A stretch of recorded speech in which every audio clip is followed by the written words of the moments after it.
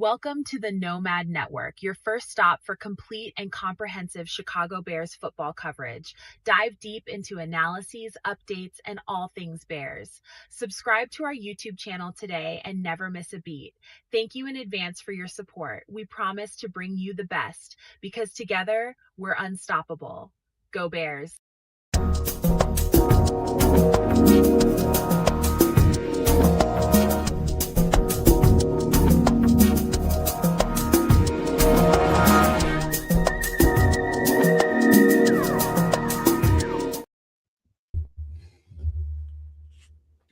Parental advisory, explicit content coming right up to you. Put your kids away. It's about to be a very dicey show, man. You know how we talk around here, but welcome on into the show. This is some extra sauce on this fine Wednesday night, hump day on your A's. And we came here to give it to you all, man, at the very butt end of the Chicago Bears offseason, man. We are in the building come Saturday night. I'm talking about Bears players, rookies, and I think you can expect the vets to show up around Monday or Tuesday. I'm sure. I haven't checked, but pretty sure they'll be right behind those guys and giving those rookies a little bit of leg up as to what an NFL training camp is supposed to be, what you're going to have to do. So rightfully so, you get the rookies in a little bit earlier. Veterans know what it is. They don't need to be there as early as Saturday. So we about to get it going, man. We got a lot of stuff to talk about. Lots of stuff to talk about. Just to give you a little preview, there's some stuff as far as Doomsday Survival goes, man. I did a lot of homework on this, man. I just like to see our people be educated as to what's going on, get ahead of it before it gets on top of you. And so some of the stuff we're going to be talking about there, I want you guys to pay close attention to.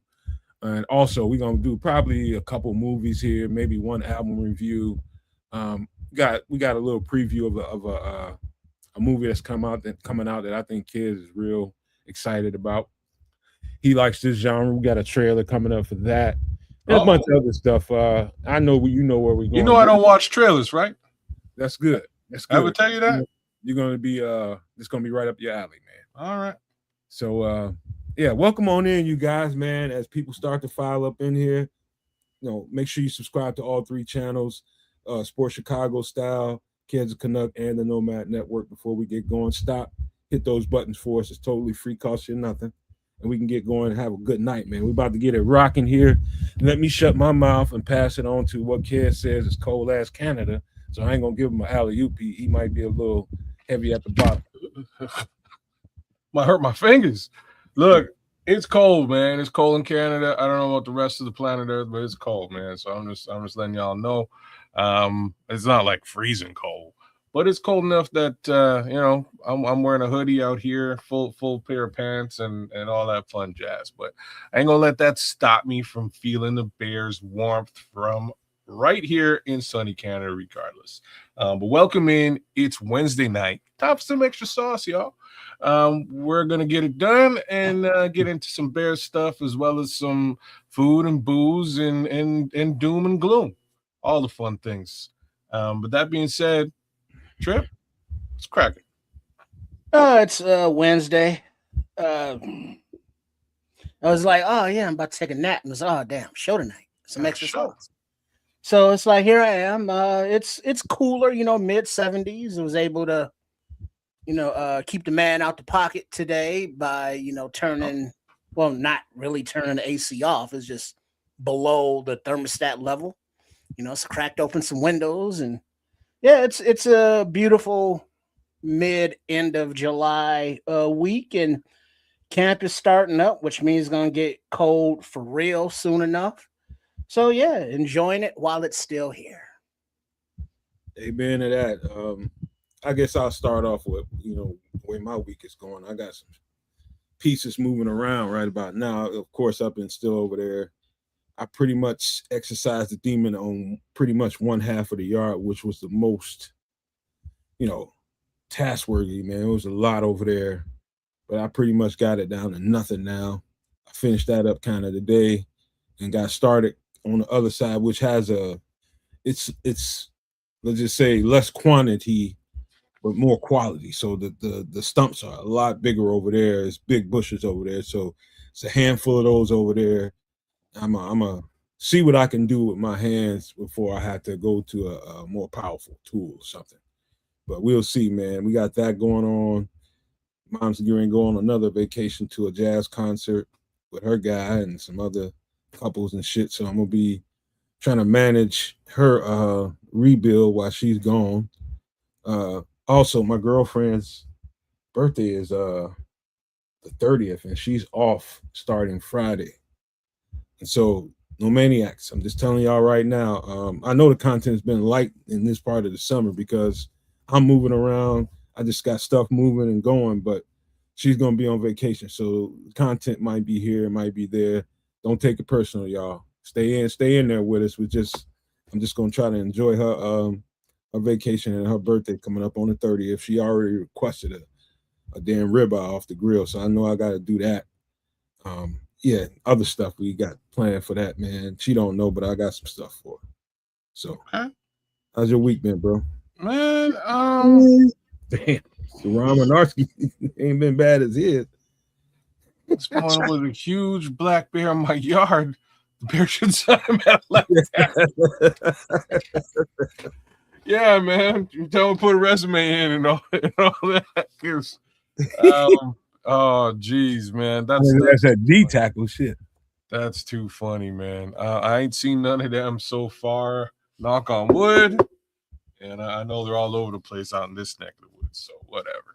But yeah, man. As far as the week's concerned, things been all right. Pretty status quo, regular week. Mind you, I just got into looking at my some business stuff. Just got to looking at my numbers and stuff for the month. I am destroying it, putting it down this month. So things are working out very, very well.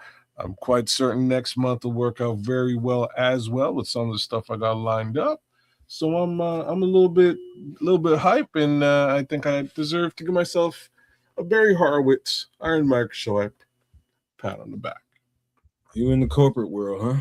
Yeah, man. Trust me, man. It ain't always awesome, but this month I'm leading the whole team and just destroying it, putting it down. Stuff is just falling out the sky. Lucchini falling from the sky. Let's get rich. What? Hey, that's what's going on. I got a question for you, man. You hang around the corporate world quite a bit, and I might be a little off by saying this, but because I don't really know what it means. I've always heard the word, but I don't know what it means. What the fuck does schmuck means? Schmuck? You schmuck. Yeah. Why do you think that's corporate? That's not corporate. That's not corporate.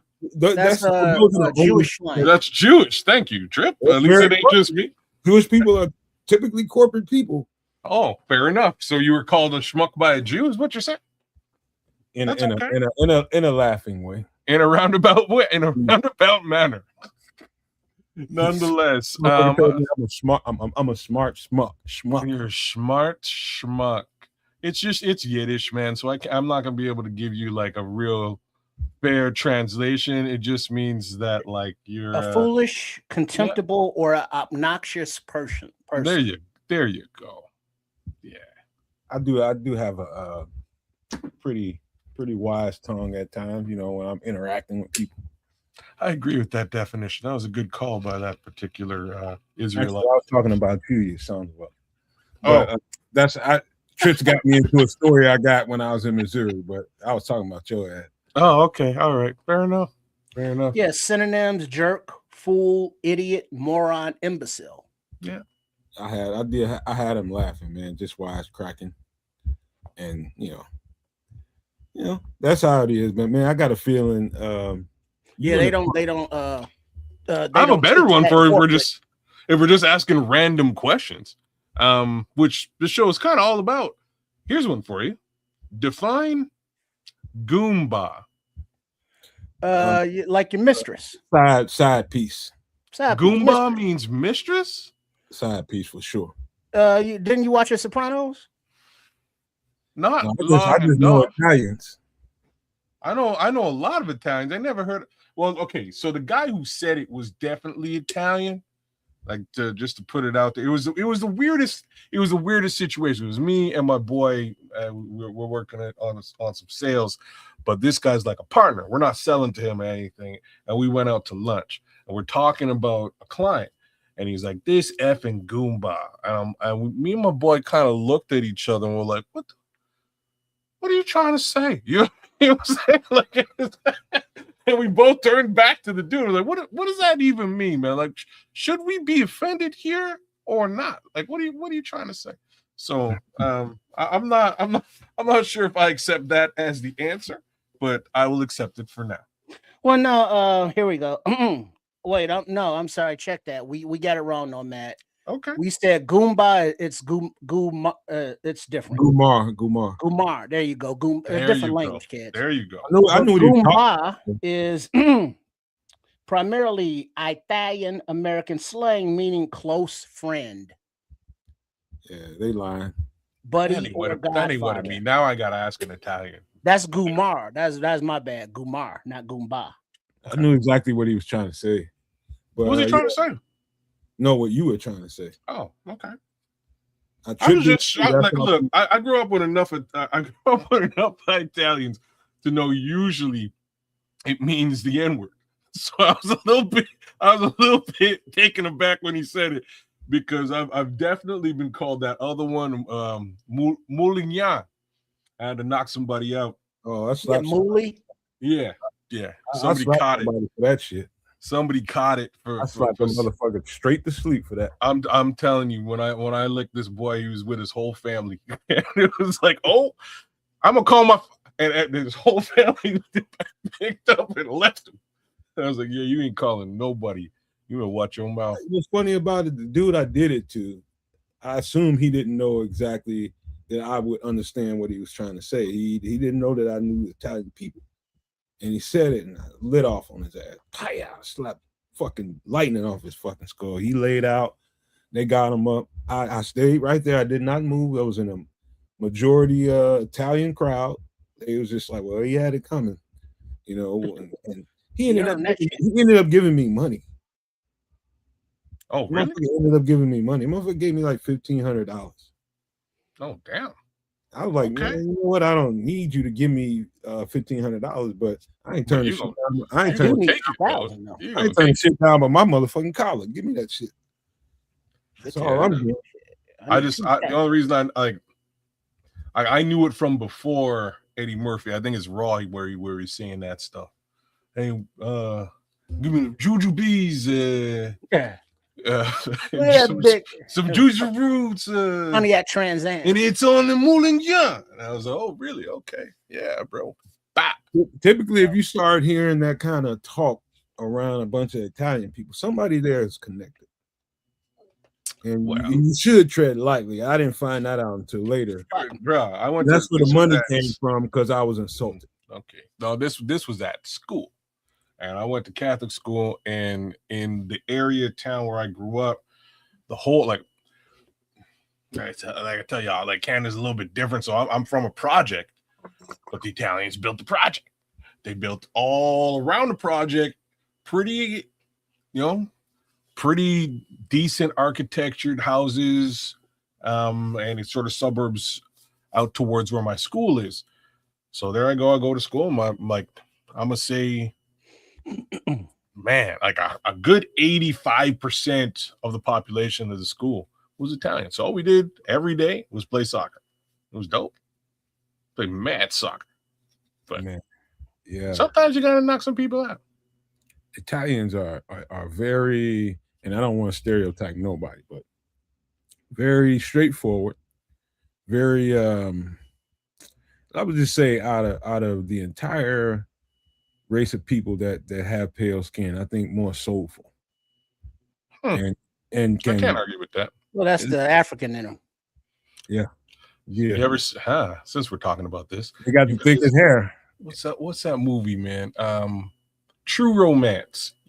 Either one of y'all ever see True Romance? We got to do that one on the show one of these days. Sounds familiar. Okay. Stop requesting shit and then don't leave me notes. So True Romance. Stop giving me the story, because if you really want to do it, we're gonna do it. Okay, we'll do it. All right. note to self: we will do True Romance right here at on a Wednesday night for extra sauce. Stay tuned. I got a homie named Ed, man. He's one of the favorites of the black girls. I just say that. You never let it be said that a white dude can come into a completely black crowd and he can't get no rhythm from no black girl. Never let it be said, because they can't. Who, Coastal Lovely?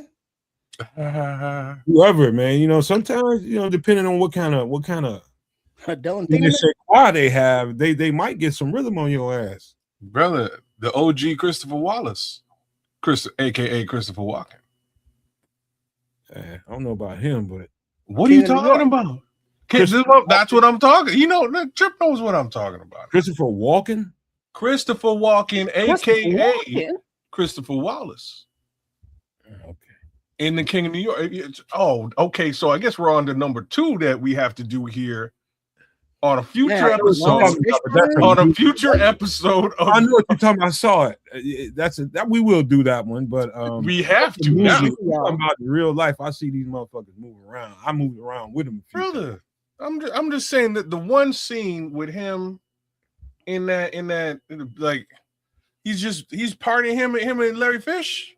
They're just partying, bro. I'm like, hey, okay, all right, Chris. You got to give. I had to give him love ever since that scene. That scene alone. In life, won't nobody fuck with that dude, man. He's scary as fuck with him. Well, not just his face, but that's a whole other story. That's everything. What are you talking about? Oh, snap. Talking about in real life, these motherfuckers, man. Some of these motherfuckers ain't scared of shit. They will come right there to you. And, you know, one of them, one of his homeboys, I had to tell him, because he's real foul-mouthed and say some wrong shit. And I told him ahead of time, man, don't get in here acting crazy, man, because I'll be the first one to crack in your shit. Oh, no, I'll be cool.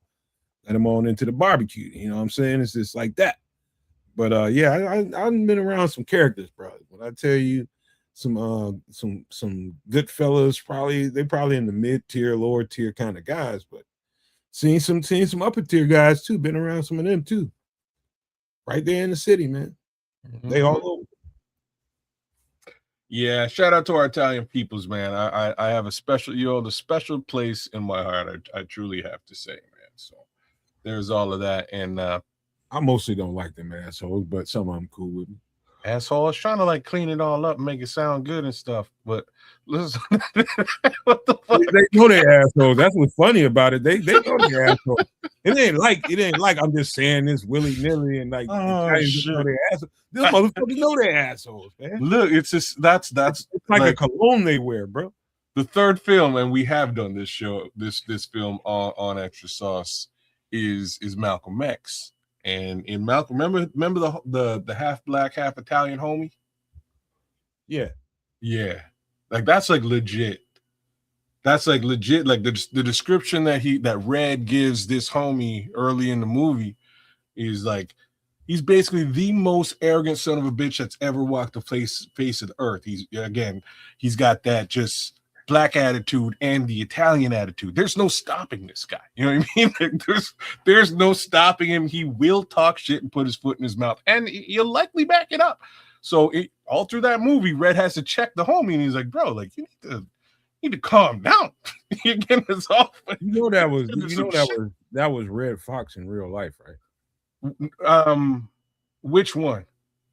The one that was closest to him. Okay, no, that was Spike Lee though. Yeah, Spike Lee character. Guy. Okay. So Spike Lee's character was Red Fox. Yeah. Oh, you talking about the guy that was like the half black, half Italian brother? Like he's not like they weren't like he's a really good actor too. I know who you're talking about. They weren't like homies, but he's part of the clique. He was doing stuff with them, and he'd always go over the top and kind of get them his shit. And Red had to check him. I keep calling him Red, but Malcolm X had to check him a couple of times in the movie. But that's like part of the story. But anyhow, like I'm just saying that like half black, half Italian, you probably amped up, bro. I'll tell you too, another thing to know when you're dealing with an Italian motherfucker, a motherfucker will squab with your ass. Oh yeah. He will squab with your ass now. Oh yeah. He will get down now. He will. He might get his ass whooped, but he'll fight you.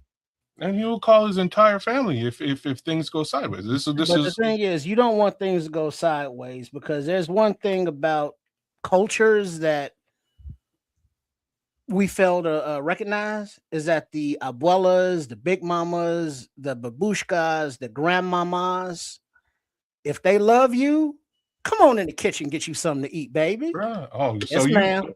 all right. And that's how it was. Like a lot, like basically my childhood was whooping people's asses and then winding up in their kitchen with their mom. You know what I mean? Like that's kind of how things just kind of progress.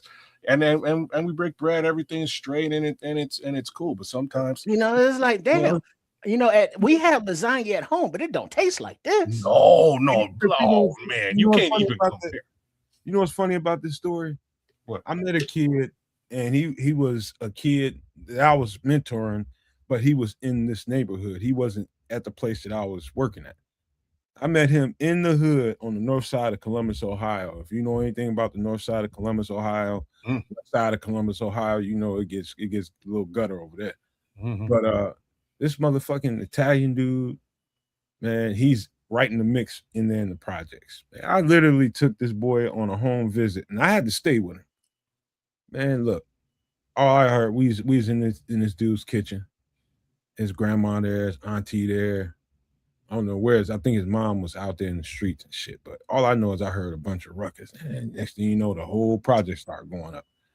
This motherfucking Italian dude out there getting his ass mollywop. When I tell you mollywop, he getting his fucking ears stomped together. Man, that fucking dude, grandma went out there, got out there with a little stick. Don't make me beat your ass. Get off that boy. Get your ass off that boy. Got him up. I mean, to tell you, when I tell you he was jacked up, he was jacked up. Got him in the house, cleaned him up with some peroxide, alcohol, taped him on up and gave the motherfucker a plate. When I say a plate, I mean she filled this motherfucking plate up with all kinds of love. Because she had already cooked because she knew I was bringing him there. So it was all kind of chicken and all kinds of shit in there, man. Macaroni and all kinds of good shit. Parmesan. Man, they filled that boy plate up. Man, that boy sat out there and they made up like they were just all family. You know what I'm saying? And they were just like, man, you shouldn't have did this. Whatever it was he did, they rallied around him and let him know it's all still love. Grandma made him the plate. He's sitting out there eating. Everybody eating by this point, but he had the biggest fucking plate. That just goes to show you that it's camaraderie in the hood and don't matter who you are. Yeah. Camaraderie there. But the thing is, whatever homie did, they told him. He earned that ass whooping. Oh, yeah. And then it was like, yeah, we whooped your ass and everything's everything. Don't do that shit no more, though. But it's all good. That's tripped out, man, because he's like the only, there might have been one or two little white girls running around there, but it was all black people, all Latino people. One dude whipped his ass. And then one like they just rat packed his ass and nothing like that and packed him out. One dude whipped his ass about some shit that it probably had something to do with some drugs and money or something, but whooped on his ass real good. And she was just like, hey, get off that boy. And took care of him, bandaged him up. Come get something to eat. Shit. Gave him something to eat, and everybody was out there eating, just chilling. Yes, ma'am. You just don't know what's going to pop off when you take a kid like that to the hood. I don't know their hood, but I'm quite comfortable in those environments, but you just never know what's going to happen, what you're going to see. But Italian guy right in the hood. Yeah, it's weird. The projects, having people in the projects, Robert Taylor homes on State Street back when they were there. It was, 16 floors of project, in groups. And, all hours of the day and night, somebody's got a big ass house speaker in the window playing, the GCI or the Dusties or some shit. The elevators and stairwells always smell like pee when elevators work. You got to watch certain stairwells because all the lights be out and people be waiting and stuff. It's just a different place, the projects. It is what it is, Trips, is the through line and the connectivity is the shared trauma. Yeah. Because everybody going through it. Everybody, try to cry themselves to sleep at night hungry, counting roaches. Yeah, everybody been through it. Ain't no motherfucker that live in the projects ain't been through it and probably still going through it. Being in that space helps them, at least, okay, now I got some secure housing and I can start, working my way to wherever I'm trying to get to. But everybody got the trauma. Trust me, everybody in that motherfucker got trauma, bro. Yeah, look at White Ghost. He said he lived in Princeton, 53rd and State. They were the homies. Man, dude, it's like it don't matter. Like if you come to a black neighborhood, So I don't give a fuck what color you are. It's just about, can you relate? Can you What relate? was the name of that? Schultz Bakery. Every time you in that neighborhood, you can smell the freshly baking bread, kids. Mm. And it's like, yeah, that was right on. What is that on? That was on Garfield and State, I think, 55th and State. But it was a industrious area over there, and it's just a shame that they have to be the lower socioeconomic scale with all the bullshit that goes with that. But outside of all that, good peoples. Mm-hmm. Yeah, I mean, you get a lot of shit going on in those neighborhoods that you don't like, you don't want. But when you cut through some of that shit and see the people for who they are, man, you just good people, man. Yeah, Princeton is west of the Dan Ryan. I never really hung out too much around there. Yeah, it's right next to the Dan Ryan, actually, the parallel street. Or over that way. But yeah, the south side, there was the ice cream, Baldwin ice cream, where they made their own, butter pecan from scratch. That was over there. Was it Gladys's, soul food was over that way. A lot of just, iconic, historic south side of Chicago black-owned businesses. Yeah, in that area that we're talking about, that White Ghost general area. I'm seeing a whole lot of I don't know, Trips, if you've seen it. I'm seeing a whole lot of mature brothers getting together with some young people and some, a mixture of older people and young people, and making a statement out there in the streets like, hey man, we claiming our neighborhood back. They're doing it a lot in Detroit. And I like that. Like I've been telling people all forever, the frequency has changed. And whether you with that shit or not, we're gonna find out. And it's gonna be a lot of people left behind. It's gonna be a lot of people hurt. A lot of people ain't gonna make it. But those are the people that won't change. And guess what? If you won't change, you're not willing to change, you're not willing to meet where everybody else is going, that's what's gonna happen. Yeah. So because if you wait for your neighborhood to be gentrified, you ain't gonna be able to live there no more. So you got to take the bull by the horns, and as a community, fix that shit. I don't know. White Ghost is real familiar with that part. I'm green to that part, White Ghost. I ain't gonna lie, but Trip seems to be kind of familiar. Oh yeah, Wendy's. That place been there forever. And then the low budget gas stations right next to them. Everybody out there, let me get some change. Like kick rocks.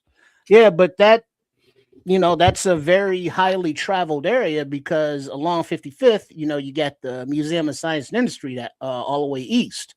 So it's a boulevard. So it's a very highly traveled area, and it goes through many neighborhoods, going all the way west. But this part we're talking about just happens to be ghetto. Well, as is most of 55th. One thing you'll love about Chicago, kids, is you be riding through a certain part of the city anywhere. You don't like you don't like the vibe there, just wait a couple more blocks. Turn another block here, turn another block there. Next thing you know, in a whole different environment. Yeah. Whole different environment. That's one thing beautiful about Chicago, because of how wide it is, how diverse it is, and you get a vibe here, you get a vibe there. You get, I mean, me, when I go to Chicago, I really like, moving around, like bar hopping. I just like the bar hop.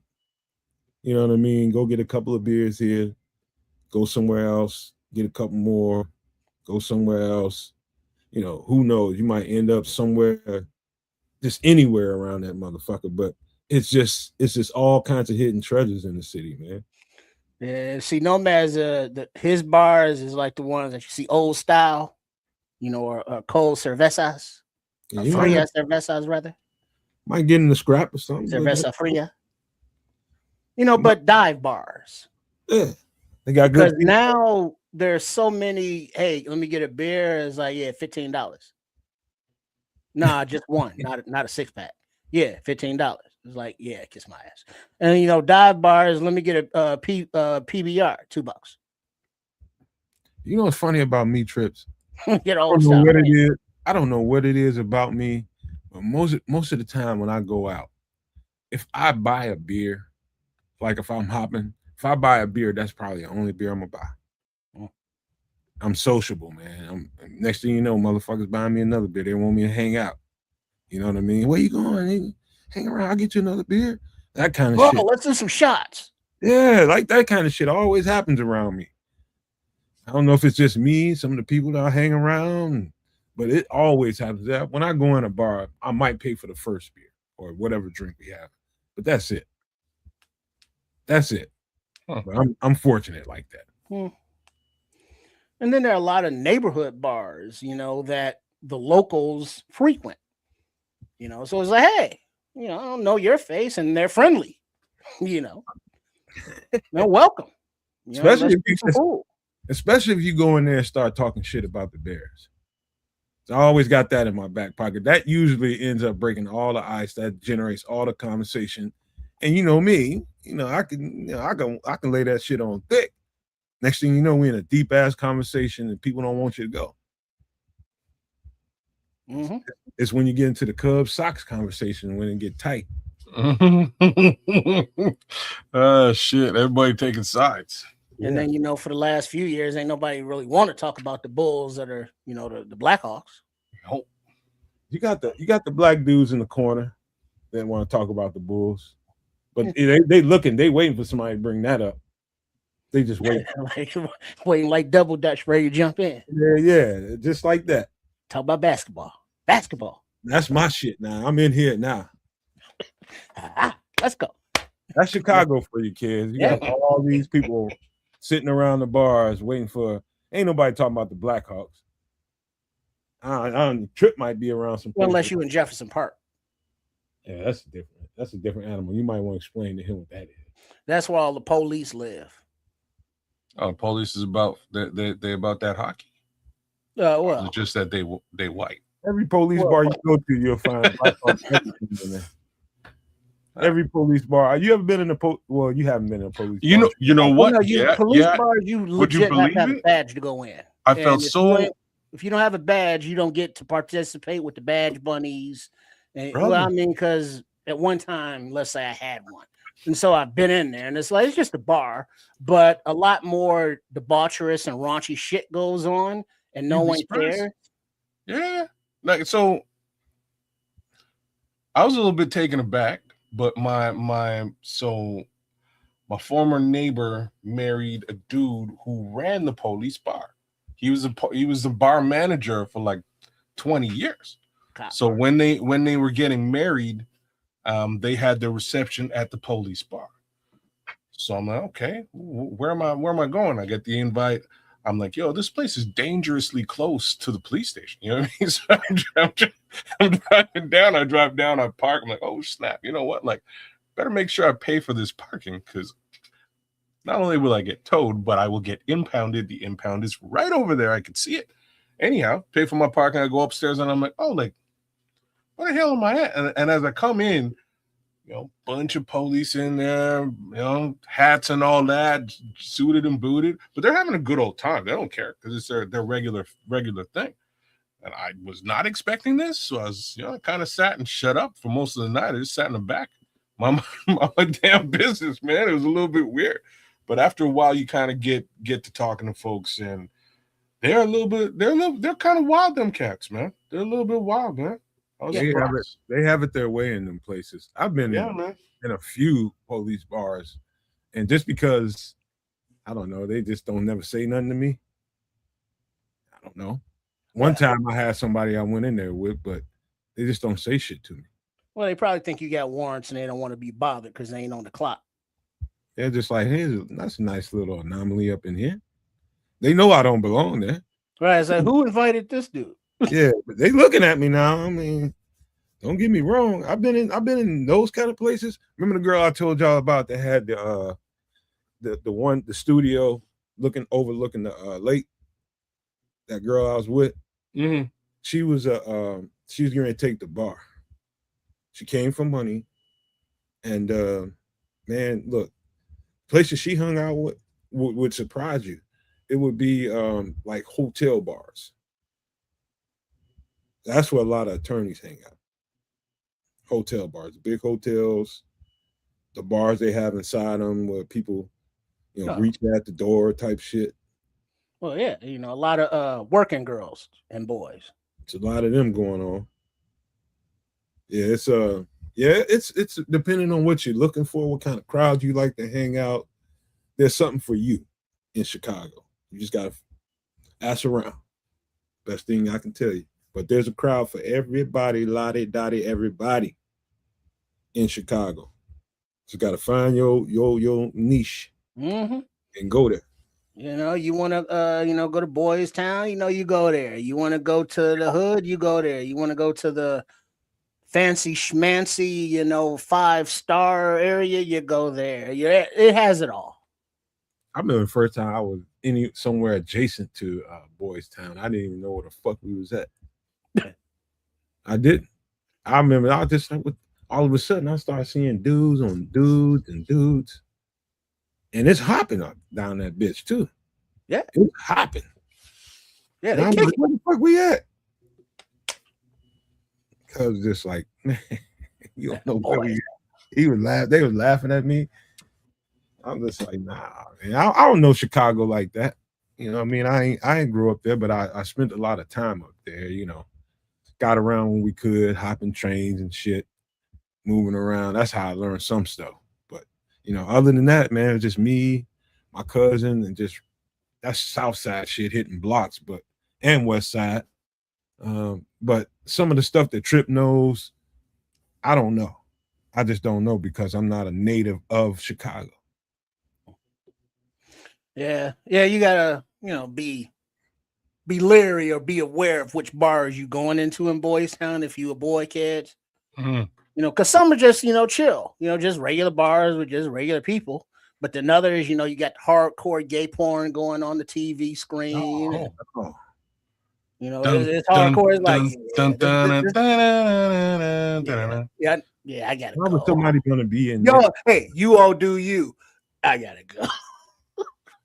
Cause it's, how men are, and just imagine men horny for men. No, and it's like, no, that's not a good look. But that's a whole area of the city. But then you go south, and what is that? 75th and like Jeffrey or something. There's like a gay black bar that's been there for decades, and they be kicking it too. But then it's always shootings or something outside. Actually, it was that one on the South Side gay bar a couple years ago. There was a news clip of a car or two cars going down the street like high rate of speed and hit a bunch of people, knocked them all up in the air and stuff. That was outside of there. Oh wow! Yeah, so it's a very eclectic city. Last thing you want to do anywhere around here, don't get tough. Don't get tough, especially you ain't from around here. What's the breaking news, Ron? I seen you say it the first time. What you got? Yeah, stay off from Mount West. Lion meat. It's girls is pressing the pause button as hard as you can right now.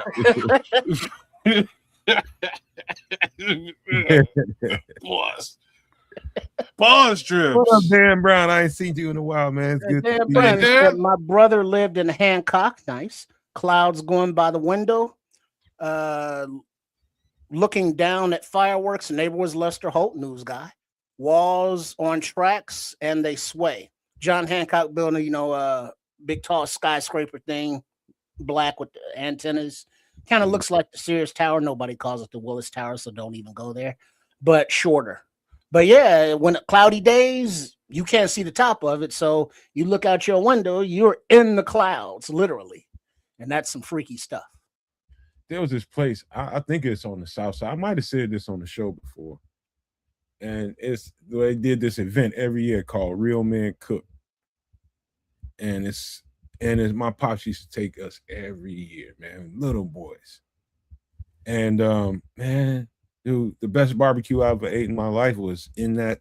It's almost like they had if I can remember right, they had a school, like the whole backside of a school cordoned off just for men to be out there barbecuing and letting people taste their barbecue.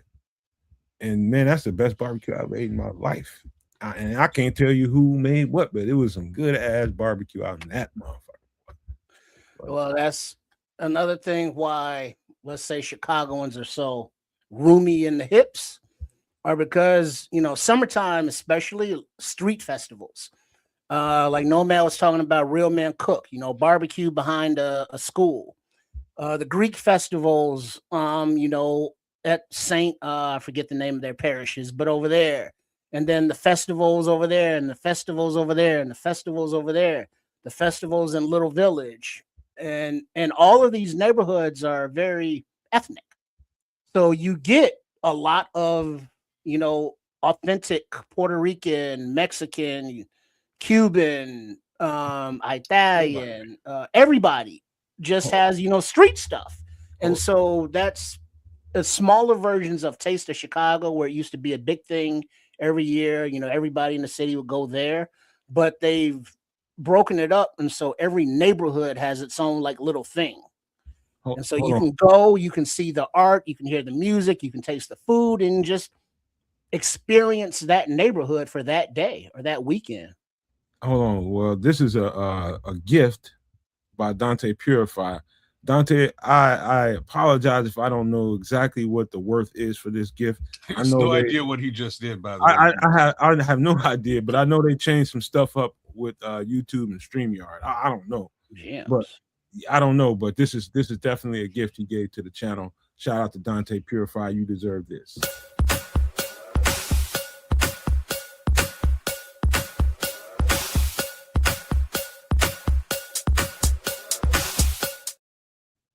Dante, thank you so much. I don't know how much it is, but we appreciate how much it is.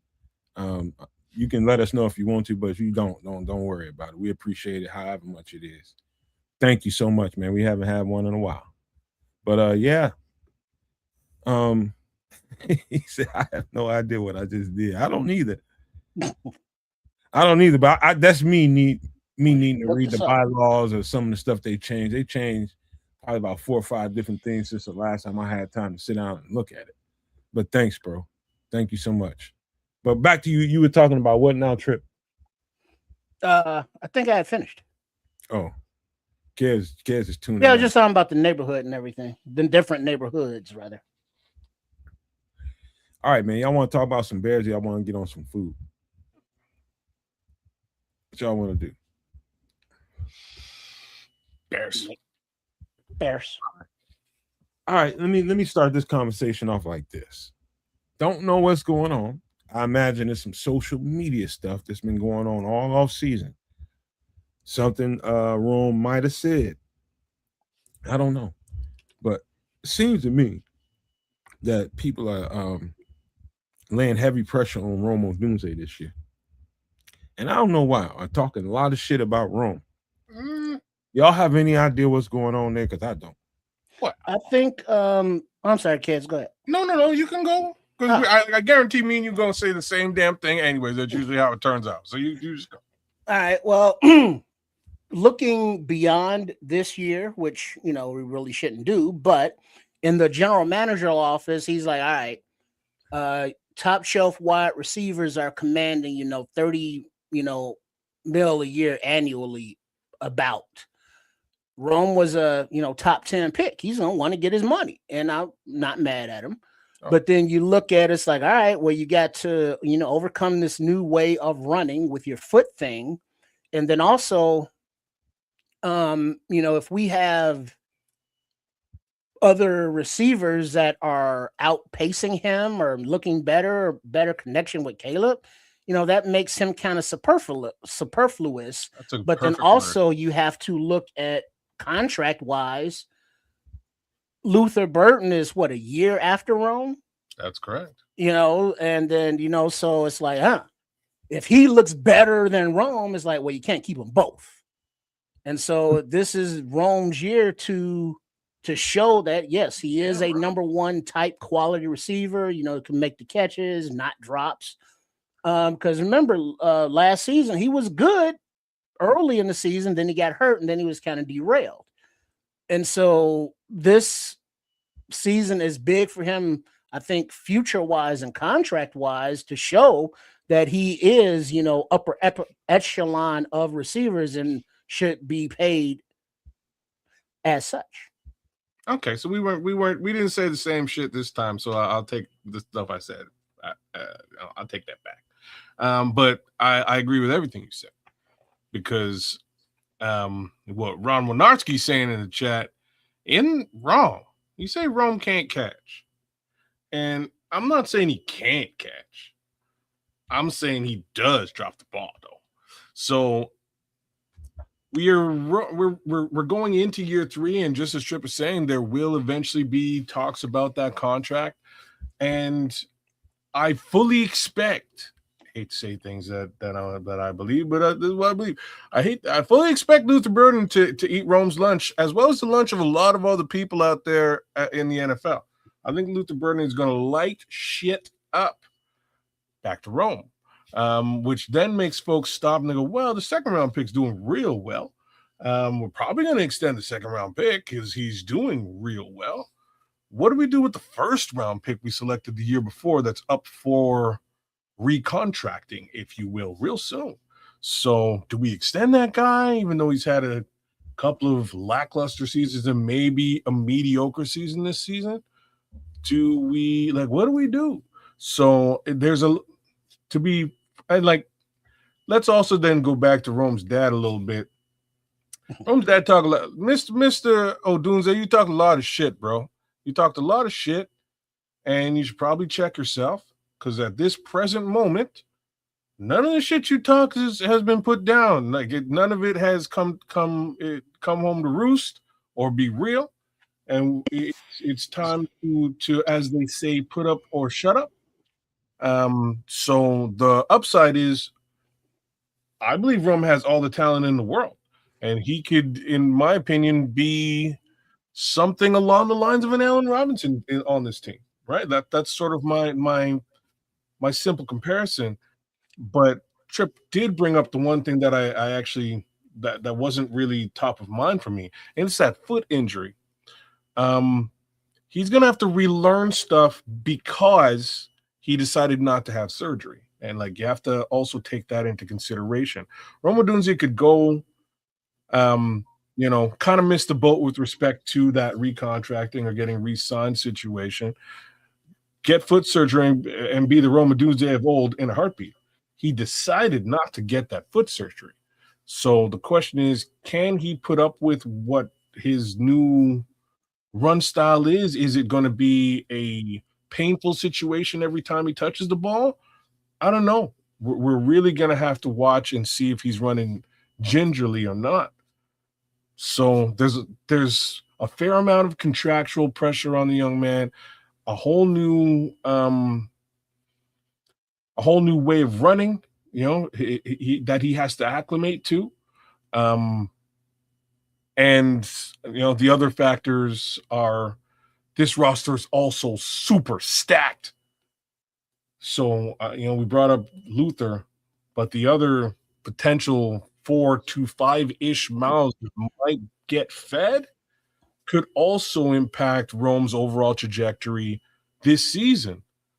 So, all interesting things to say. I don't know where this, this forward trajectory for Rome is, but if there is forward trajectory for Rome, I gotta say he should put down around 1,000 to 1,200 yards this season and shut up everybody. Shout out to Ron Renarski, just re-upped his membership, been a member for 9 months on that ass. Big Ron Renarski. Well done, sir. Being in here with us.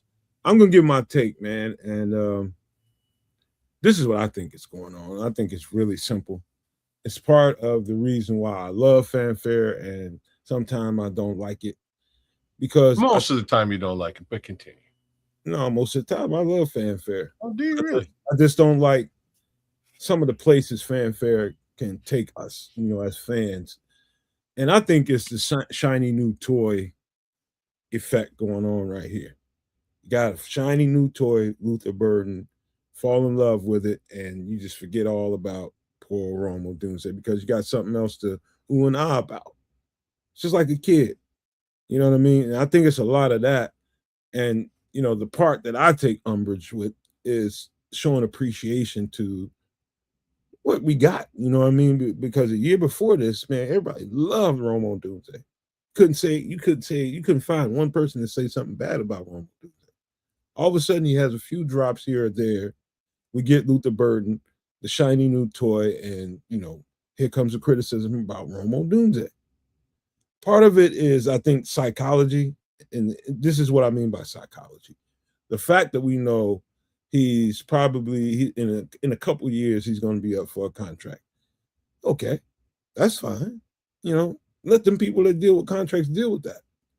But we don't need to be, in my opinion, I have no need to add any kind of pressure to Romo Doomsday, SHIT on him for any reason. But that's me. But I don't get down on people who feel a certain way about it. I'm just putting it in the perspective that I receive it. That's how I feel about it. I think it's a shiny new toy effect. So, just to slightly refute that, I'm 90% sure that timeline that you gave a couple of years is next year. If I'm wrong, I'm wrong. I might be wrong. I might be wrong straight up. But I know in a couple of years he's going to need to be paid. Well, it's this. Okay, so here's the facts on it, right? So 2024 he was a rookie. 2024 he's a rookie. Last year was his second year. 2026 is year number 3. They have to make a decision sometime in quite technically in year number 4. Now, most of the time you extend the player in year 3 for the 5-year if he's a first-round pick. And that's where things get sticky, right? Do they go and extend Rome if he has a mediocre season? I don't know. They may want to ride it out through season 4 and see if he can pick it back up so that then they'll just give him his contract in that situation. That's what tends to happen. But if you don't prove the concept, right, in year 3, that lockdown case scenario goes out the window, and it will leave. I'm really glad we're having this conversation today in July 2026, because I guarantee you this noise will only get louder at the potentially at the end of this season if he's not already extended. Well, number one, I think he's still going to lead the team in catches and targets. And I think he's going to have a year. I think he's going to have a year. I think the guy that steps up and makes the plays that we think we're going to miss. Well, I know we're going to miss when DJ don't have DJ Moore there. I think a lot of those targets going to go to Romo Doomsday. Well, what Paul is saying, they'll likely pick up his 5th-year option, so you don't have to be in a hurry. So if you pick up that 5th-year option, now you can delay that, next year decision till the next year, right? So that's going into next year. Next year you can to 2028. But this is what I'm saying. Next year, right? No, you do the 5th year this year. You dig? And it's not a hurry. It's so that you have 2 years to make that decision. That's why you do it. You don't do the 5th year in year 4. You just give the guy his contract for the next 4 years, right? If you don't pick up the year 5 now. So he basically has the better part of this season to show and prove. If he does, you want to extend that guy before the new football year 2027. Right, so before March 2027, you should have had the conversation with Romo Doomsday to go into fifth year. Yeah, but before the 2027 season starts. Till next year. Yeah, that's what I'm trying to say. You can't do that March. until Like this season has to go through. After this season. This season has to go through. The conversation has to be there, and he has to prove the theory now. Yeah, you talking about what he putting in the equity for the 5th year option, and that still can't come into next year is what we're trying to say right here. Yeah. So I get what you mean. You know, you put the equity in and earn that 5th year option, but it's going to come that next fiscal year in 2027, league, new year, whatever they call that. It happened then if they want to do it, but you know, if he want to sign it, that's up to him. Will there be anything left after signing the Iceman? Well, Dan, that's a good question. And the fact is, 2027, all bets are off, man. Right? And I mean that because there's almost $200 million lined up on the defense that they can shift, move, or delete. So call it what you will. I think there is I just talk about the line. Value and equity to those two guys were drafted to play together. I thought drafting Caleb Williams was one thing, but then pairing him with a receiver that you can keep him with, I think there's a lot of value in that we can't necessarily see the biggest picture of right now, but I'm starting to see that. I started to see that in his rookie year. And it starts to become a little bit more obvious as we keep going. But yeah, I think Romo Doomsday is here to stay, so long as his health can permit it.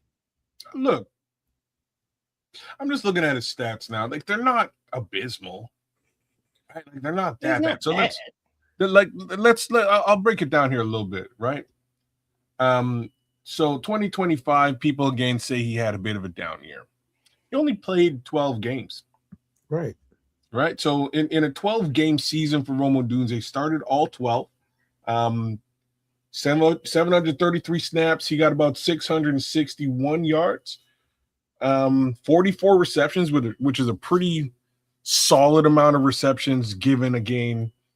You know, he missed 5 games. Not terrible. Then we look at the following year, 17 games, 11 started, just under 900 snaps, 54 receptions, 734. Here's the thing. So 6 touchdowns year 1, 3 touchdowns year 2.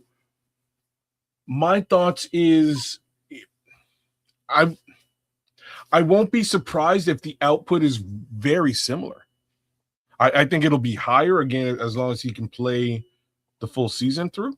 I think the output will be a fair amount higher, but I think it'll be relatively similar. I'm not sure if he'll be the real red zone target for this team. I have a strange feeling he won't be, and that's fine.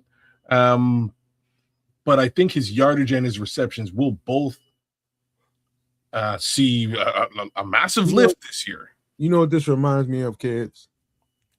And it's for 2 years, probably 2 years straight, we've been looking for this trio to be split up. But it's trending Joe Burrow, Jamar Chase, and T. Higgins type shit. And for every year for the last 2 years, T. Higgins is out there, in these conversations. But whatever happens, the Bengals make sure they get some shit done for T. Higgins, and T. Higgins is there. But to me, that's where we're trending right there. And somebody's gonna get the short end of the stick as far as finances go, and they probably make that plain and clear with how they talk in social media. But there's value to keeping those three together. Talking about Rome, Luther, and Caleb Williams. You drafted these guys, you put equity into these guys, keep these guys satisfied. And we got something good going on. Dante's saying. Yeah. He's saying the option will be picked up to protect the asset, the rights to the asset. But then his next one is Poles will pay him Rome if he's reasonable. They'll have to trade him if he wants like top of the market money. Well, that's the thing. Like the wide receiver market is a little bit weird. They just get top of the market money.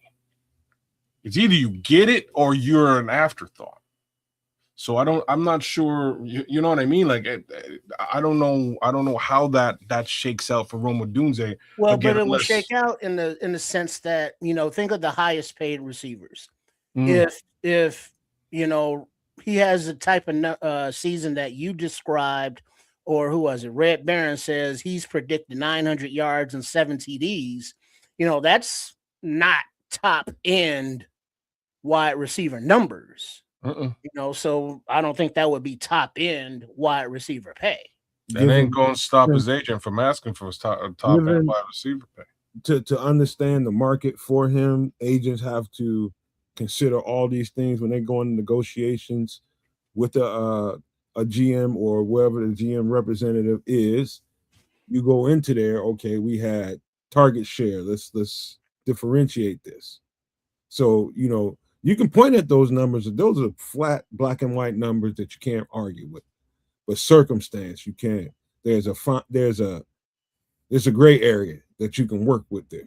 You know what I mean? So that being said, we'll see. We'll see how they play this out. But Dan has an interesting question that we haven't said too much since the end of the season. But I'm gonna put it up here and I'm gonna read it out. He says, "You think Bajan is gone after this season? ? Next year's draft is supposedly loaded. Will there be any takers with a good offer? ? The kid deserves a shot at the starter." I'm gonna give y'all a chance to bite off of this apple here first, y'all, if you want to.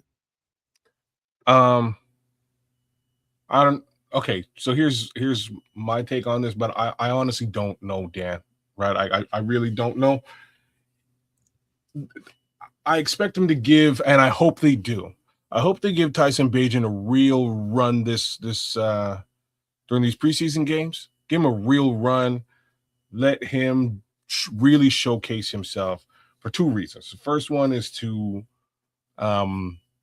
make Miller Moss disappear. Right? You don't really want other people to see what you have in Miller Moss. If you have something, you want to keep that under wraps for at least a season. That's my 2 cents. I wouldn't want to advertise that Miller Moss is potentially even maybe a thing.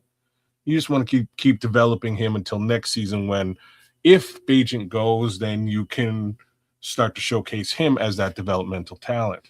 The reality is the contract couldn't be more favorable for a trade case scenario. Any team that has a quarterback situation and needs somebody like Bagent to start, they'd get an absolute steal, and it would definitely be worth some level of draft capital, right? Can I get in on your take a little bit, Kedz? Absolutely. And this is just adding to your take, not to take anything away from you. I think they're setting the table so that Bagent can find that place for him. They did. You're right. That's exactly what I'm saying, right? So you showcase him in the preseason. You've already signed a deal, which is again groundbreaking for him and his family, and he's super appreciative of it. Great. It's also super easy for another team to pick up, right? It's relatively low wallet share, gives them a couple years with this particular guy under wraps. So you kind of can't go. You can't get better than that for a seasoned veteran quarterback who's been carrying the clipboard for a while. So that's my thoughts. I think the table is kind of set, and if somebody wants it, I don't see them having a problem throwing a second, like as far as a second round pick for. We really could strike gold with this situation. I agree. I think so. If now I don't know if Getsy is anywhere coaching right now. He's somewhere fucking coaching. I don't know where he is. But there's somebody who thinks Tyson Bagent, and there have been conversations.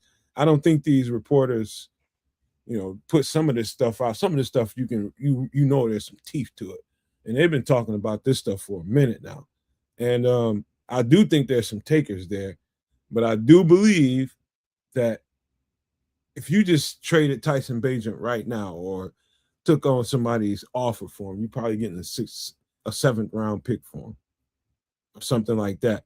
I think you muted right now, kids. Yeah, why do you say so? Why do you say a 6 or 7?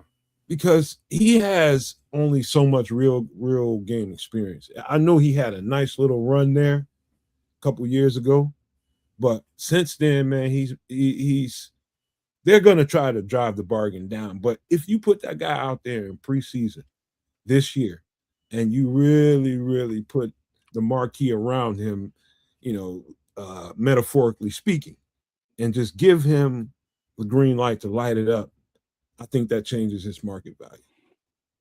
It does, and the major reason why it's worth much more than a 6 or 7, I'm saying a 2 or a 3, at least a 4. Oh no, you wow. No, I'm serious. The first reason is he's a quarterback. Wow.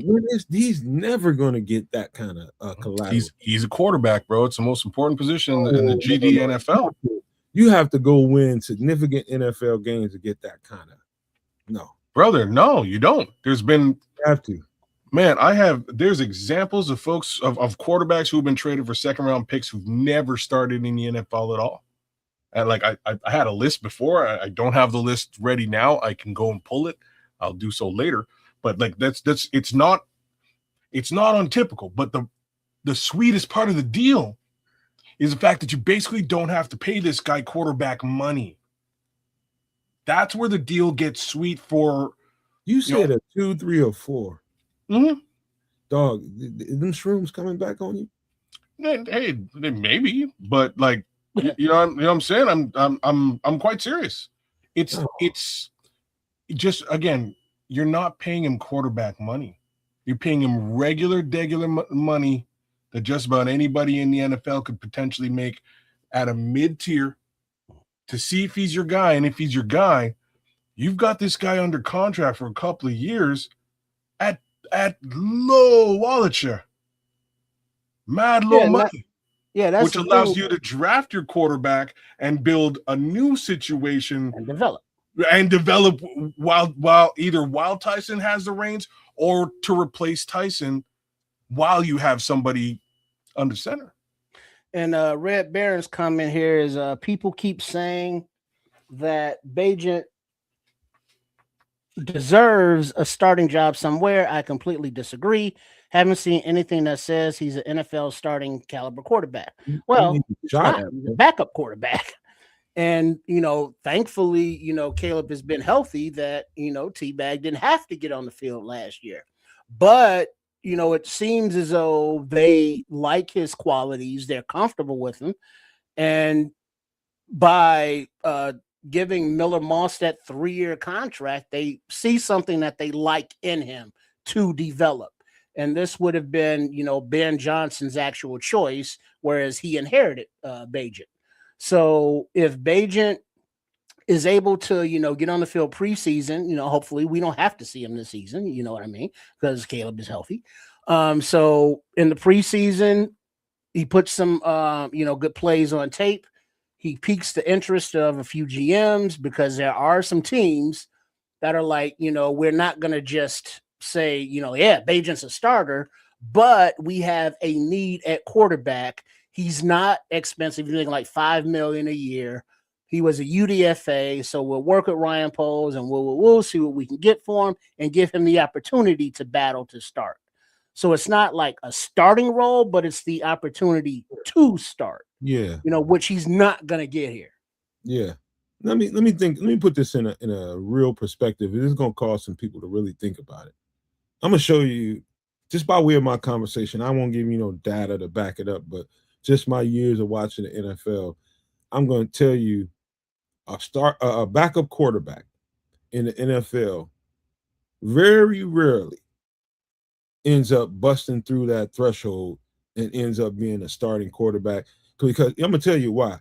Because every single team in the NFL has drafted that quarterback, or they're getting ready to draft that quarterback is going to lead that franchise, and they will spend years trying to see if that guy is the quarterback. No matter how good the backup is, that GM has put equity into that guy, the scouts, everybody that's responsible for that starting quarterback that's there until he totally SHITs the bed. And when that backup gets in there, everybody loves it, right? We all know that story. But rarely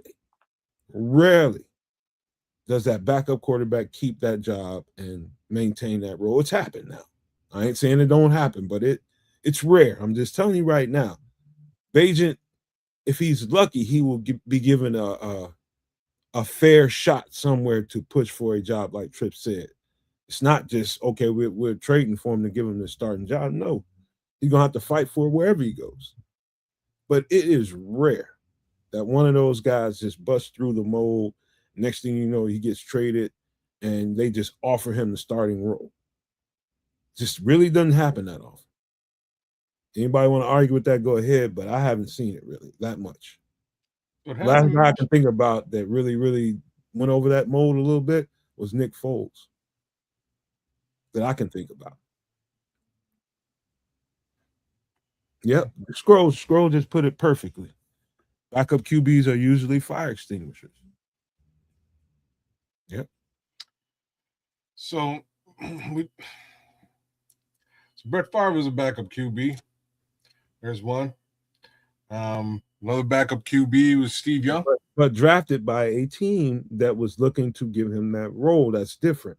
Brett Favre was not drafted by the Packers. Dude. Brett Favre was traded to the Packers. That's my point. Okay, in that early in the process, you can consider that a draft pick. Wasn't that early. He spent 4 years behind somebody. They wanted to keep the starter. He went over to Green Bay, became the starter, won the competition. So he was already a 4-year in the league 4 years before Green Bay. Okay. Yeah. This is, mind you, this is when the West Coast offense really, really kind of start taking over the NFL. And drafted by Atlanta, as my boy Deuce. What it do, Deuce? Yeah. Okay, I give you that. I ain't gonna fuss with that. But the premise of my point is really the premise of my point. It's rare that shit happens. That's all. That's all I'm trying to say. It's not that. It's not a rare. Like so Matt Schaub is another one. It happened to Matt Schaub twice. In my opinion, Matt Schaub ain't nothing, but somehow he won a Pro Bowl in the mix there somewhere. Andre Johnson. That's why. What's that? Andre Johnson. Ah, now you're talking. That makes a lot of sense now. But they gave the first time he was traded, it was for a 3rd round pick. That was a differentiator, but they swapped 7 positions in that year's draft. So Green Bay went up from 17 to 10 and that's it's pretty costly jump in a year's draft. That's definitely draft compensation in that respect too. The second time he was traded for another 2nd round pick. There's a few guys on this list, man, that it's happened to. It's not a regular thing. It doesn't happen every day. Well, Paul Rodriguez and Hasselbeck brothers. Yeah, I'm pretty sure. Yeah. Was too. yeah, both of them guys. Maybe the oldest one. I don't know, man. Yeah, no, Matt Hasselbeck for sure. Matt Hasselbeck is on this list. You nailed it. He's another one. So, long story short, it happens. The question is, are you desperate? Are you in a shitty quarterback situation? Do you need a quarterback? And there's teams out there that, we need a quarterback. So we'll see if somebody's really in that type of case scenario where they're willing to give up some capital to make a move and have somebody start, because what they're seeing in camp ain't it. Kids, you got to be rooting for Tyson Bagent to take the fuck off in this offense in this preseason. Really, you really want to see him. Yeah, there's another one just happened. Malik in Miami. There's another one. I totally forgot about Malik in Miami. He got paid too. And that's and this is the difference though. He bounced around a couple teams. You know what I mean? The difference is games that got played in though. What's that? Think about the significant games that got played in. Oh, he played in big games. And again, the differentiator that I'm putting forward here, is he was not signed to a regularly long-term contract. This is the differentiator. He was a 1-year prove-it deal, and he proved the F out of it. You got to give it to Malik Willis. Like he beat us up, right?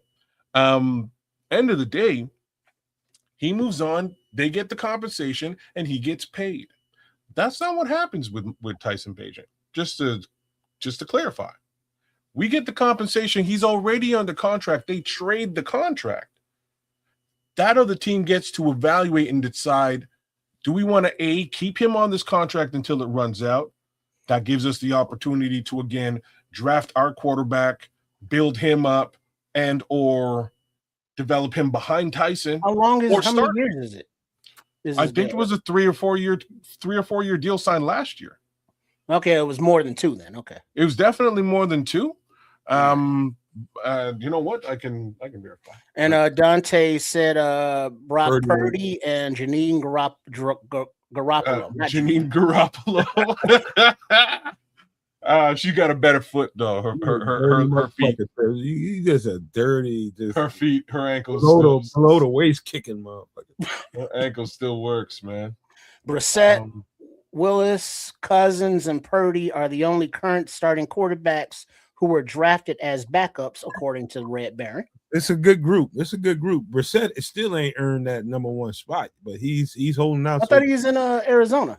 He ain't really gave it to him yet. Ah. Well, who's his competition? Nobody, but they drafted some people. That's messed up. Okay, so let me give They signed Beck, the rookie, didn't they?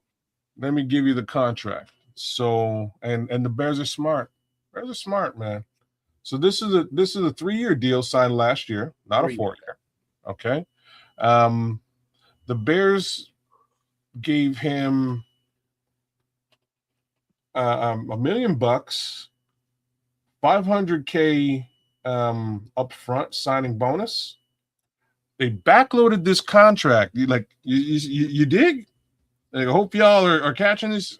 They backloaded the contract. It's a $10 million contract, which again is peanuts in the quarterback realm, right? Backloaded it. There's $4 million coming to him this year. If they trade him this year, that's off their books. Then there's another $4 million for the following year. So again, fully backloaded, perfect setup to get this guy out there, put him on put him on Broadway, let folks see him dance, and if they like the show, they can buy in. This is like the perfect setup. I got to give some a little love to Jacoby Brissett.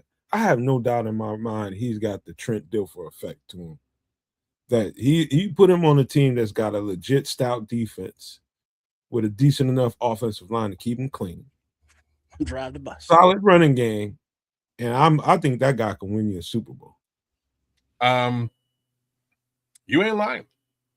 I can't sit here and say that Jacoby Brissett is the second coming of Patrick Mahomes, or he doesn't need to be.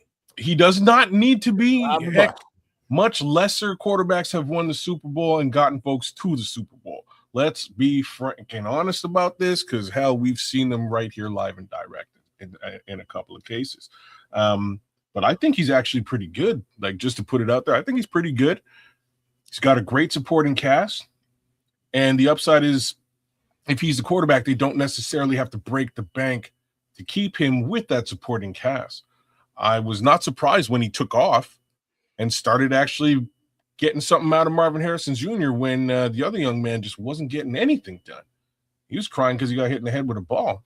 Mind you, he was wearing a helmet.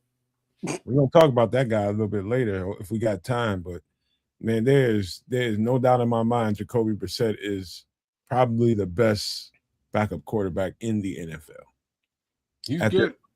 At this point, I think he is. And I think if given the right situation, you put the right pieces around him, that dude can take you a ways, man, because he doesn't make a lot of mistakes. When he has time to sit there and go through progressions, he will deliver the ball.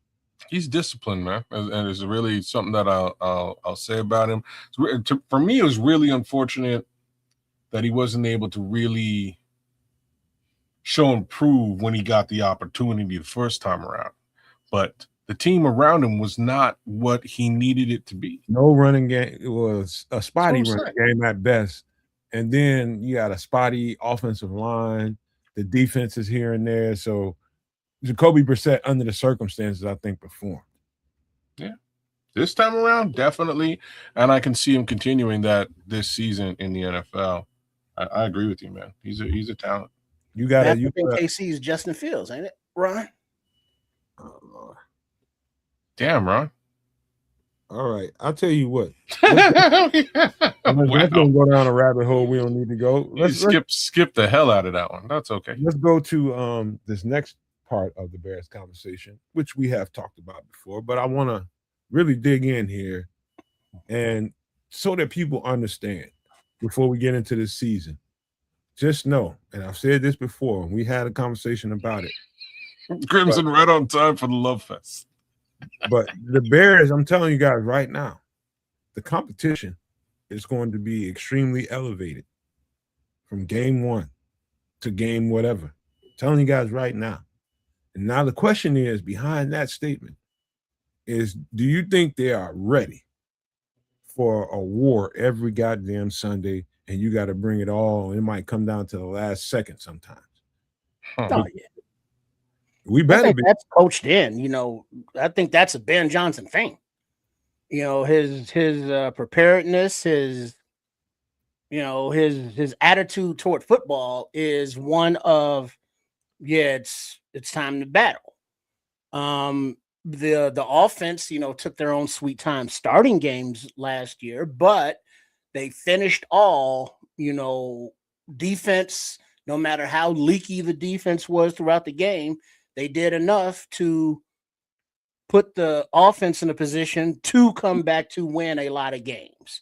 And all of this happened at the end because of the lackluster first half the Bears played. So this season, I think that Ben Johnson already has that attitude of, at the end of the games, we are ready to battle still because of our conditioning in camp, because of our physical and mental toughness. But this season also, he's going to, get it started early, so we don't have to hopefully have those last minute things, unless they're absolutely necessary. What up, Chris?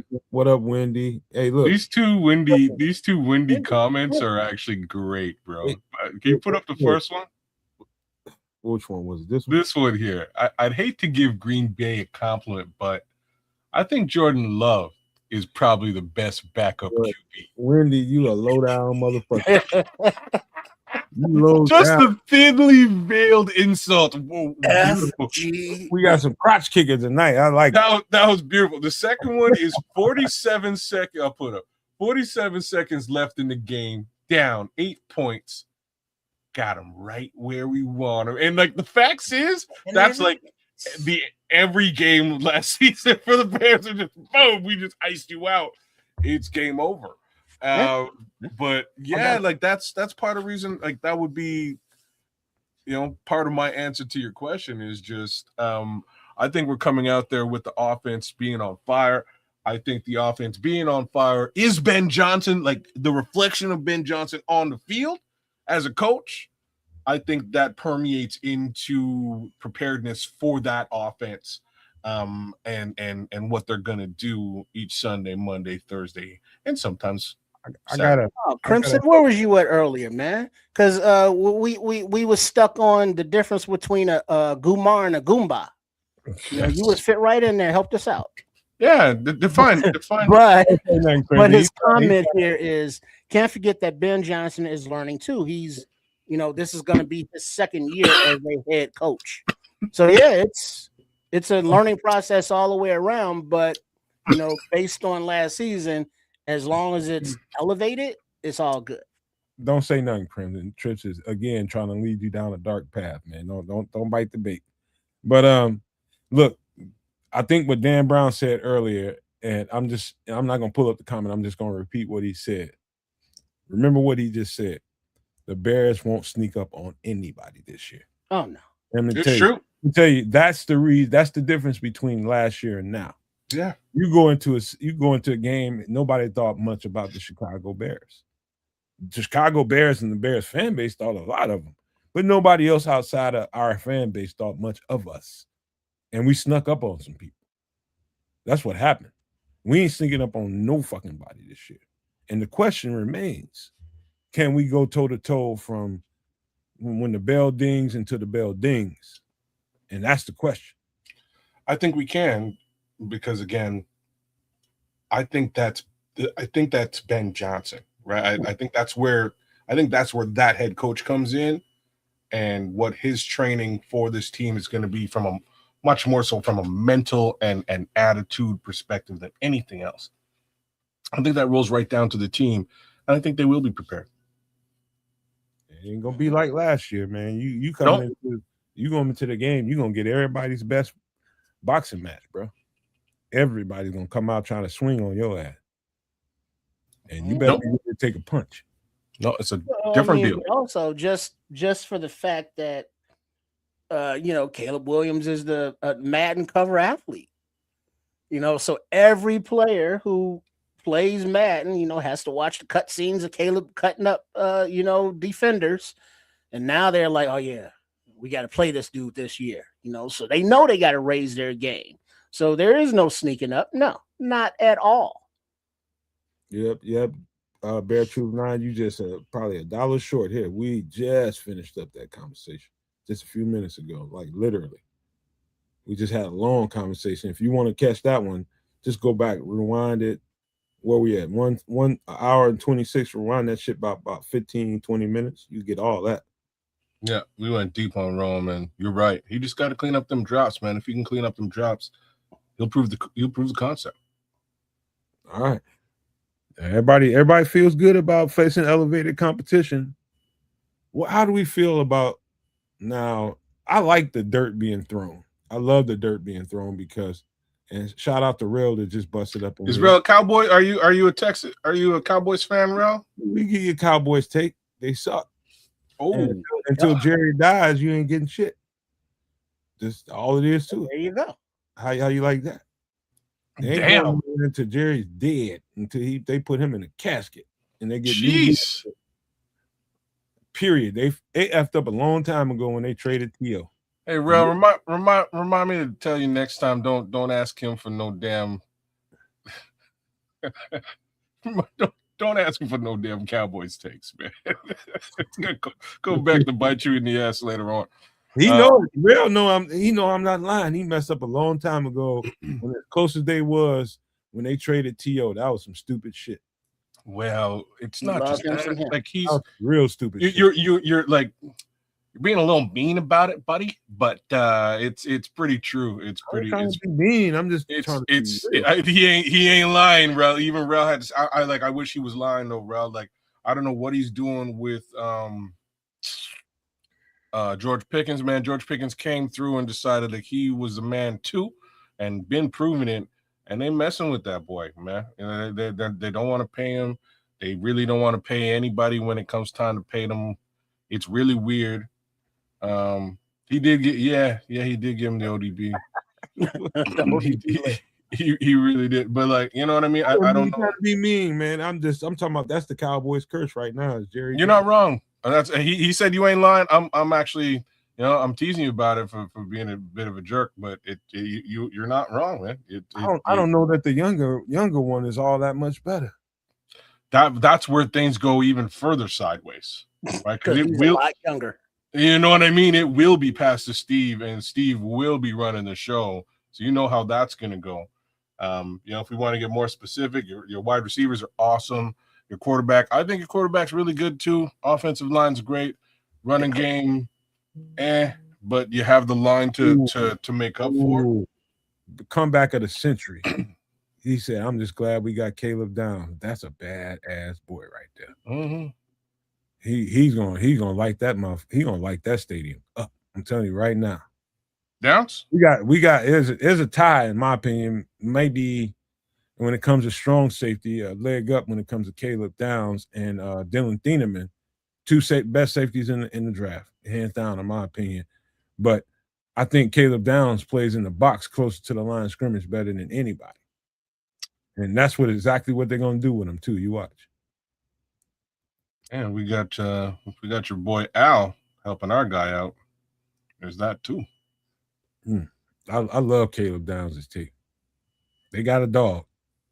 We got one too, but they got a dog. And they needed a dog.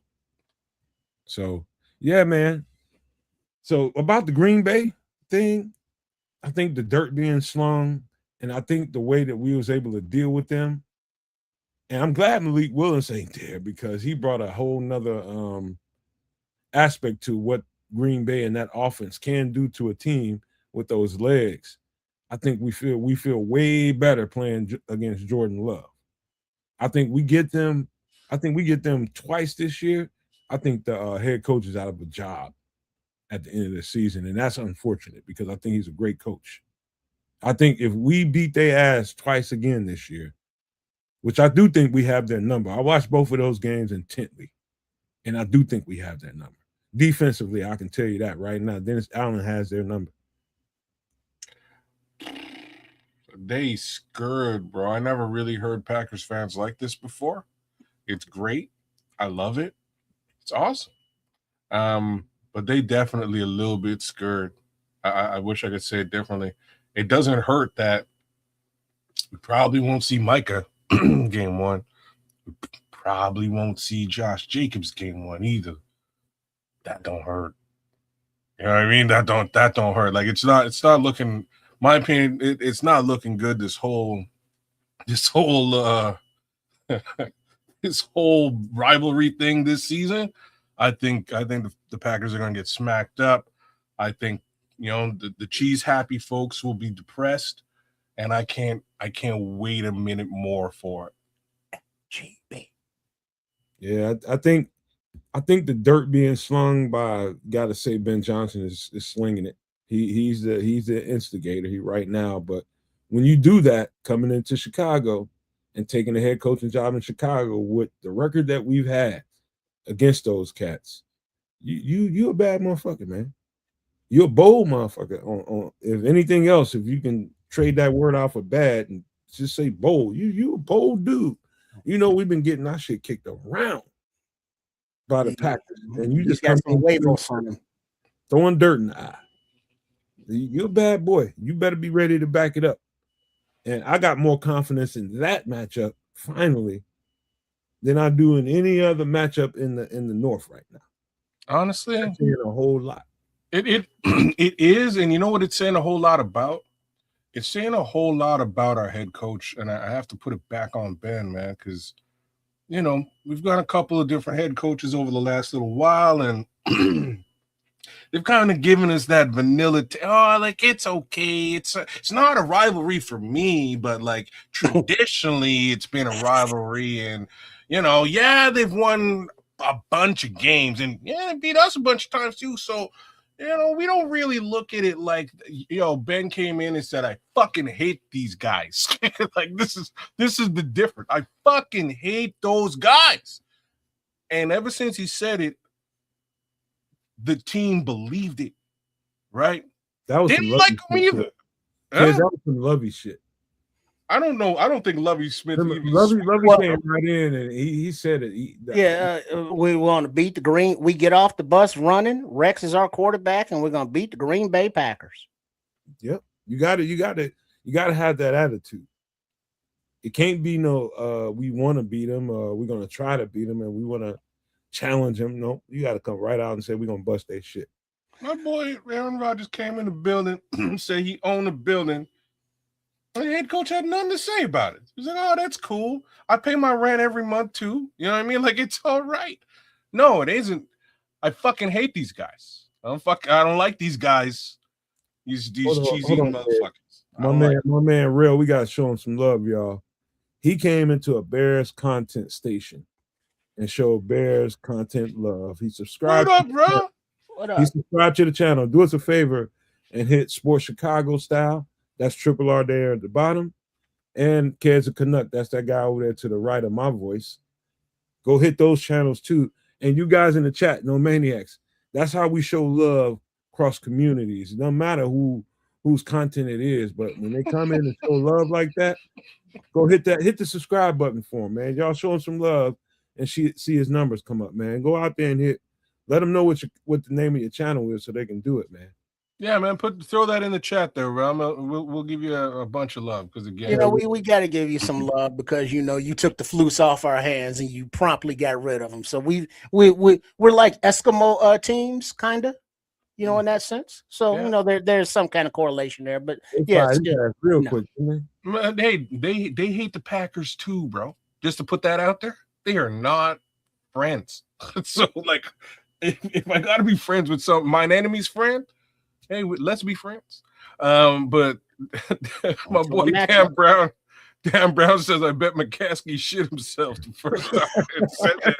And like, I feel you. The following week's press conference, they asked Ben about that. I was like, so like, what did George think of those comments? And Ben said the best thing ever. He's like, I went up to McCaskey's office and we are in alignment. And I was like, yes, we are in alignment. George don't like them guys. You know, George is that flam flarm kind of guy. Yeah. But he's like, I heard what you said, Ben, and I agree. All right. Shout out to FFG just bust up in this piece. Hey, FFG. And here we go. Real 910, you guys. Real 910 on YouTube. Do that man a favor, man, because you got to have balls to come in the Bears channel and show love and then take a, kick in the gonads about it. Ding, ding. He's a good sport about it all. So show Real 910 some love, man. You see the address right there on the screen, man. So just hit him up. I'll leave it up there for a minute. But y'all, we're gonna roll into one more conversation. And my biggest, I don't have any fear about any team in the North, or in the league for that matter. I see some other teams out there that's going to provide hella challenge for us. But in the North, let's just stick to that. The way we took one from Detroit, that's not a one-off, bro. That's not a one-off. You got to conquer that. And when you're in the midst of playing a team like that insists on being physical and beating you up at the line of scrimmage and running the ball on you just to top it off, that's embarrassing, man. And Ben Johnson, I remember that podium presser after that. He was flat out embarrassed. And a lot of people would say, oh, it's his first year. Dennis Allen's first year, and he had a bunch of, nah, dog, you gotta, can't let that shit ever happen again. Not only that, that's why I say they can't lose to him. They got to beat him, but you got to convincingly whoop them now. You got to return that ass whooping. Can't let a team do that to you and you don't return the favor. Bottom line, that's the team that I'm looking forward to the most.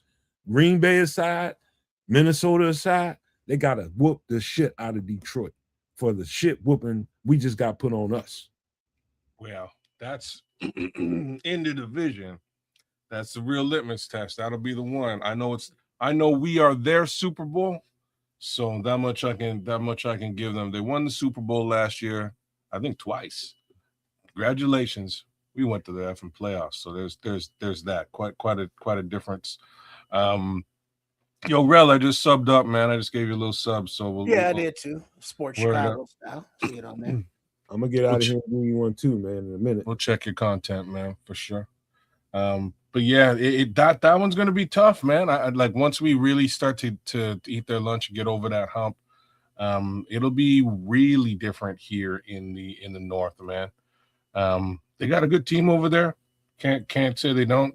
I have a lot of respect for their coach as well, mind you. Ben knows this all too well. He knows them from inside and out. So let's just hope he's got a couple of little stumble bums in his sleeve to pull out when it comes time to see the Detroit Lions. All right, hold on. I'm going over here. I'm subbing the real shit right now, y'all. Okay. Yep. So you got Rel 910. He's excuse me, the Cowboys fella. Regulars. You got the Nomad Network. Kedz the Canuck, and Sports Chicago Style, also known as Triple R SCS. That's the @ thing on YouTube. I don't make the rules. I just report it. Yeah. Make sure you subscribe to all. Gracias. You can shit on the Bears later on, man. I ain't one of them. I'll keep the sub there. If I decide to sub for you, man, you got to do something catastrophically crazy. You can talk some shit about the Bears. I ain't gonna remove my sub. I ain't like that. If I give you my sub, you gonna keep it. Crims is saying George may be a stick in the mud, but he effing hates the Packers, and I couldn't stop laughing last year when he was in. There's one clip of George, and he's taking selfies with fans, and somehow a Packers fan, like he's at the tailgate, a Packers fan, like kind of photo bombed in, and George McCaskey, like he got to be 70 years old or 60 odd years old. He takes it upon himself to push this guy out the frame. And the guy kind of looked at him like, yo, this old man pushed me out the frame. And somebody turned to him and he was like, do you know who that is? That's the owner. That's George McCaskey. He's like, oh, shit. Right. All right, I guess, like, But yeah, man, trust me, man. Like, But he did it with a smile. He did do it. He was just playing around. And at the end of the day, there's a couple of things George did last year, and I gotta say, man, we eating line leg for Thanksgiving? No, that's it. Well, but remember, I think he may have let his hair down a little bit, since moms had passed. Passing the mom. That was exactly what I was going to say. He might say, "Fuck." Oh, and then he'll have to realize he don't have to cover his mouth no more. Sorry, mom. You know what I mean? Like, you know what I mean? I can curse in the office now. Damn. Granted, he is a senior citizen, but he's still a very wholesome young man. Yeah, he's reserved and he does what he does, but all of that equals FGB, man. He don't like them either. Crimson says the main reason why they fired. Because Lovey couldn't beat the Packers. Hey, man. That's actually a good take, Crimson. Real talk. It gets that deep. It gets that deep here. 10 wins don't mean shit if they ain't the Packers. There's two universes when it comes to Bears content, or when you play football in the NFL North. That rivalry right there is a world that has to be taken care of before you get out into the rest of the NFL world. You got to square that up. And then once you do that, you're ready for the rest of the NFL world. Like, who won't next? That's how the NFL North is between the Bears and the Packers. Those two teams, even though, we only have so many Super Bowls between us, man, we're the barometer, in my opinion. Some people might disagree with that and say the AFC East or Central or all that kind of stuff, and I would understand their arguments, but I think it starts and stops in the NFL North. It's definitely not the AFC. Well, not the AFC North either. East, though. I mean, I'm talking about not just this year and the last couple of years, but let's just say over the last 15 years. The East is Patriots, right? Defense over there, man. No, my beef with just that as even a potential statement is they've been running ruckshot over that division for almost 30 years. I ain't gonna fuss with you. I'm just saying, everybody has their own take. It wouldn't be my take. This division traditionally, and I'm gonna say probably for the past 30 years, has kind of been neck and neck. Right? It's a very bloodthirsty battle in the NFC North, man. It always has been, and I think it always will be. There have been times when each one of these teams has been, yep. And but back from when Tampa Bay was still in their division and they sucked, and the toilet sucked, and many sucked, and Green Bay sucked, and we sucked. There's been some suckage going on in NFC North. There has been big time, and now we're strong, and we're gonna be strong for a while here. And we enjoying some real good football, some great competition in there.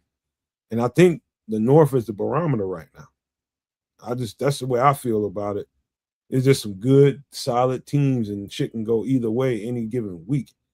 And trust me, the Rams thought that was going to be a walk in the park against us in that playoff situation, but it wasn't. Yeah, that just goes to show you we were the least talked about team in that division before last year. and the Rams, were the favorite, right? Because they're the experienced team. It's like, oh yeah, Chicago shouldn't even be this far. Took them right down to the goddamn wire. I mean, and bro, they should have lost that game. You know what I mean? Like they should have lost that game. Yeah. Shoulda, coulda, woulda, but yeah. Yeah. That's a game I think that forced them to go and do the things that they did in the they did big bad things in like the Trey offseason. DJ? Huh? No, he's talking to Rams though. Yeah, we're talking about the Rams. Yeah. And then Buffalo, that's a whole other thing. That's why I say the AFC East is tough. Real tough. I don't know about that, man. Football. Well, the rookies start strapping it up this weekend, and I just saw that the aforementioned Jacoby Brissett is already in there with Arizona and his rookies. But he's trying to get a contract worked out, so he's putting his best foot forward. So yeah, it's almost football time, y'all. A little chill in the air. You know what I mean? It's not supposed to be in the air, but it's there. Man, the last thing I would say before we move on to some food real quick is be ready for a tough competition every single week. You talking about big bolo swings gonna get took on us. People want to take us down, not simply because how well we performed last year. On top of it, we have Caleb Williams on the cover, and everybody want to get him. What happens in locker rooms and preparation during the week before you face another team, all of that shit gets brought up. All that shit is part of the conversation, and they're gonna want to come in here and swing on us. Just telling you. Or when we go to their place, they're gonna want to swing on us. Hard. Just letting y'all know right now. So when the game get contentious and we might go down a touchdown or two, maybe early in the game, and then have to come back, don't be surprised. They're gonna come on. They're gonna jump on us. Yeah, it's football. You want to be the best. You got to beat the best, and then you got the teams that are just looking forward to playing. Let's say the Bears, because that will be, their Super Bowl for the year. Mm-hmm. It's like, man, if we can take out Iceman in them, we can hold our heads up high. No, bro, that's what we're talking about is the fuel of my little Panthers take. But I think the Bears sort of need that. I think they need to just an early punch in the nuts to really. You saw what happened with the Panthers, right? No, what did I miss? Their starting right tackle, blood clots. Oh, yeah. In his leg? No, in his lungs or some shit. Oh no. Yeah. So he's on medication, but there ain't gonna be no football being played by him. He ain't playing no football. Not there. Not in your lungs. He'll get back out there, but it's gonna take some clearing, man. You can't play around with that type of shit. Not right now. No, not. He's like, when did this come out, Trip? Do you know? This week, like yesterday, day before. He's gonna miss training camp. He's gonna. Oh yeah, that's already a given. They already said he's on the pup or something. Anti-inflammatories, along with probably some type of steroids, all kinds of concoctions that it's gonna have to NyQuil that sickness that he's got going on. Mm-hmm. And dog, it's gonna take a minute, but I bet you he gets back on the field this year. Yeah, but it's not gonna be for game 1 against us. Oh no. They're probably gonna be 7, 8, right, somewhere up in there. Shoot. Well, like I said, I think they just need a little bit of a shock to really and we got just like last year, in comparison. We got our shocks early in the season, and once we kind of shocked the system, Ben finally went back into the the locker room was like, what the H is going on in here? We need to do X, Y, and Z, and I need to see that on the field. And then when he started to see it, we started to see it. So let me tell y'all, the last show we titled it "Iron Sharpens Iron" for a reason. The Bears are gonna have to go at each other like never before. I mean, physically, mentally, just really, really go at each other. Damn near make each other hate each other during this camp in order to get ready for this season. That's iron sharpening iron. You might hear about some fights. You might hear about some turmoil, some things. Just know when you hear that stuff, that's because they really are out to test each other. And if the head coach is what I think he is as a coach, he's going to encourage that because he knows what he's about to be dealing with. Well, we also know that last training camp when the Bears did that practice with the Dolphins, all the Dolphins like they was hitting us like they were playing football or something. You know what, Trip? They were a good team before that practice. Like the year before, they weren't terrible. They put up some real good numbers. Tua was looking better. Things were on the up and up. That practice happened, the whole shit fell apart.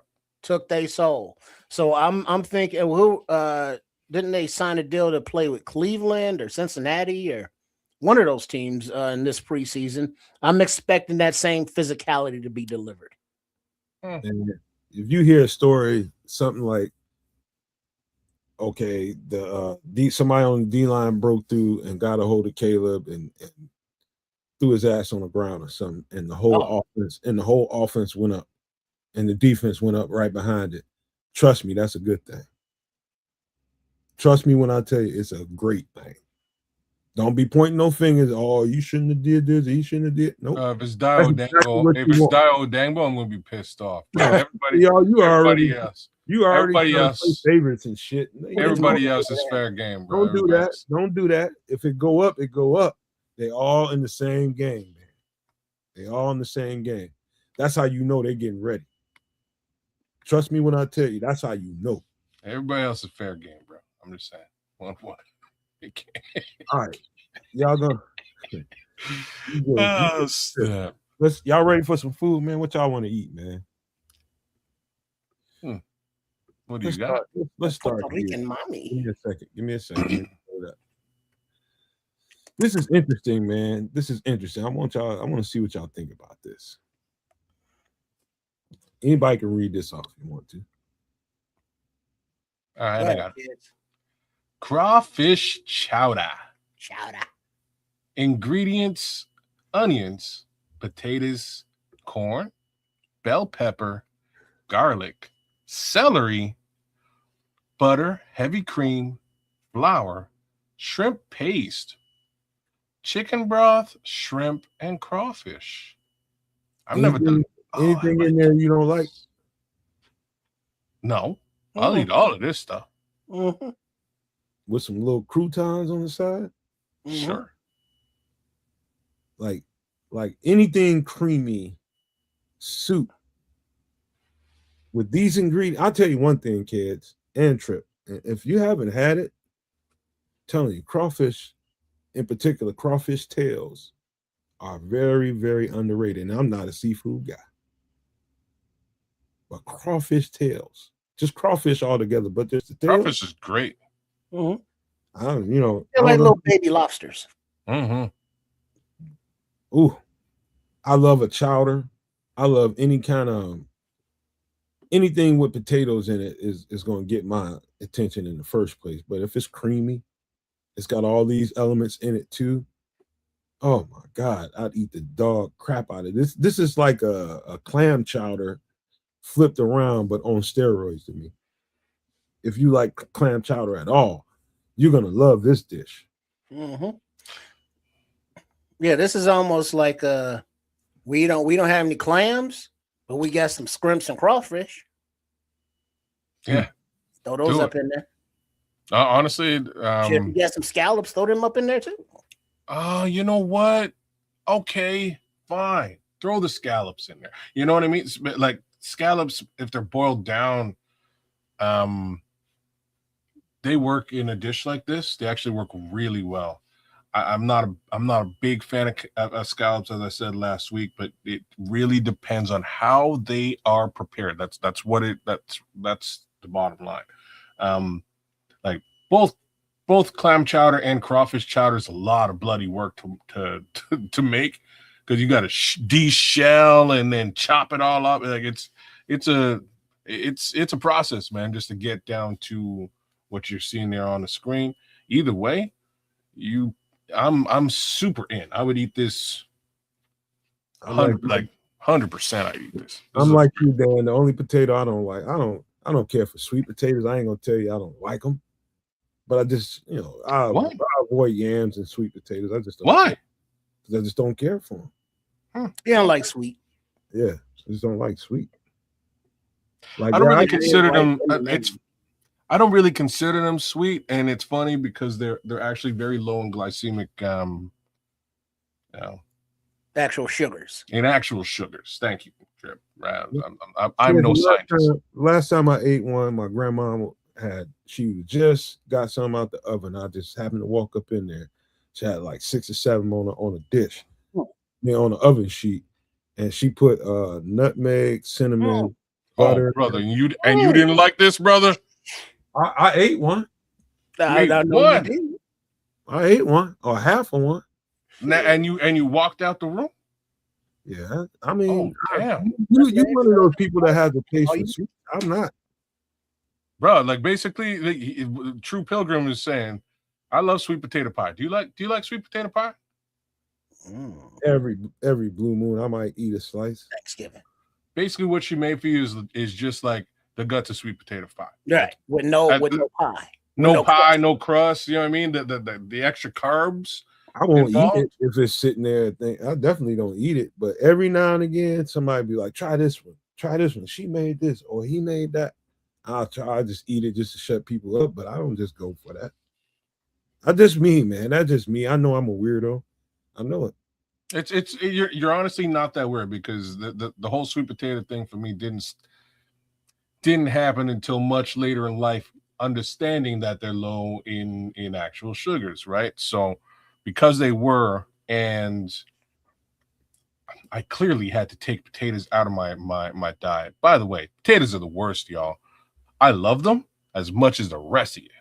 They're awesome, but they're the worst. They're not good for you. Just like no. If it's from the ground, it's good for you. It's about how much of it do you eat, and how do you eat it, and how do you prepare it? Yeah. Yes. Mm-hmm. It's starchy. It's starchy. That's the problem that most people have with them. But however, if it's from the earth, it's from the soil, it is good for you. It's about how much of it. Like, I like potatoes a little too much, and that's why I don't buy them. Look, I love potatoes, and who said it? Dan's like, he's Irish. I've never met a potato I don't like. Yeah, bro. And Crimson is saying he don't like baked potatoes. Oh, he tripped. My wife doesn't like scallop potatoes, and I'm like, what? Why? Like, what's wrong with scallop potatoes? Well, I don't. But you like cheese, you like potatoes. What's the big deal? It's just potatoes. Potatoes in any form is delicious. I don't give a shit. I honestly don't. I love them. Mind you, I had to transition off of them for quite some time because they might put me in the dirt. You say they're coming out the dirt and they're good. You gotta be mindful of that, kids. However, go ahead, Trips. You was about to say something too. Yes, potatoes can be a healthy part of your diet. They are naturally fat-free, low in calories, and packed with essential nutrients like vitamin C, vitamin B6, and potassium. However, their healthiness largely depends on how they are prepared and what you pair with them. Mm-hmm. That goes to that's perfectly said. It's anything that's from the earth, kids, like that. You eat it. Now, your case, you probably should stay away from it because you're going to treat it just the way the back end of that comment was said. You're going to do too much. Butter, sour cream, some cheese, Any of that stuff.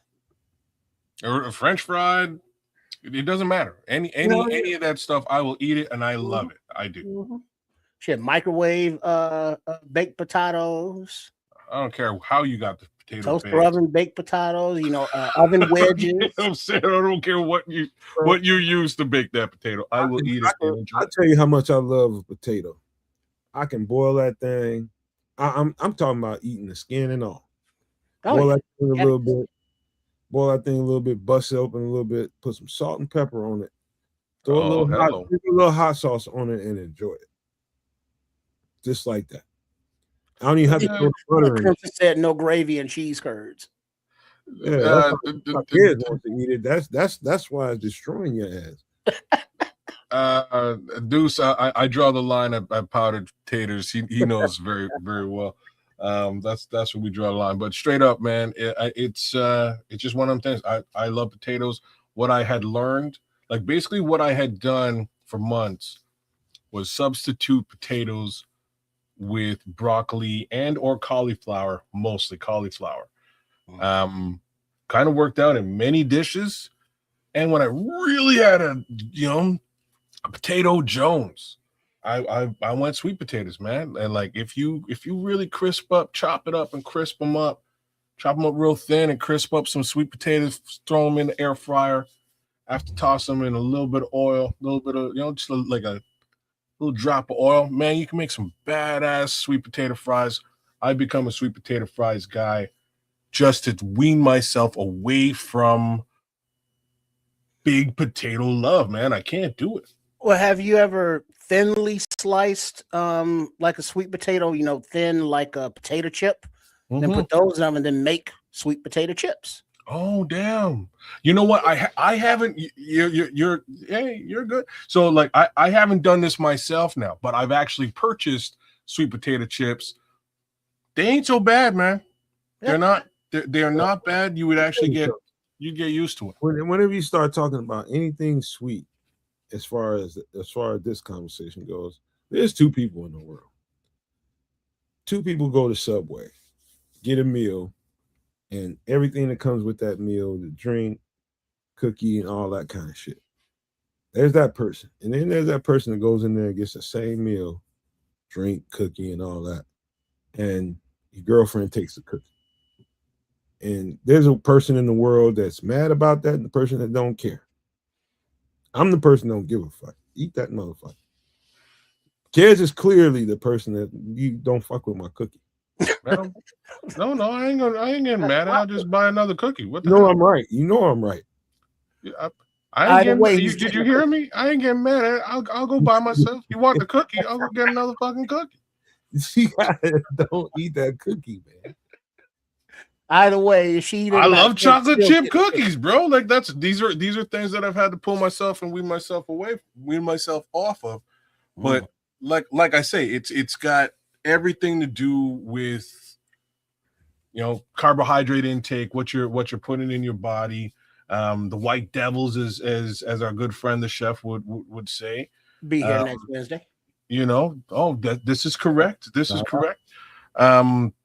You just kind of want to you want to reduce the intake of those things. And like, if I'm doing, if you want to drop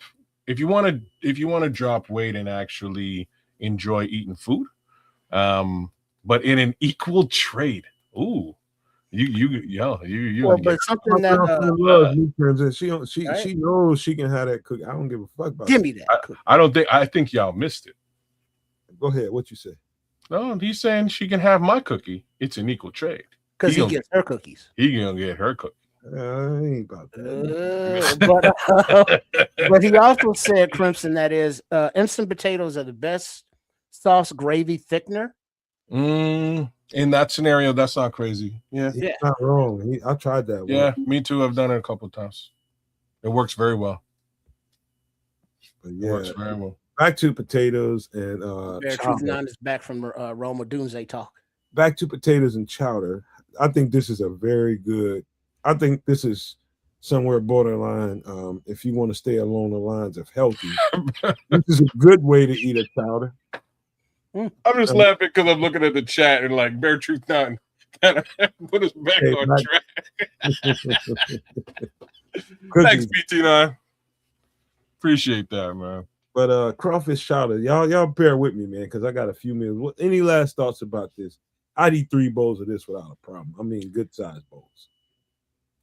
Yeah, good. No problems with this at all. This is again. I'm a soup guy, so you got me. You got me for sure.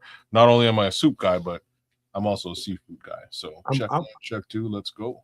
I don't know about y'all, but I might just to finish this off with a little cheddar cheese on top.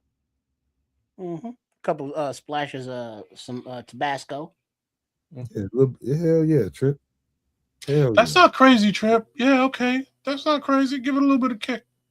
Yeah, that's perfect. That would be a perfect dish for me. With that Tabasco, that's my go-to hot sauce. By the way, it's the only one I have in my refrigerator right now, so it's definitely go-to. Mm-hmm.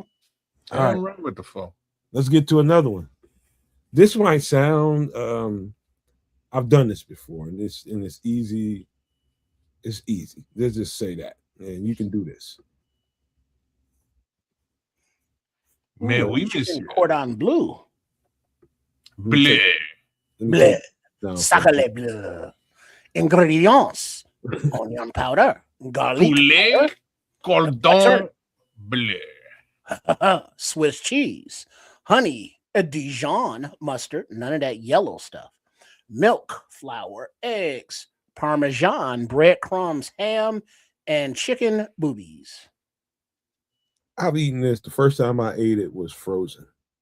Yeah, me too. Second time I ate it, I met one of the first people I met in Atlanta, a female. We ended up, having a decent relationship. She was a chef downtown, right?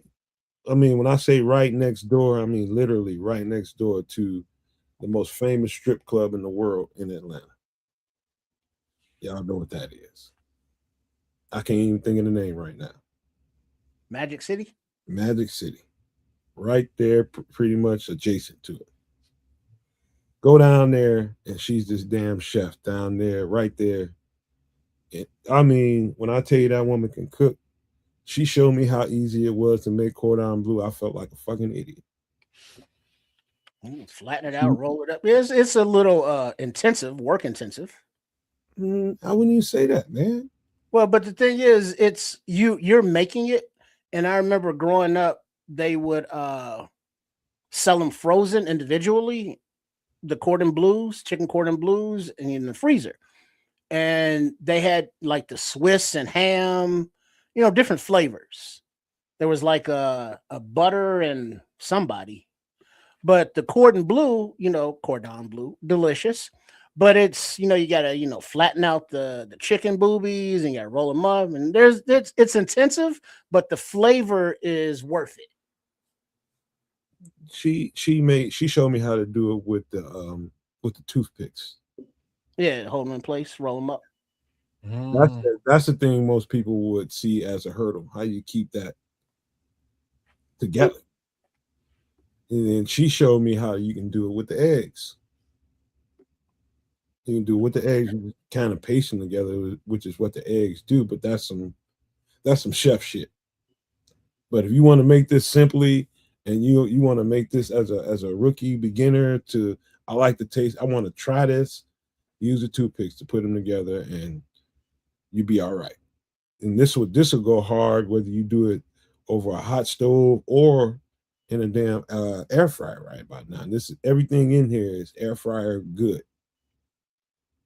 These are delicious though. Right? Yeah. These are super super tasty.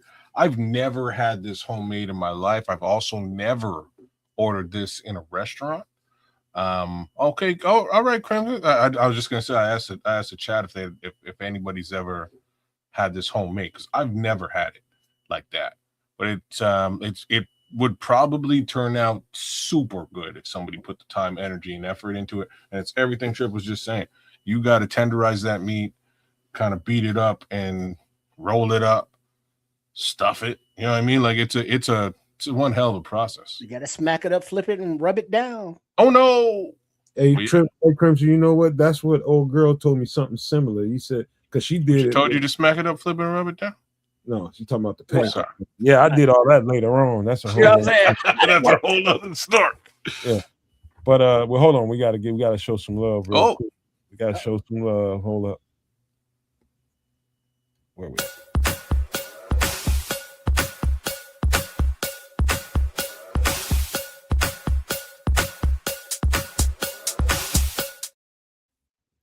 Anybody that wants to start there, just read this off. Shout out to Bear Truth 9 for the $4.99 super chat.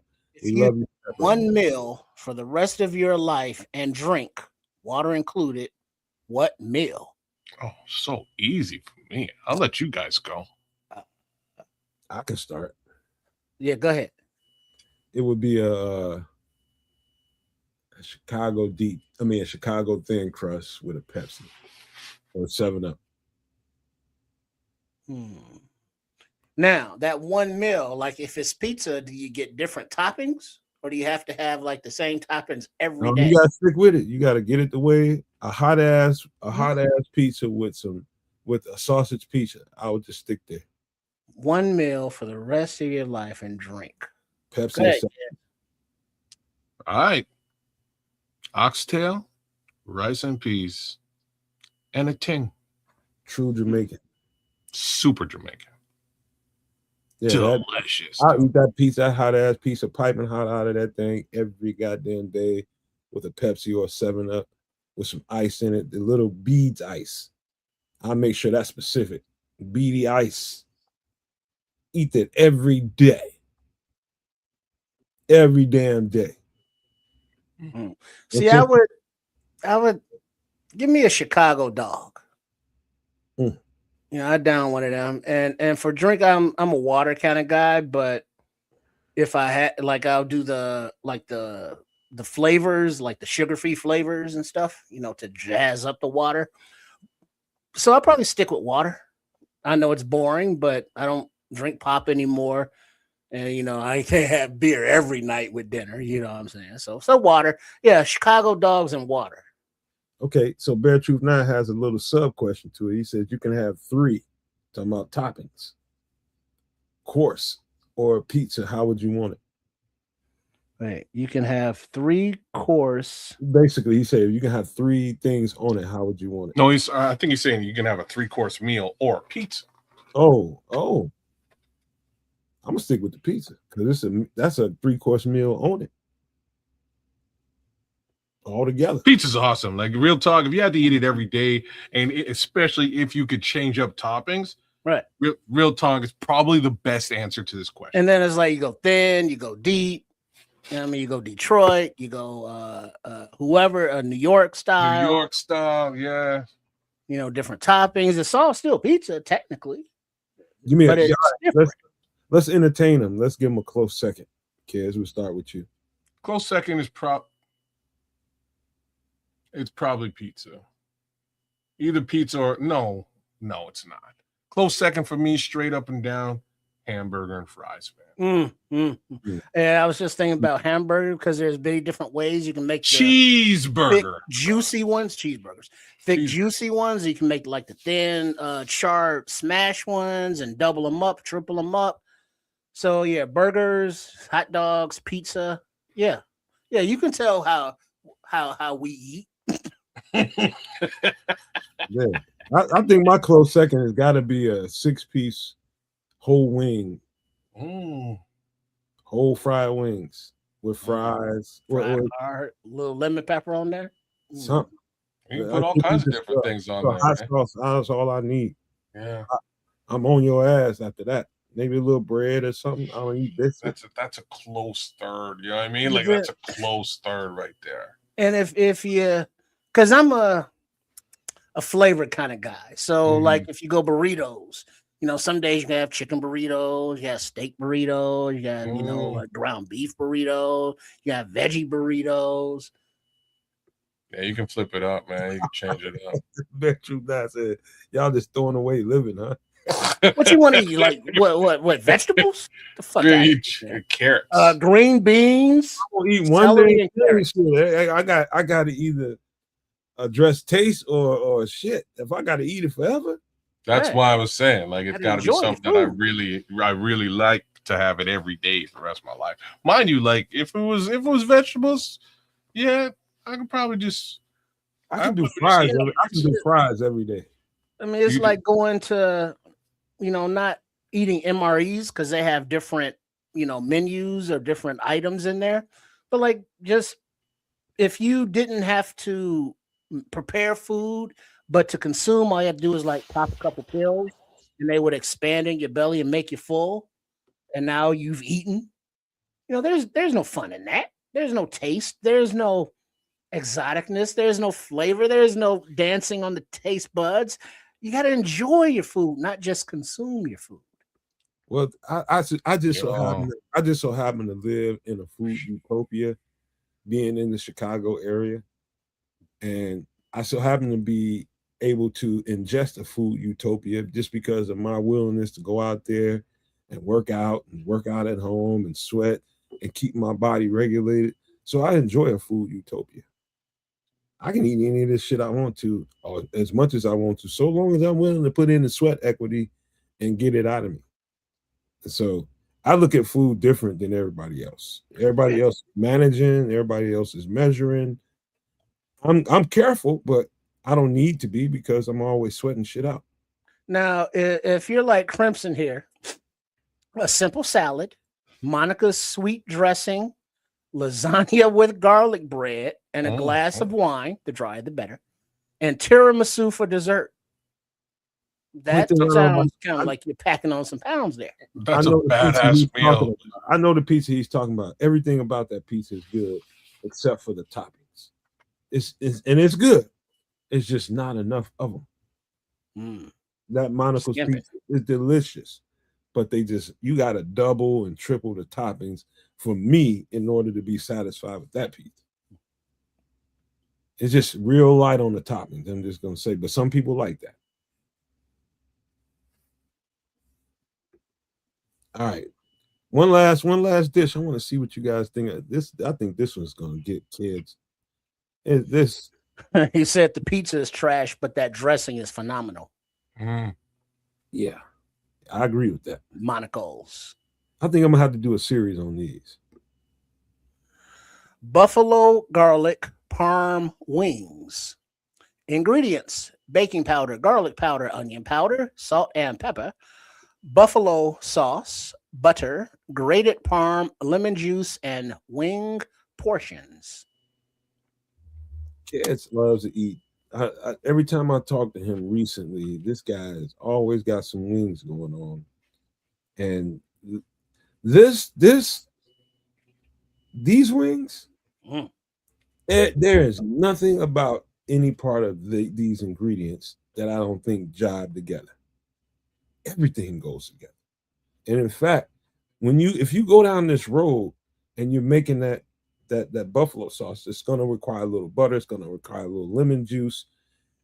Some people want to be fashionable and put that Parmesan, grated Parmesan on the top so it can look pretty. No, fuck that. Melt that shit in the sauce. So you put wait now. So are you putting this all in the batter? No. You do the batter like you fry regular chicken. I'm talking about putting the sauce together to coat these. Okay. Wings. And they are battered wings. That's what I'm looking at. I prefer battered wings because to me, people be like, "What do you need them battered for?" Because it's a whole nother level of flavor. That's why. You're not wrong. I do not batter my wings for the simple reason that, again, it's just an extra. It just added carbs. So that's why I pound wings, man. I'll eat as opposed to having wings and fries or wings, and I will eat 30 wings. Fuck it. You know what I mean? Like just the chicken, no batter on there. And the way that I do it is kind of special. And we can get into that another day. With a little bit of lately I've been using Old Bay, man. Old Bay spice. Old Bay's a nice little spice, man. Hold on, pause that conversation because it took you a while to get there. We're gonna hammer your ass for that. But let me shout out to Crimson. He's been rocking with us for 21 months. Crimson. This is a great question because this question is kind of pregnant. He says, question for the chat is flats or drums. That's one question. But then he says, obviously, boneless chicken nuggets don't count. Why people call that shit chicken wings just upsets me every time I hear it. Chicken nuggets, like boneless chicken nuggets, like you go to what is the most famous wing chain? Wingstop. And people say they're going to get wings, and they come back with a whole bunch of big ass chicken nuggets, chicken breasts and shit. Talking about no fucking wings, man. I thought you said you was getting wings. Well, I mean, but look at this. The question: flats or drums? What about the flippers, my man? See, are you a flipper guy?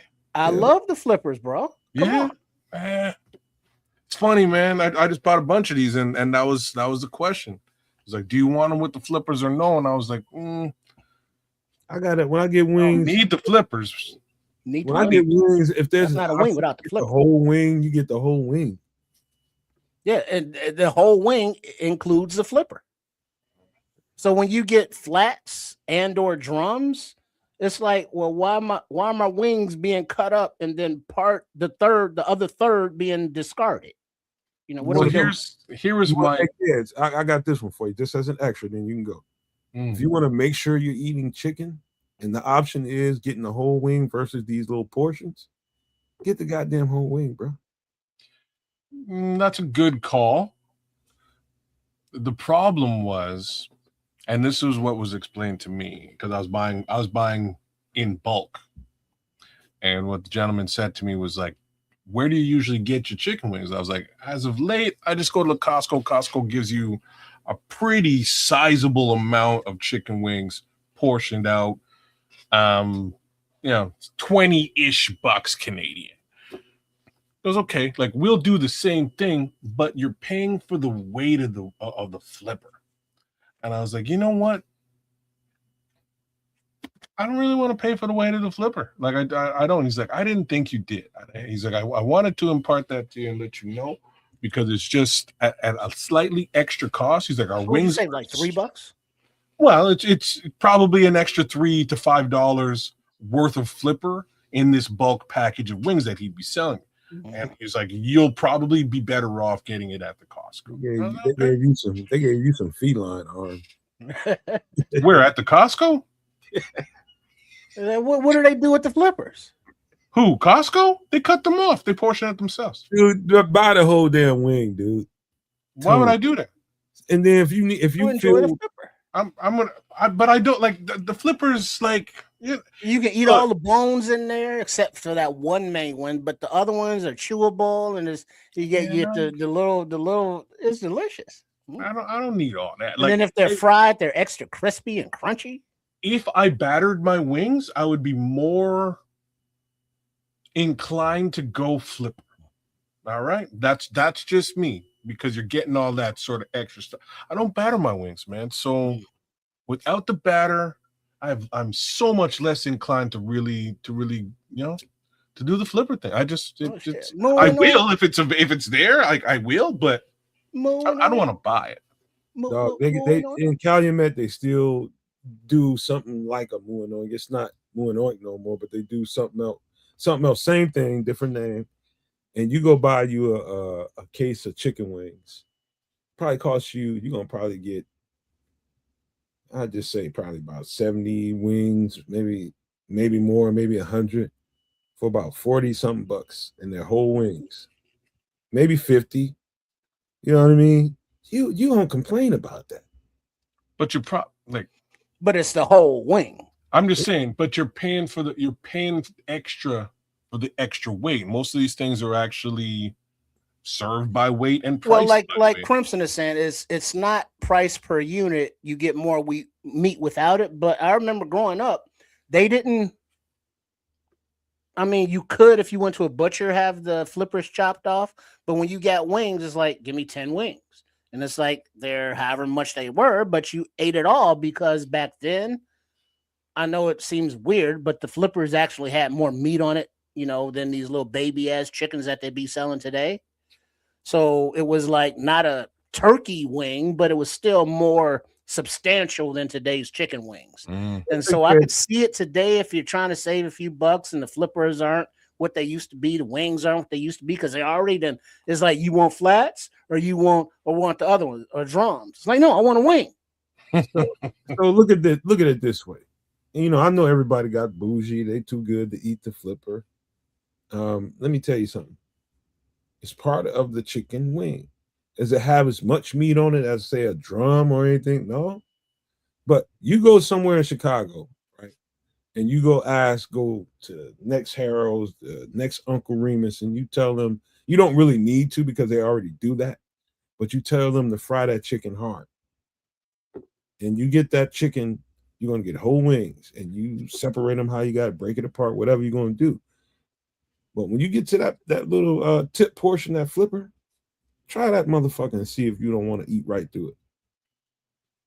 Like I say, if it's on my plate, I'll eat it. But if I'm buying it, I'd rather pay for the extra meat than the flippers. That's where I'm at with that. There's a second part to the original question, which is drums or flats, and the answer is flats.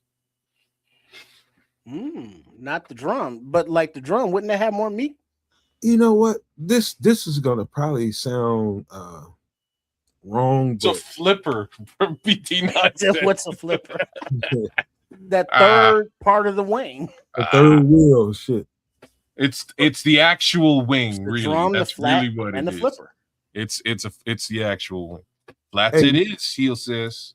One of my buddies that I used to shoot pool with happened to be a white guy. And in Georgia, we had a hillbilly bar. You know it, Crimson. But there's a mixture of, there's some white, there's some Latino, there's some black people, you know, in and out. And he asked me that question.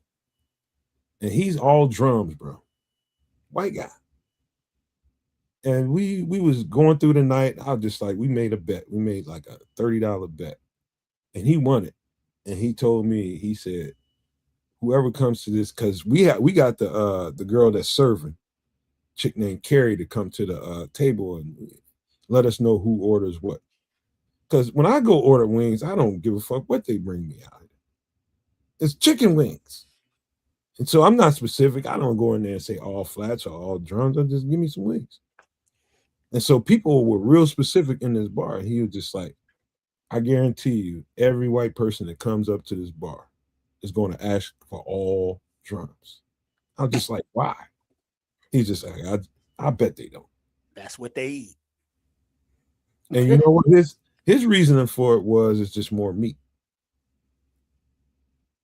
In his mind, I guess. Yeah, but also you gotta remember, if you're cooking the wings at home and you're doing the whole wing, you know, the drum, the flat, and the flipper, something that you got to remember to do is fold that flipper underneath the drum and wedge it under there, and it'll keep it, you know, uniform size wise. If not, the flipper wide, it'd be like spread eagle. Not if you're doing deep fry, don't really matter. It's gonna go down there. But if you're doing like a pan fry where everything ain't covered, yeah, you need to fold that. Mm-hmm. And some grape drink. Yeah. So he won that bet. Purple? Like, ain't no way somebody gonna just come in here and just. I didn't know that was a thing. But time after time, like 7 to 8, maybe 10 people, all drums, bro. And they served it like that? They served it to them all drums? Just like that. Damn.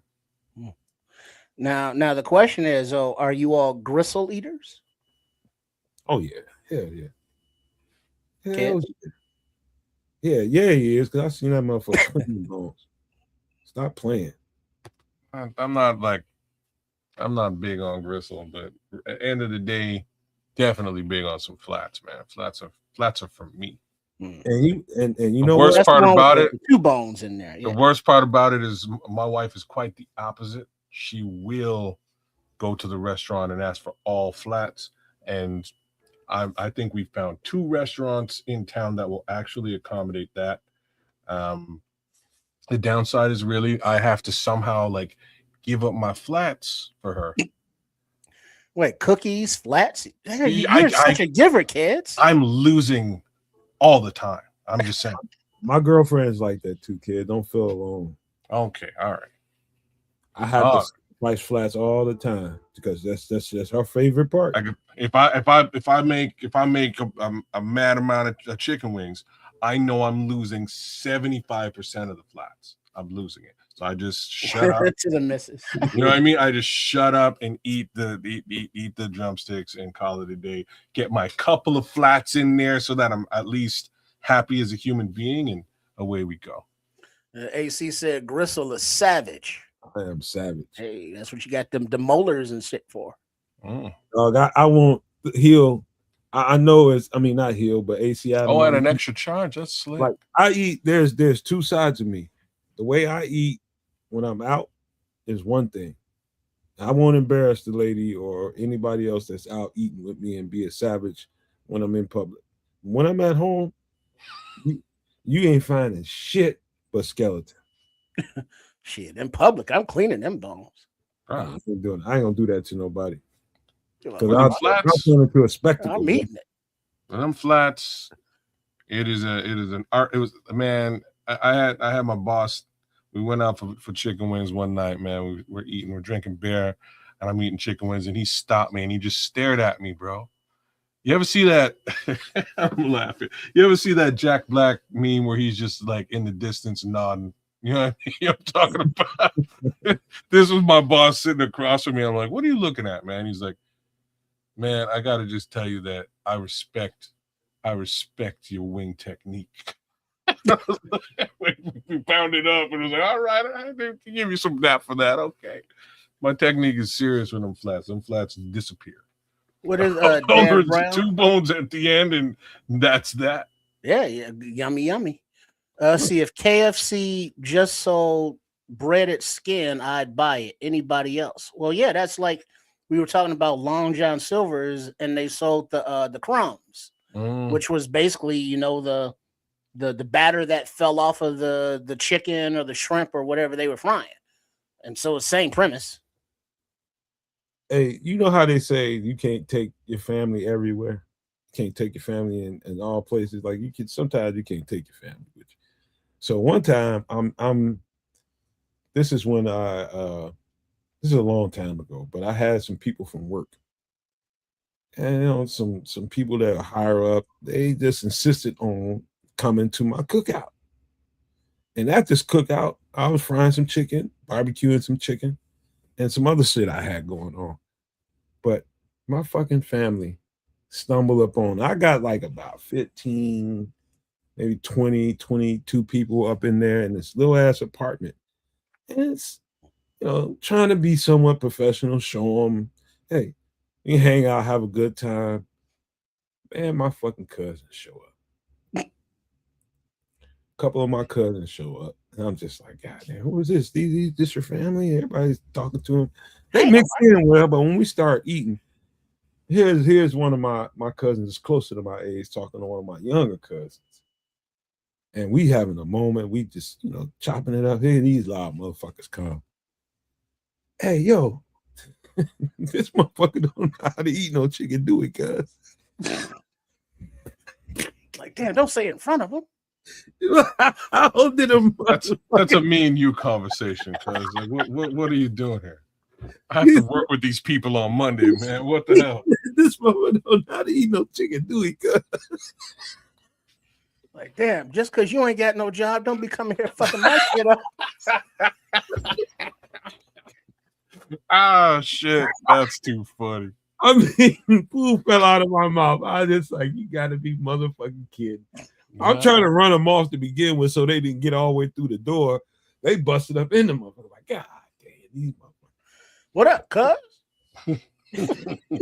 And all he did was leave the flipper and didn't eat parts of the flipper. He one of my younger cousins, didn't have to go through the struggle too much.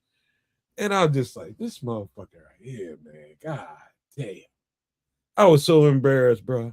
He said, cuz this motherfucker don't know how to eat no chicken, dude. it just was yeah, man. You know, like I said, eating chicken out in the public, man. I can't go straight heathen on nobody in public. I'm gonna do that behind closed doors. But yeah, I was embarrassed. They never let me hear that. I mean, live that down, man. They talked about my ass like a dog at work. Well, shit, just think at work, you know, when you wasn't there, you'd be like, then his cousins came in and said something about the flippers. What was that all about? They didn't know what he was talking about till the motherfucker picked it up and was like, look at this motherfucker chicken. He was like, look at this chicken, man. He ain't even eating none of this shit. That's exactly the conversation at the boiler, at the water cooler. Have you had a flipper?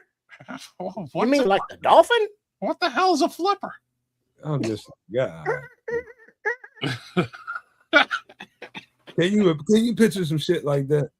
100%. Trust me. Our boys were exactly the same, man. Exactly. You just can't. You can't. Why did you? Why did you bring them? Why did you take them out in this capacity? Man. You should have known, bro. You should have known better, man. Take y'all nowhere. I was just like, they. It's like you seen the room. You know how people can read the room and just know how to fall in the line and just mix into it. Motherfuckers ain't got none of that kind of sense. They all street. All street. Went straight to the refrigerator, found something to drink. There ain't nobody name on it. Yeah, just bring it. I'm laughing because you bring back memories, man. You bring it back. That's too funny, man. All right. Any last thoughts about the buffalo garlic parm wings? We can talk about so many different ways to flavor wings, but buffalo garlic parm looks delish.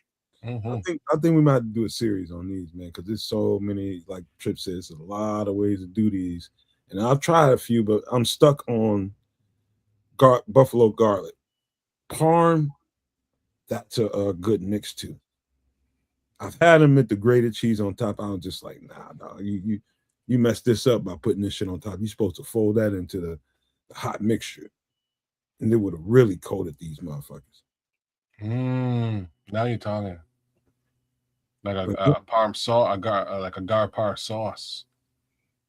Yeah. That's how you do these. You gotta take it and just imagine you just burned one and you was in there in your head and you just trying to concoct some shit. Oh fuck. I've been that guy, man. There's no denying this. Definitely, man. Thank the Lord. I've put down the Jesus. That would happen to me too often, man. You just wind up in the kitchen being like, damn, that's how great things happen, man. What have we here? And you just things materialize and you make yourself something amazing. Honey garlic parm. Hello. Now that's that type of stuff. I've tried shit and failed big time, bro. And I've tried shit that me too a couple of times. Did you finish eating it though? Or did you throw it out? Well, no, you're eating the food, not throwing it out. You know what I'm saying? That's what I'm talking. Then it was fine. That's why I'm asking the question that it wasn't. No, it's like, yeah, next time I'm not gonna put this in there. I'm not gonna put that in there, but I'm eating this tonight though. You know how much these wings cost? You can't get to greatness without fucking up something. This is true, man. Trial and error. That's why they call it trial and error.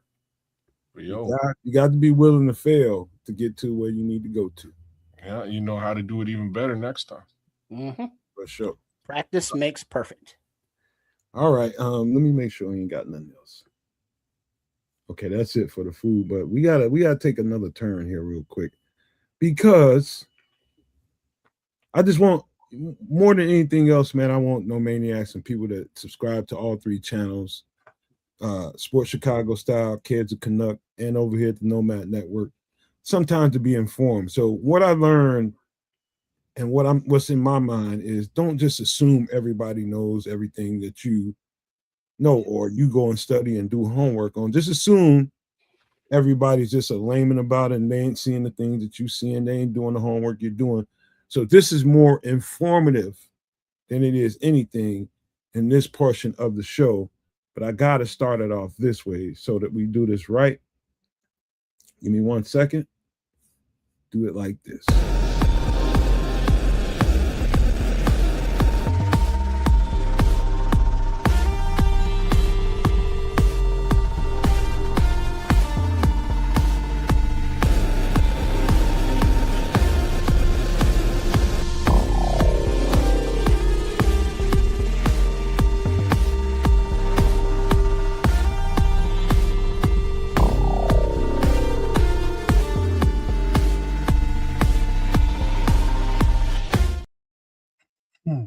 So I've seen some things, Trips.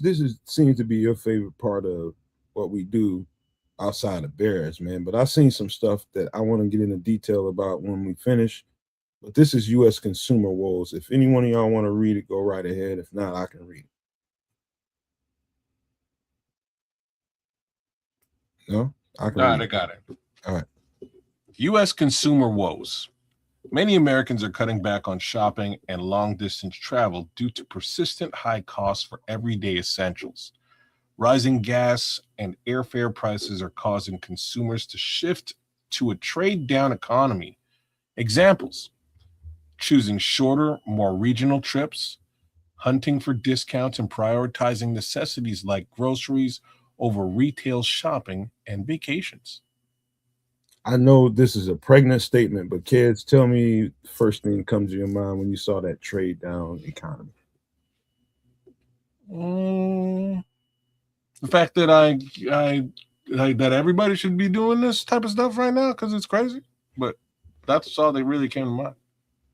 Well, trade down is like instead of getting, the $40 bottle of whatever, you get the $30 bottle. Instead of getting top shelf, you get medium shelf. Mm-hmm. Don't get too instead medium of, getting, the brand new whatever it is that came out, you wait till it goes on sale, or you get it refurbished or used.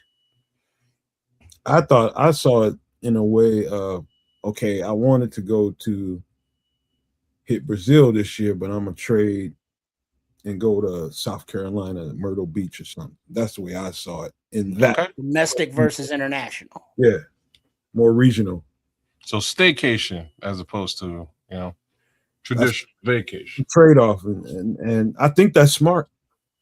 I think the wise people will go that route instead of, you can see everything ballooning around you, prices, inflation, gas, all this stuff is going up and up and up, and it's starting to make things get tight. But I do think there's people amongst us, and I ain't just talking about in the United States. It could be everywhere, and I'm sure they are. But you have this tradition of, okay, every year I take my family here, or we decide we want to go there, and it costs us X amount of dollars. I can't let my family down. You got those types of people out there that don't read the room. Instead of taking that trade down economy and just taking what's presented and what makes more sense, they will get further into debt just to keep up appearances. And to me, that's absolutely stupid. I don't, that's just my opinion, but what do you guys think about? Because this is loaded with all kinds of stuff. And at the end of it, they're talking about prioritizing necessities like groceries over retail shopping. I saw that big time when I was in Missouri. I haven't been to a Walmart in I don't know how long. I just don't shop there. Where most people go, I don't go. Well, you got to remember, though, the people that are, still, let's say, living beyond their means or putting a lot of stuff on credit cards, or what's the expression, are just trying to keep up with the Joneses. It's like, well, they took a vacation to wherever the fuck, so we got to do it too. We can't, have some family vacay photos from, a couple states away when all of the people that we aspire to be in their group, are going international. So we got to go international too. So there's a lot of that, with just people that care about those outward appearances or, putting on those airs. So those people are the ones that are going to max out the credit cards and go into debt just to keep appearances up, as opposed to it's like, yeah, let's cut this back, let's cut that back, and we still good, and not as stressed. And so when people say, well, look at it, they got a big house, nice car, why are they always so stressed? Because they can't afford that shit. That's where it pays off to have a strong partner. You got to have a strong partner. Somebody's got to be strong here. And, I'm nowhere near nobody's misogynist, but let me tell you something. Something about credit cards and women don't fucking go together in tight situations unless she's a strong-minded individual and reasonable. Otherwise, she just going to keep exacerbating that shit. Truth be told. Women, credit cards, god damn, man. And credit cards are fine for emergencies or for things that you plan for, but for vacation, no. For frivolous things, no. There was a video of some football player, I think it was LSU or one of those. He had his NIL money, and he was dancing on a little TikTok video with his girl, and she had all these bags, some designer bags, like $50,000 worth of goddamn bags. And it's like, yeah, you got the money now, but you need to invest that to have it in the future. These bags ain't gonna mean shit next week when she's, sucking the next ninja's rooster, and it's a loss. You got to write that off. So, whether it be in a relationship or a family, or you're single or trying to put on airs, don't.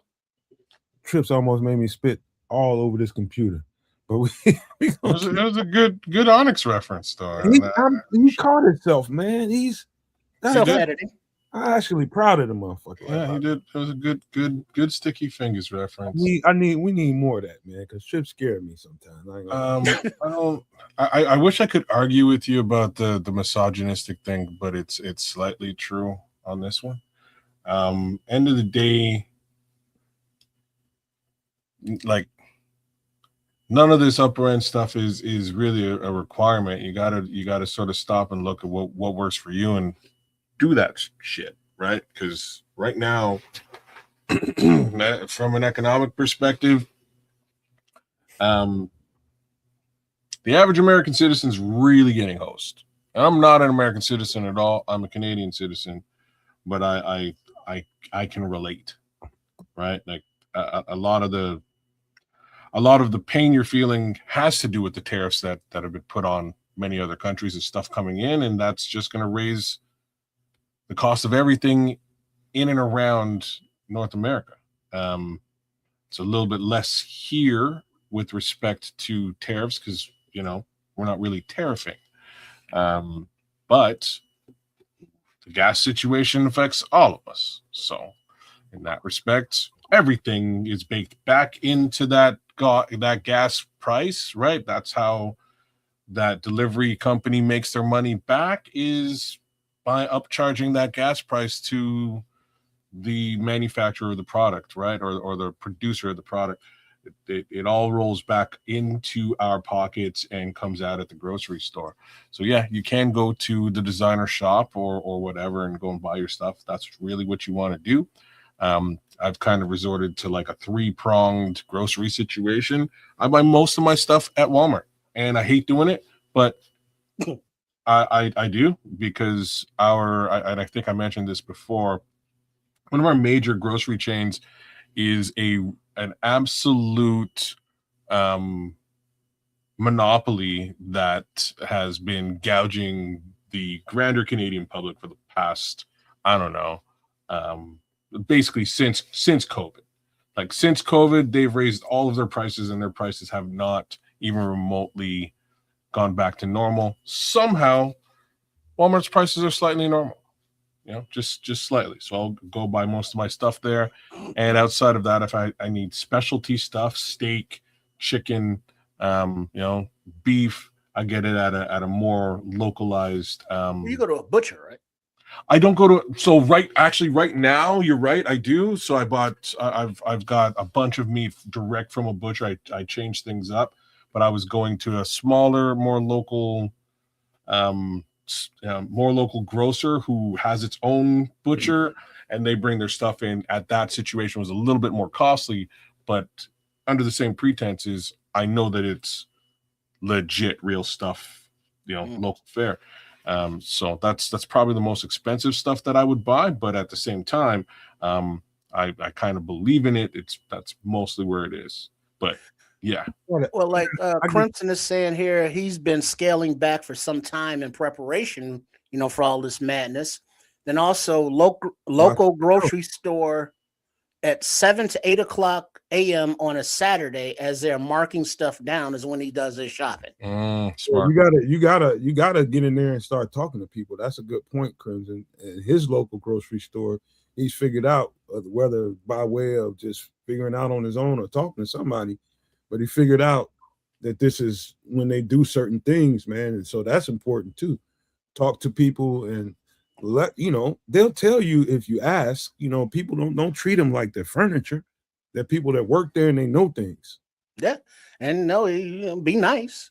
And like he's saying, you can get shelf stable milk at the dollar store, and that means not the refrigerated stuff, not the powdered stuff, but like the boxed milk, that sits on the shelf, and it'll last. You don't have to worry about, having power or ice or refrigeration. It'll stay on your shelf for when you need it. Then you put it in whatever you're putting it in.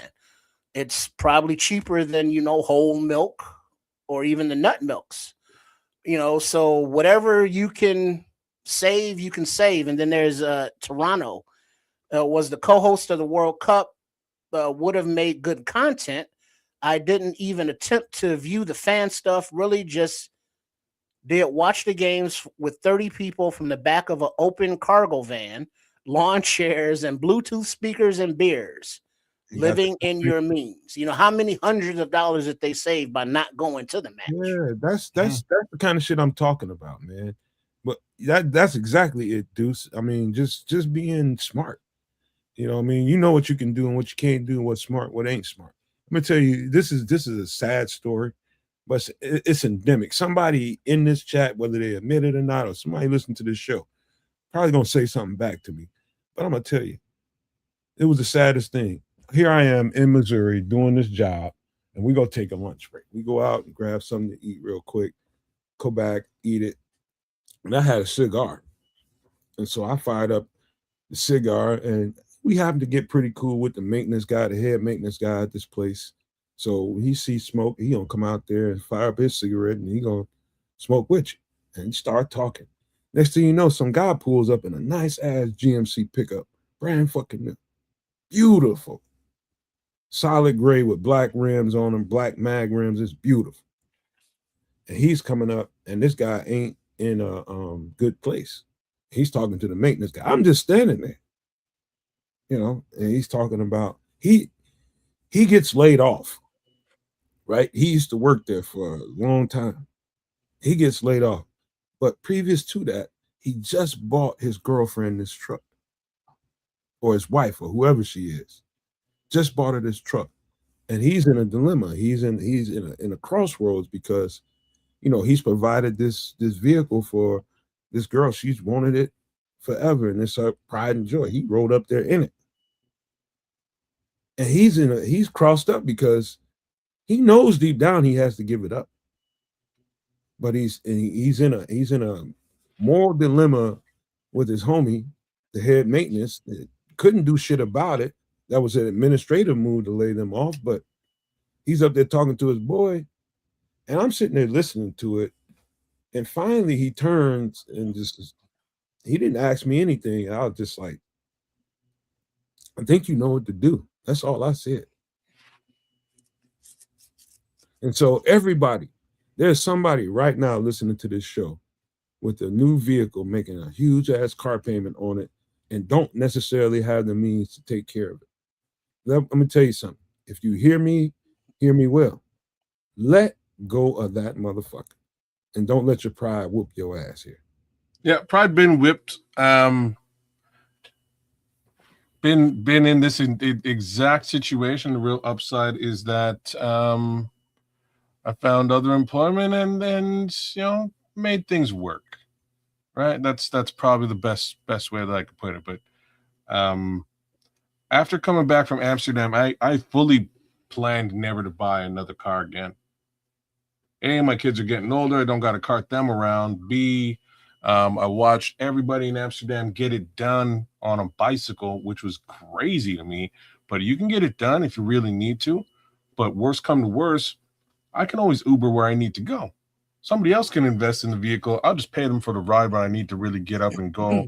And it's absolutely fine. Instead, I buy a Land Rover. So somehow the wife tricks me into buying. I'm totally blaming you, baby, if you're listening. This was your fault. Damn, taking his cookies, taking his cookies, Land Rover, Land Rover. Damn. See, I lose, and lose. You are such a giver, Kedz. I am. In the end, very expensive. I pay the monthly car note. She definitely pays it with me, and we figured a way to sort of get by. But yeah, it's tough, man. When you're like in this guy's situation, when you just lose your job, right? Like when you just lose your job, because again, I wasn't in the fucking forecast, man. This is what I'm saying. The only reason why I purchased my vehicle, and I was fine with it, the only reason that I purchased it really, or I would have just not, was because I was making an obscene amount of money. Like I was making a lot of cash working for the company that I was working for. I'd stacked a bunch of bread. I'd made a bunch of investments, and I was like, okay, like I should be doing. I'm doing well. I should be doing well for the foreseeable future. All right, I guess I have this little chunk of change I can throw at this vehicle without any concerns, and away we go. And then it becomes a concern, right? Like once you're out, oh snap! I'm not making this, this type of money anymore. Don't really have this type of money to spend on this vehicle. I do have money to spend on a vehicle, but much less than this, right? So just a tough go. What I will say to your buddy, he'll make it through, man. He'll get by. He'll figure it out. You know what was sad about it? Listening to the whole conversation, I'm there for like 15, 20 minutes, just being a fly on the wall. I'm just standing there. They walked up. Well, the homie walked up to me and was talking to me, and an old boy rolled up. And man, it was so sad to watch him because he had promised that girl that for a long time. And you know what's interesting about it all is that's the most recession-proof profession you can have is being in healthcare, because you, especially in certain parts of healthcare, direct care workers ain't getting laid off for nothing. When people at the top start pencil whooping everything and budgets and stuff, the maintenance department is the first one to suffer. Really? All the time, bro. All the time. Like, I've been around 2 or 3 audits. Whenever those audits take place, it's always going to be the maintenance staff that gets, because they see that as the fattest part of the budget. We don't need this many maintenance people. Cut that. But we need all these people that wake up every day and come take care of these residents. You have to have that. You can't have too many of them, as a matter of fact. So you can't be laying them off. So absolutely, it's going to be the maintenance people. Absolutely. They don't care for anything. They just care for the place. And so that was an easy call. He didn't see it coming, but he saw some other layoffs happening, and he still went and bought the truck, which was a mistake on his part. But he promised that girl that, and he had promised that, I guess, for a few years. And he finally executed and went and got her that. It had nice little pink trim on the inside of it, on the seats. It was beautiful. Hooked it up. And he was just like, he drove that thing up there, and I swear he was thinking about driving that right to the lot and dropping it off. But I don't know, man. His boy wasn't all that much help. He wasn't all that much help. But when he looked at me, I was just like, dog, I think you know what to do. Cut your loss, man. Better go get her a little Kia or something. Yeah. Now, that's the hardest thing for most people when it comes to these kinds of situations is whooping your pride or allowing your pride to whoop you. I don't need a status symbol. I don't need anything to prove to anybody anything about me. I know who I am. I don't need things to define me. And that's what it got to come down to. Yeah, but when you are out in public and every other car is like, got the windows down, got the radio real loud, like, look at me, look at me, look at me. Mm-hmm. It's like, you know who else looking at you? The stick-up man. Well, it's also something else, right? So in situations like that, it's not really, it may not be easy to get out of that vehicle situation, right? No, but just can't take it back. What's easy is just saying no, I can't afford this, letting it go, and dealing with whatever the ramification is. That's going to be less than the ramification you're dealing with if you don't. Right? That is a fair statement, right? That's fair. But once he signed that paper and he brought that whip home, it ain't easy, right? So if he's on a regular finance and he brings that car back to the lot, well, they're gonna go, thank you, Jesus. Most people are thinking about the ding to their credit rating. This is what but it's not just a ding to your credit rating, it's also that like what they would likely do is this, right? They would likely say, cool, like, thank you for bringing the vehicle back.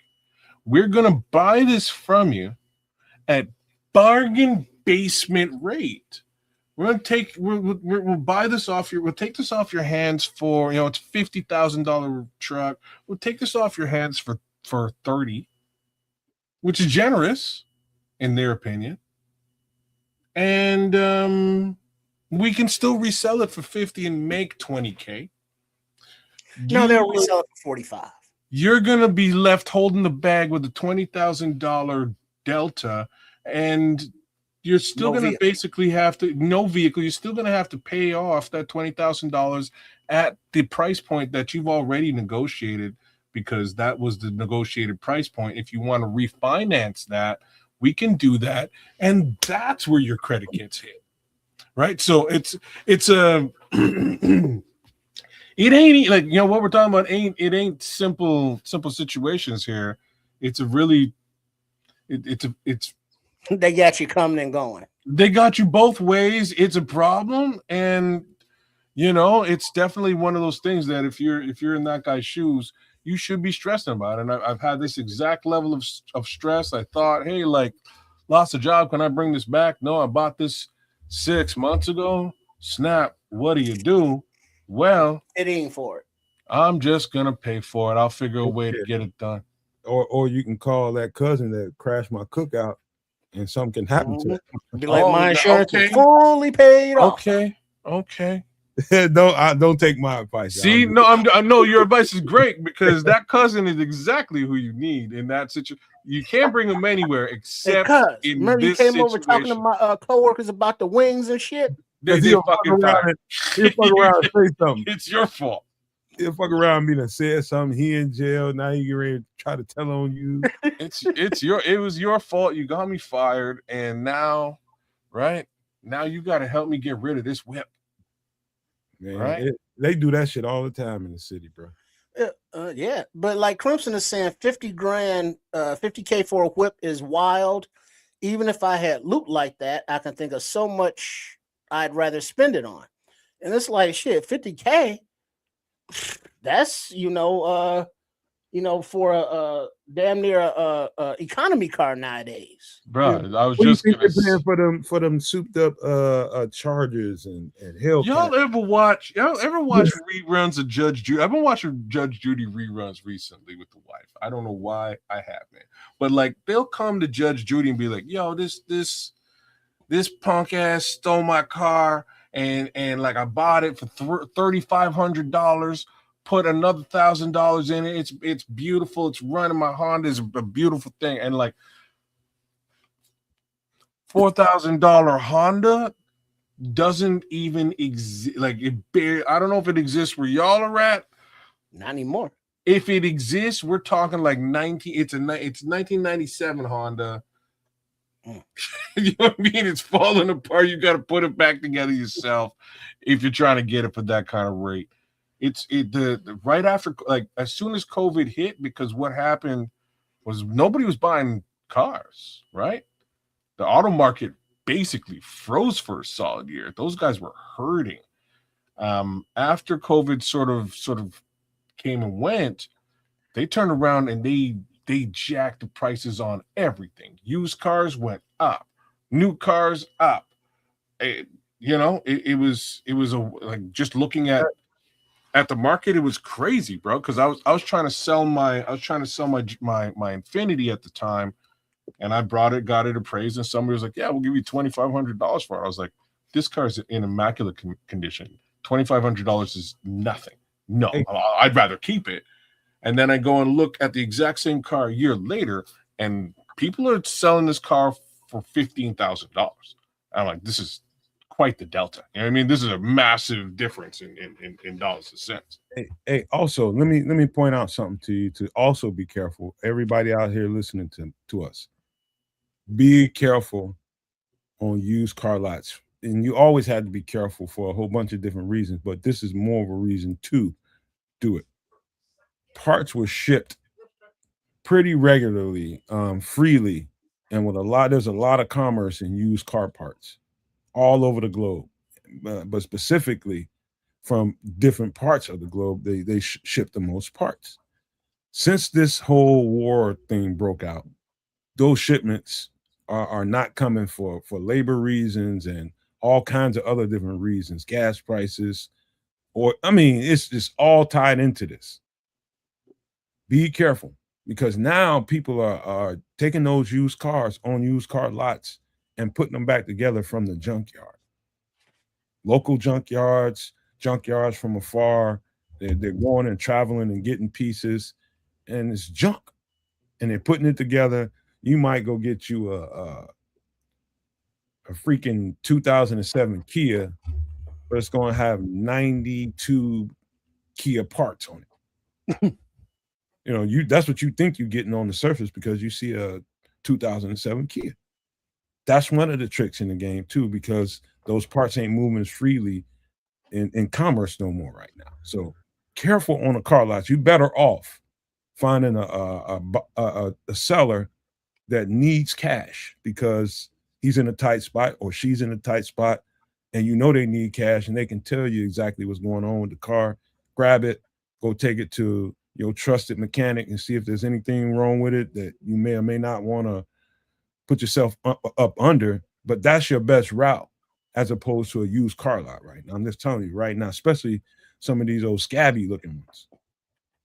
But even the bigger ones are cutting corners, so be careful out there.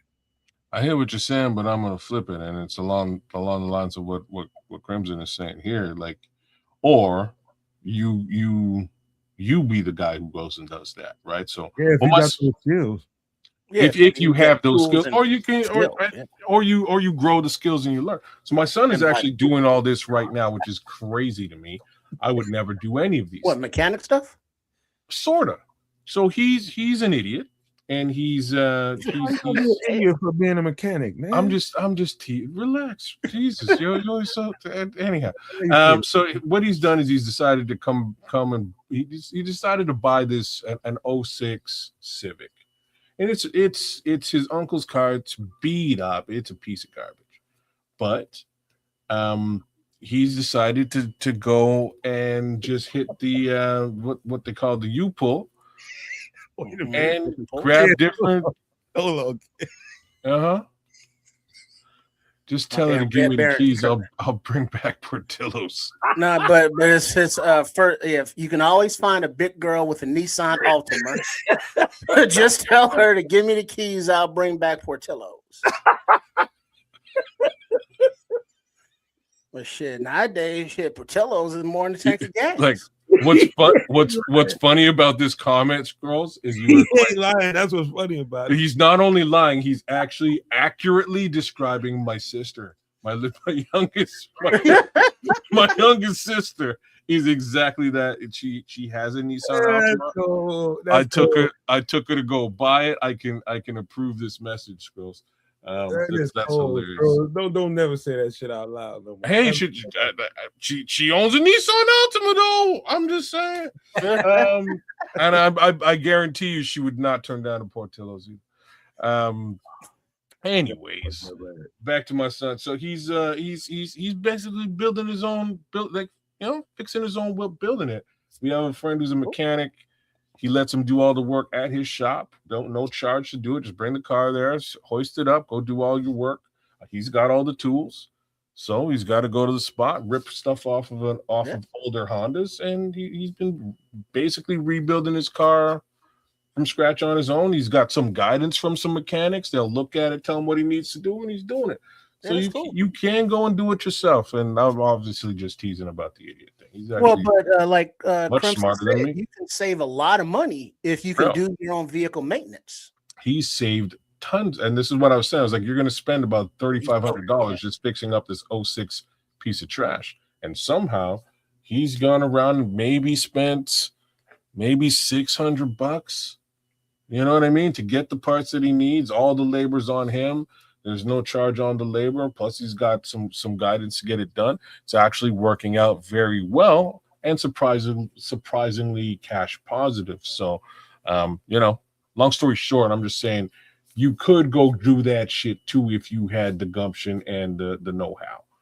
I don't. But the thing is, a lot of the modern vehicles are lockouts. You can't work on them yourself. You can't do that. You're right.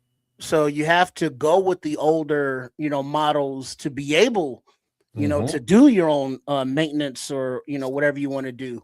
Because I was talking to a buddy of mine and he was talking about a YouTube video that he saw about some guy rebuilding Bugattis. But Bugatti had a clause in their thing that, only their approved technicians can work on it. You weren't allowed to work on your own stuff. But he went through it and realized that most of the Bugatti parts were like Audi parts or Saab parts. It wasn't actually Bugatti stuff. It was just other manufacturers' parts in there. So he was able to, source these other parts and put them in there. And like Crim saying Rolls Royce does that, that's not all Rolls Royce parts. It's other car parts. So the universal, fitting of some parts is there, but with the computers, most mechanics don't have the machines to get around those, so that's a dealer thing now. And so when you purchase these cars, the maintenance you can't do because they won't let you. Yeah. Some of these vehicles ain't really worth it. You can get cheap Kias, and Kias is very affordable, man. But trust me, a lot of them things are some BS, bro. I'm just telling you right now. Don't buy certain stuff, man. Get something. You got to know where you live, and you got to know, especially if you don't have the skills. Crimson is right, man. There's nothing wrong with a pick and pull, going to a junkyard if you can fix some shit. But if you ain't got the skill set, don't try that shit. You know what I mean? Because that can start running you some money because the person that's picking and pulling for you can start, putting the screws to your ass for the most part. Well, no, you go pick. You need to. This is the thing. You need to watch you some videos. You need to go pick and pull yourself. That's the thing, or else you will get got. Because usually, but the thing about the mechanic issue is people just don't know how to do it. Yeah. It's not hard. I mean, it's, you take this part out, you put that part in. The difficult part comes in accessing all that shit. It's like, well, that part is behind the motor mount, so you got to take that out. You got to take that out. And then, some of these engineers with their little, Asian hands, it's like, how the fuck do you get your hand in there to get this screw out or just tighten this shit up? And then that's when I go with my, fat little porky fingers, like, yeah, I need a mechanic. But it's easy if you have an accessible, the engine and all that stuff, or if it's older, it's like change your carburetor right there on top. There's this new stuff. Especially the EVs. Ain't nobody working on their own EV, are they? Well, no, you can't, because you don't like, even the mechanics of your local mechanic may not know what the fuck he's doing at all, right? These are more cell phone / PC than just standard vehicle. So there's a whole other side to that from a technical perspective that they would have to understand, and in many cases they don't, because it's not the world that they're used to. They're used to tried, true, and traditional mechanics, engines, right? That ain't really what you're using in an EV. So, like I was saying, when you're at that U-pull, that pick and pull or whatever you want to call it, if you're not the guy pulling, he's going to upcharge you. Just saying. Well, but that's where the consumer woes, in this trading down. We're looking at trips here, but the conversation has gone to vehicles. Mm-hmm. It's hard to trade down nowadays and get something new. I mean, sure, you can get a lesser, model, or not the, the executive version, but like the middle management version. But the maintenance is still there. The all of the fees and the hidden shit that the dealership charges, like the undercoating or whatever, all of that is there. So even if you're like, all right, I can't afford 50 grand for a truck, what do you got for 30? They're gonna look at you and laugh, and point at some overpriced used shit that's still not workable for the owner. Mm-hmm. You know what? Just to keep wheeling back around to U.S. consumer woes, when it starts talking about this last part down here and prioritizing necessities like groceries over retail shopping, that's another thing I saw when I was in Missouri. And because like you can find out what's going on with the world, especially I just say the United States, as far as this economy goes, by just walking into a Walmart, walking into a Sam's Club, walking into a Costco. You can find out if we're struggling just by the sheer amount of people that's there, number one, and what they're purchasing or not purchasing, literally. And I can tell by just the amount of people that was in that store every time I went. I probably went 4 times the whole time I was there, because somebody ran out of socks, somebody needs a t-shirt, or we in there getting something to eat or whatever it was, but we was always in that MF. And every time it was the same. Sparse people, sparse shelves, and people was very particular about what they bought. Wasn't really buying no extra. Wasn't nobody having a good time up in there. Where did you go? Walmart in Missouri. Ozarks. Okay, in the Walmart. Okay, that's interesting. And not only that, I've seen different videos of people going to Costco, Sam's, and on peak days, and it's less than half of what they're used to seeing when they go in there. I'm talking about the amount of people shopping. So that last part, I think, is real, because I keep seeing evidence of it. People are prioritizing, hey, we got to get groceries. We got to make sure we got groceries until I get paid again. It's either that or you go get your new TV. Which one you want to do? Your mother needs some. She's short on money for her medicine. She didn't have enough this month. What you want me to do? Prioritizing what's real. That's what's happening, man. That's real Holyfield out here, bro. You're preaching to the choir right now. Mm-hmm. All right. This next part gets a little more regional, I guess. But depending on where you are, anybody want to read this? Go ahead. You got a trip? Yeah, sure. All right, let me get my spectacles.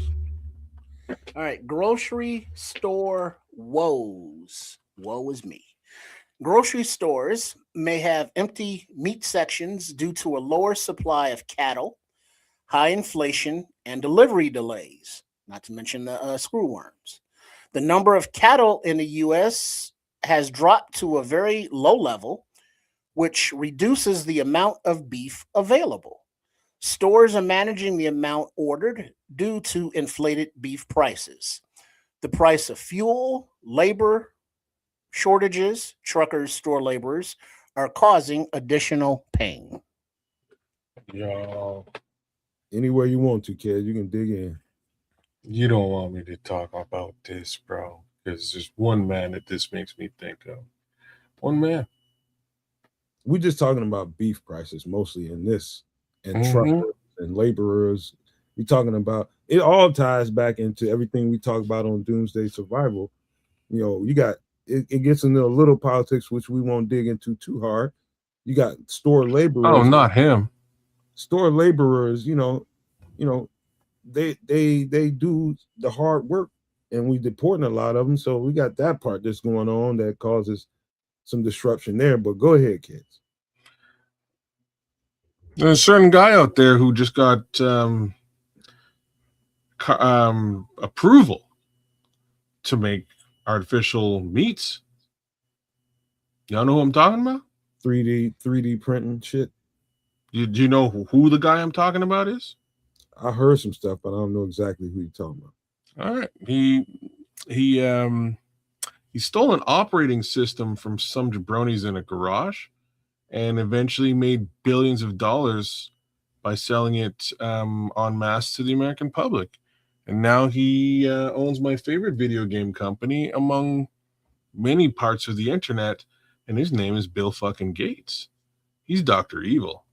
And this just smells like how do you sell fake meat? Like this is what this smells like, right? This is me sort of looking at this situation and going, okay, so what is well, kids, let me stop you before you go too far, because we're not quite at the fill in the blanks part yet, as far as the amount of the quantity that's there. But we're heading down that road where you might have that conversation.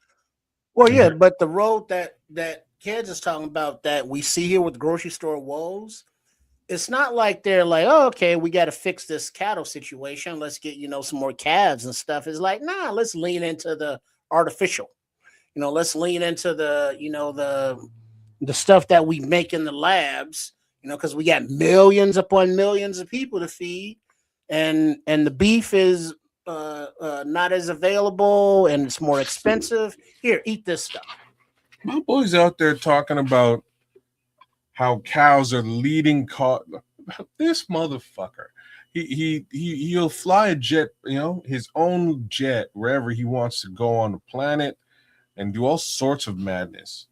But he will also tell us that cows are the leading polluters on the planet Earth. So this is also beneficial to get rid of them and not utilize them anymore in this capacity while I'm purchasing farmland outright all over the United States of America. So like, just to put that part out there as well. So like, I wonder why there isn't any cows. I could tell you why. Oh, why? Fertilizer woes.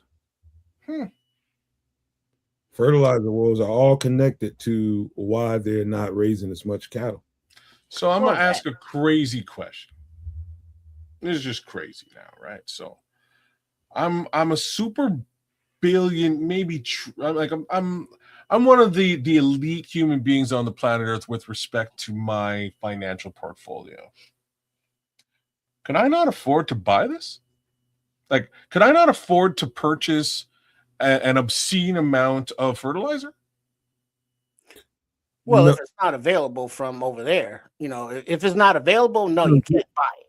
If it's available, sure, you can buy whatever's there and purchase out the entire inventory because you can make a deal. Cool. So if I was gonna go and buy all levels of farmland, tons and tons of farmland, tons of it, wouldn't those farms require fertilizer? Well, if you're farming them. Well, I'm not physically going to be the guy. Well, no, but if in this scenario, if he's buying up tons and tons of farmland, he doesn't have to farm it. He could just buy the land. Yeah, sure.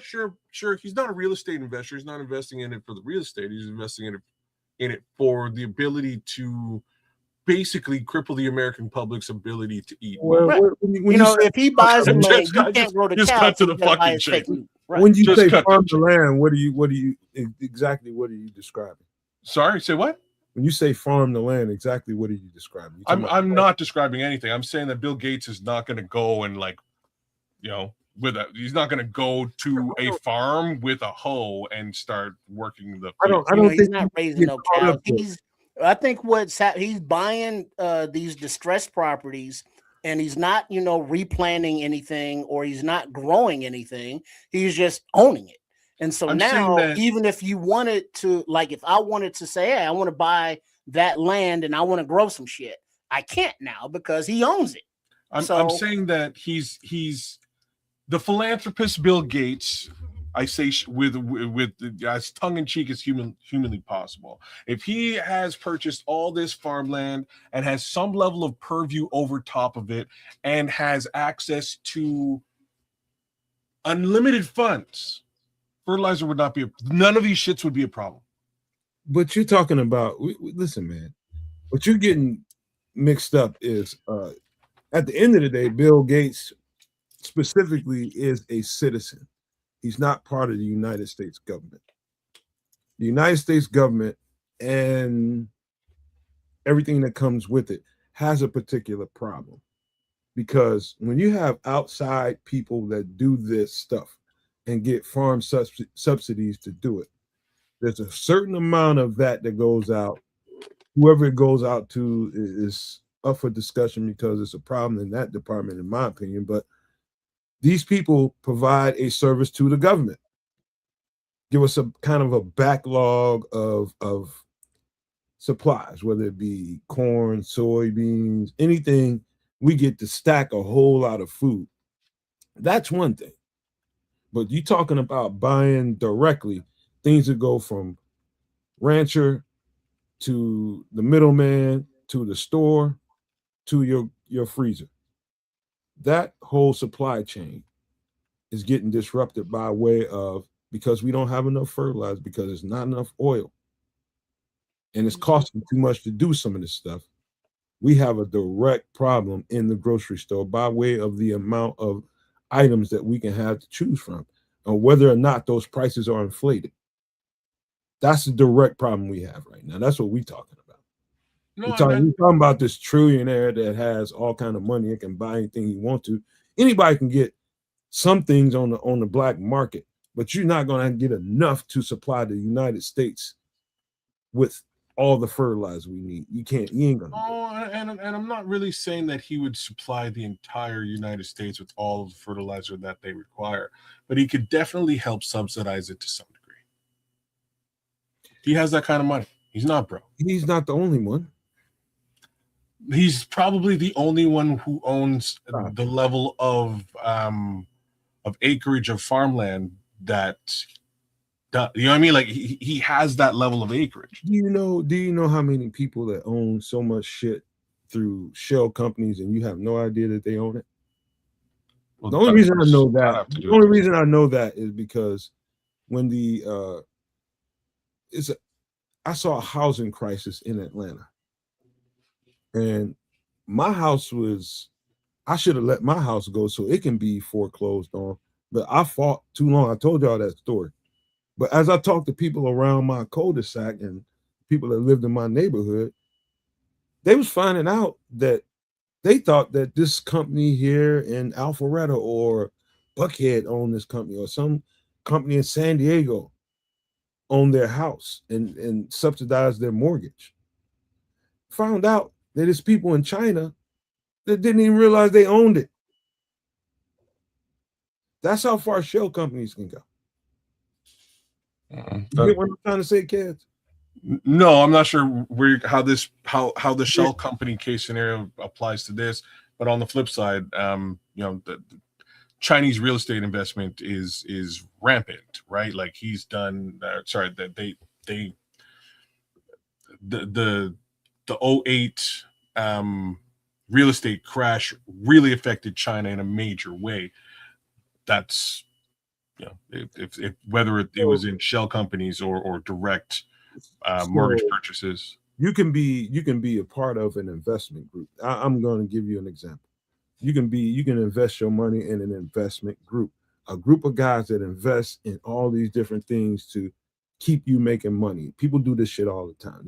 They find groups of companies that make companies and take your money and invest them in all these different places, and you got ownership by way, if you knew or you didn't know, of this, that, and the third. It could be anywhere, but you don't know, because that's what investment groups do.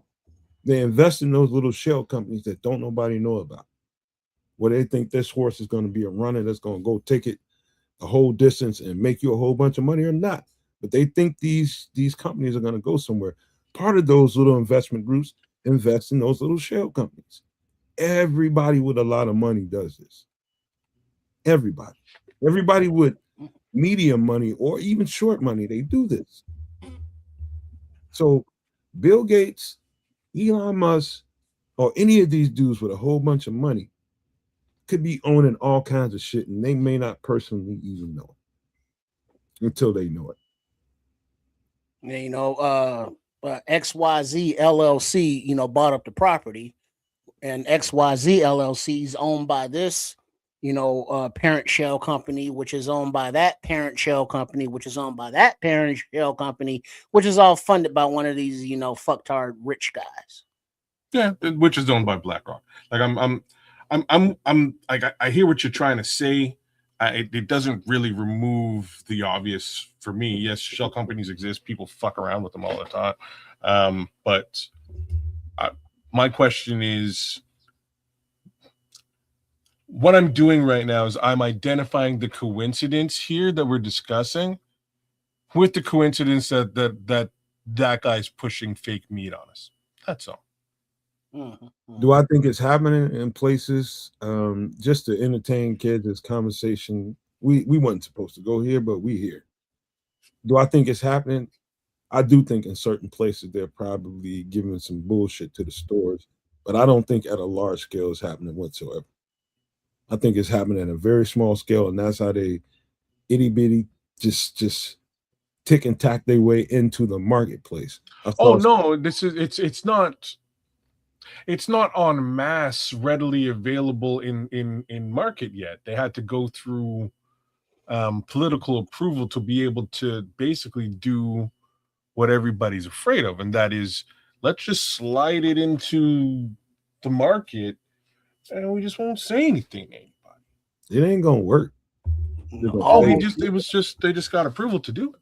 People, they don't have. They just got approval to do that. Shit is not gonna work on a mass scale. Okay. Right? I hope it doesn't. If it's in the store and they got, you know, ground beef for $2.50, whereas, you know, actual cow ground beef is like $8.50. There's a lot of people that's gonna be buying that artificial shit. Because they can't afford the, you know, actual cow beef. They don't really know what's in that shit. And, not shit. We don't even know what's in the beef. Why you bullshit? I think, yeah, we can have a conversation about that later on. I think people will go to wild game before they start doing too much of that. But yeah, man, this is real. It's all connected to everything that's happening from a political standpoint. You know, ICE chasing people all over the country, messing up the labor force, shorten that area. Truckers are becoming shorted because the gas is too much and companies don't want to foot the bill. All that stuff is connected to it. Smitty, he checked in with us on replay. He let me know that he watched the replay last show, but he's probably out on the road or, hey man, I don't care who you know that's trucking. Somebody's got a story for you. If you know people that's trucking, let us know what's going on. Ask your people, your family, your friends, whoever. Ask them if they got stories to tell. They got stories to tell. You think you can bring them on the show and they want to tell it? I want to hear from them people. Oh, y'all don't want Chucky on the show. Well, with stories in what respect, though? I want to hear what they're going through. Struggles, trials, tribulations. I need you to get a little deeper than that. Are we talking about mainly just putting gas in the vehicle? Well, you got that's a big part of what's happening. But tell the stories they're hearing about other people, and You know, you're hearing about this company. And when I went down out here for this run, this is happening because this is different. They got all kinds of stories to tell you if you're willing What's to the listen. scuttlebutt at the truck stops? All right. Hold on for a second, y'all. Yeah. You know, Yep. because, you know, being out amongst the people who are, you know, filling up with diesel or whatever every damn day, you know, you're gonna hear it's like, man, you know, this company, you know, got shut down, or this trip is cutting my hours, or no, you hear the results of, you know, the cuts, the budgetary cuts, you know, that Yep. the Doge made, because part of the beef prices are the screwworm thing, of which, you know, that was cut from the budget. You know, there was people that looked for that stuff and stopped it with the sterile flies or whatever, you know, but they cut that shit. You know, the explosive diarrhea that's still going on that they tried to blame Taco Bell for, but the supplier, Tyson Farms, you know, made a big contribution, and now it's still on the shelves. But that whole thing got past inspections because they cut the inspectors. You know, they cut that department. So there's a lot of foul play that happened, you know, at high levels, that now we see the causes of this stuff, you know, happening. And this is just, you know, two things, you know, the explosive diarrhea and the damn beef. You know, what else? There's a whole plethora of stuff that they defunded or messed up, or, you know, all that we, the people, have to feel the repercussions of. And another thing too, man. I don't know if you touched on this because my girlfriend was just talking to me. I missed part of what Trips was saying. But when you start talking about why would the truckers be shut down or slowed down or not delivering at the rate they used to? Guess what? People got to load them trucks. You think the truckers getting out and loading it? Hell no. It's not what they get paid to do. You need a labor force to do that. And when you go pull up at a dock and you pull that truck in there, you're expecting that truck to be filled from beginning to end. And if it ain't, that ain't your fault. You just asked to deliver the product to wherever it's going. And for whatever reason, you might not get paid the way you might have got paid before because that truck is only going to weigh so much. And then, you know, with the lack of labor, that means that the trucks have to wait longer to, you know, get their loads and roll out. You know, that's throwing off their schedule. Iffy labor force, delays in trucking. And my girlfriend was just telling me, she went to a dollar store, and, you know, the frozen goods section in a dollar store, pretty full every time you go to a dollar store, because people have options to go other places and get other things like that. They don't need to shop at the dollar store. But guess what? It's empty around you. They're getting that shit. That's plan B for the person that used to get all this shit at Walmart, Kroger, Jewel. Now they can't afford that so much. Now they got to go to the dollar store. Well, real talk. The supply chain folks are smart. Unfortunately, there's not much they can do about the labor situation. The labor situation is kind of like this, like, you know, your folks aren't really paying the laborers enough for them really to be laborers, and that's where the issue is there. So, do you want to work as a laborer, or do you want to go do something else for money? A lot of the times, folks are doing other things. But as far as the smartness, you know, of the supply chain people, they'll redirect or shut down a truck as opposed to not filling a truck, right? They will fill the truck with other stuff and rejig a route, as opposed to, again, sending multiple trucks, because multiple trucks cost more gas, right? So they're actually pretty intelligent when it comes to that stuff. And if they're not intelligent, I can tell you how. Ask me how later. I will sell it to you, and I will make more money. Big month for me in August. This is quite literally much of what I do for a living, and that's why I was asking, like, what part of this, you know, is of interest. I'm interested in more the story side of it and how this has impacted other organizations, other companies, and what that looks like. But again, these guys behind the scenes, they actually really know what they're doing. It's in their best interest to use as little gas as humanly possible, because it costs a lot of money to use the gas. You know what I mean? So that's they're doing what they can in their power to reduce idling, to reduce that, burning gas and just using gas to get to wherever they have to get to. And if that means this truck stays at the lot today, we only run, we run 6 trucks instead of 8 because we don't have those extra loads. It's actually probably positive because we spend less money on gas. You gotta look at there's levels of the consumer. There's levels of the person that's providing the things to be consumed. Levels for both parts. Yeah. And from the levels that we live at, when it comes to the consumer, when your wife sent you to go get a pot roast for dinner on Sunday, and it costs you a big old $14 to $18 for my nice sized pot roast that fed the whole family. Now you're looking at that bad boy and it's costing you like $75. Yeah, I was gonna say those are US prices right there. You got to add that 30%, not Canadian tax, but Canadian exchange. So no, if it depends where you're right. It depends on what level you're at.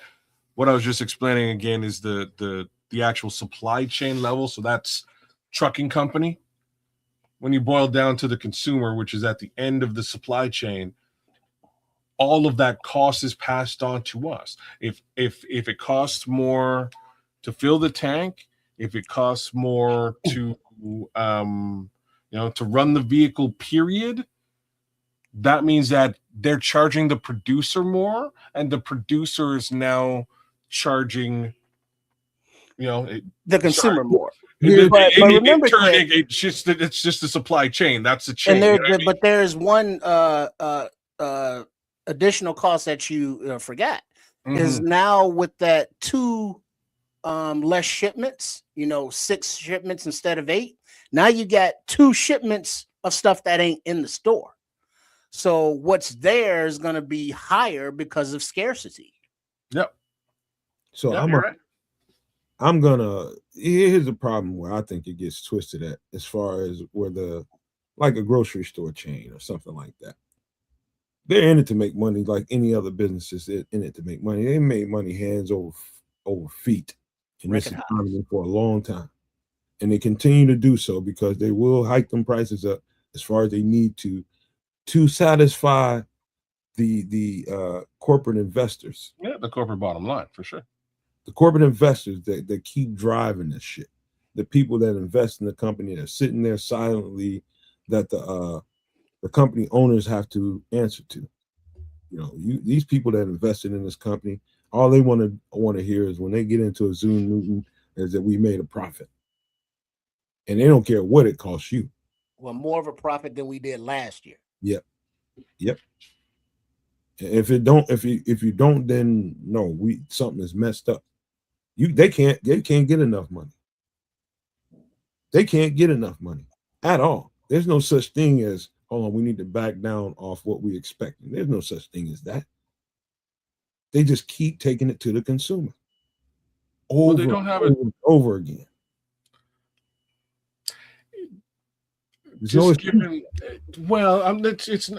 I can't make an excuse, but I'm just going to say they also are fully justified for doing it, right? We can place blame at that level if you want, but they didn't raise the gas prices, which in turn raised the prices, which in turn raised the prices, which in turn raised the prices. Yeah, but they did add their profit onto all top of that shit. But they were doing that before. They've always been adding their profit. Does that make it right? Well, they're not there just to have a building, right? They've always been there in the same capacity. 20 years ago, they were making a profit on the goods that was in their building. They've always been doing that. The only difference today is that inflation plus gas prices has caused those numbers to be astronomical. Like that's a real almost difference. like it's You almost can't like blame them for it. it's almost like you saying they're excused. No, I'm not saying that they're excused. I'm saying not- that there's a grander problem. You can't blame them for it, but they're not helping. No, they're not. Exactly. That's the point I'm trying to make. You know, they're not helping. They could, You know, and so instead of saying, make well, less of a profit in that case, Right. you're right. Right. We're going to maximize our profits, and that's part of the problem. It's not just gas stations, grocery stores. It's every corporation, because you're in business to make money. And so last year we made 20 million in profit. You know, if we make 20 million in profit this year, you know, that's not good. No, Because we're not progressing. So we have to charge more to our consumers. Oh, the price of everything is higher. Okay, well, we're going to mark that up, and then we're going to add our profit on top of that as well. you got it. So, you know, you're still making a profit, but you got to make more of a profit. I'm not saying don't make a profit, but do you have to make $100 when you can make 50? Yep. That's the point. That's the point. You Mhm. keep raising the bar because you keep being more and more greedy. You Yeah. see the benefits, and I want more. When is enough? Yeah, and like there's so many different ways, like so many different areas that you can have this conversation at.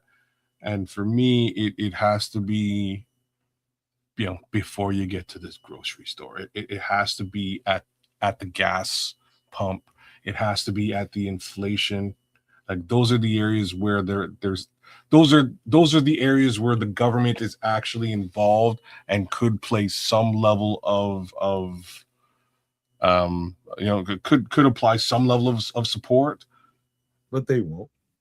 And this is what I'm saying. So now we're down to the level of having the conversation about the average store guy who's trying to make some money, whether that's at a corporate level or at a small grocery level. It sucks that he has to pay, you know, charge this much to the average consumer, but he still has to make his bottom line. Here's where it gets effed up at, kids. All that being said, I don't think anybody said an untruth here. I think there's levels to where you should point the finger at and why. There's reasons why you should point fingers in certain places. For sure. Now, that being said, if you live in the United States, you got all that we just got through saying. Compound that by taxes ain't going nowhere. Every year you expected to pay this amount of money, regardless of what the price gouging is, the spikes in this, spikes in that. They ain't giving you no kind of they're gonna relax none of that. And so now that compounds another problem. Now you have more than ever in history since 1917 a housing crisis like you've never seen before in your life.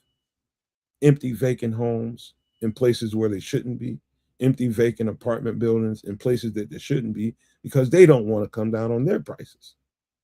And you got a homeless situation that's compounding. People are choosing to live in their vehicles as opposed to having to, you know, you're a person that's making 18, 20 something dollars an hour. You got a kid or two, and you're by yourself trying to do it. You you got a 1 or 2 bedroom somewhere. It's costing you like $1,400 a month. How you gonna do that? Pay for insurance, car insurance, gas, groceries. Think about it. Everything is costing more, and you ain't making more money. This is what I'm saying. That's why I said inflation and gas prices are really, again, areas that the government can technically help the consumer out. Like that's where their impression could be felt. They really can't do anything about that end of the supply chain, but by reducing that inflation or reducing that, you know, the cost of fuel, that in turn would drop the prices at the store. You know, the taxation case scenario, I'm a little bit less aware of how it works for you. What I can tell you is we're double taxed here. We're taxed at the store and we're taxed on our check. as well as at the end of the year. I would call it triple tax, but they technically call it double tax. I don't know why. It's very high. We're one of the highest in Ontario, anyways, where I'm at, one of the highest taxed regions in North America, to my understanding. And then you have to tack on that exchange rate that I was sort of saying. So the average guy in Canada makes generally a fair amount less than the guy doing the exact same thing in the United States of America. Our food at the store is inflated in cost. That $1,400 for that living case scenario you just put down costs about $2,000 here. It's crazy. So I don't mean to make light or make say our situation is better or worse. I'm just giving you guys a little bit of perspective as to what it looks like here as well. It ain't good in either case, right? Like it's not. Inflation in both of our countries across the board. Basically since the Gulf War has been completely out of check, right? 9/11 surplus, everybody was happy. Everybody was happy. Things were great. Boom, Gulf War, inflation. Crash in 08, inflation has still been creeping up. What did we do to fix the inflation? We printed more money, which creates inflation. It's quantitative easing. It is a endless cycle of it's an endless cycle of trying to make. I know what you're trying to say, man. What I'm trying to say simply in the most simplest terms I can put it. Everybody here is being priced out of, starting at the top. Yep. Home, they're getting priced out of home, place to stay, a roof over their heads. They're getting priced out of food, something to put in the belly. They're getting priced out of medicines. They're getting priced out of vehicles. Yeah. They're getting priced out of cost of heat, cost of electricity. Fucking utilities. Priced out of all of it because of all we've been talking about. And that's simply, again, man, sometimes the conversation goes in places that's a little too grown for the simple conversation we're trying to have here. This is simply just not making enough money to meet the demand.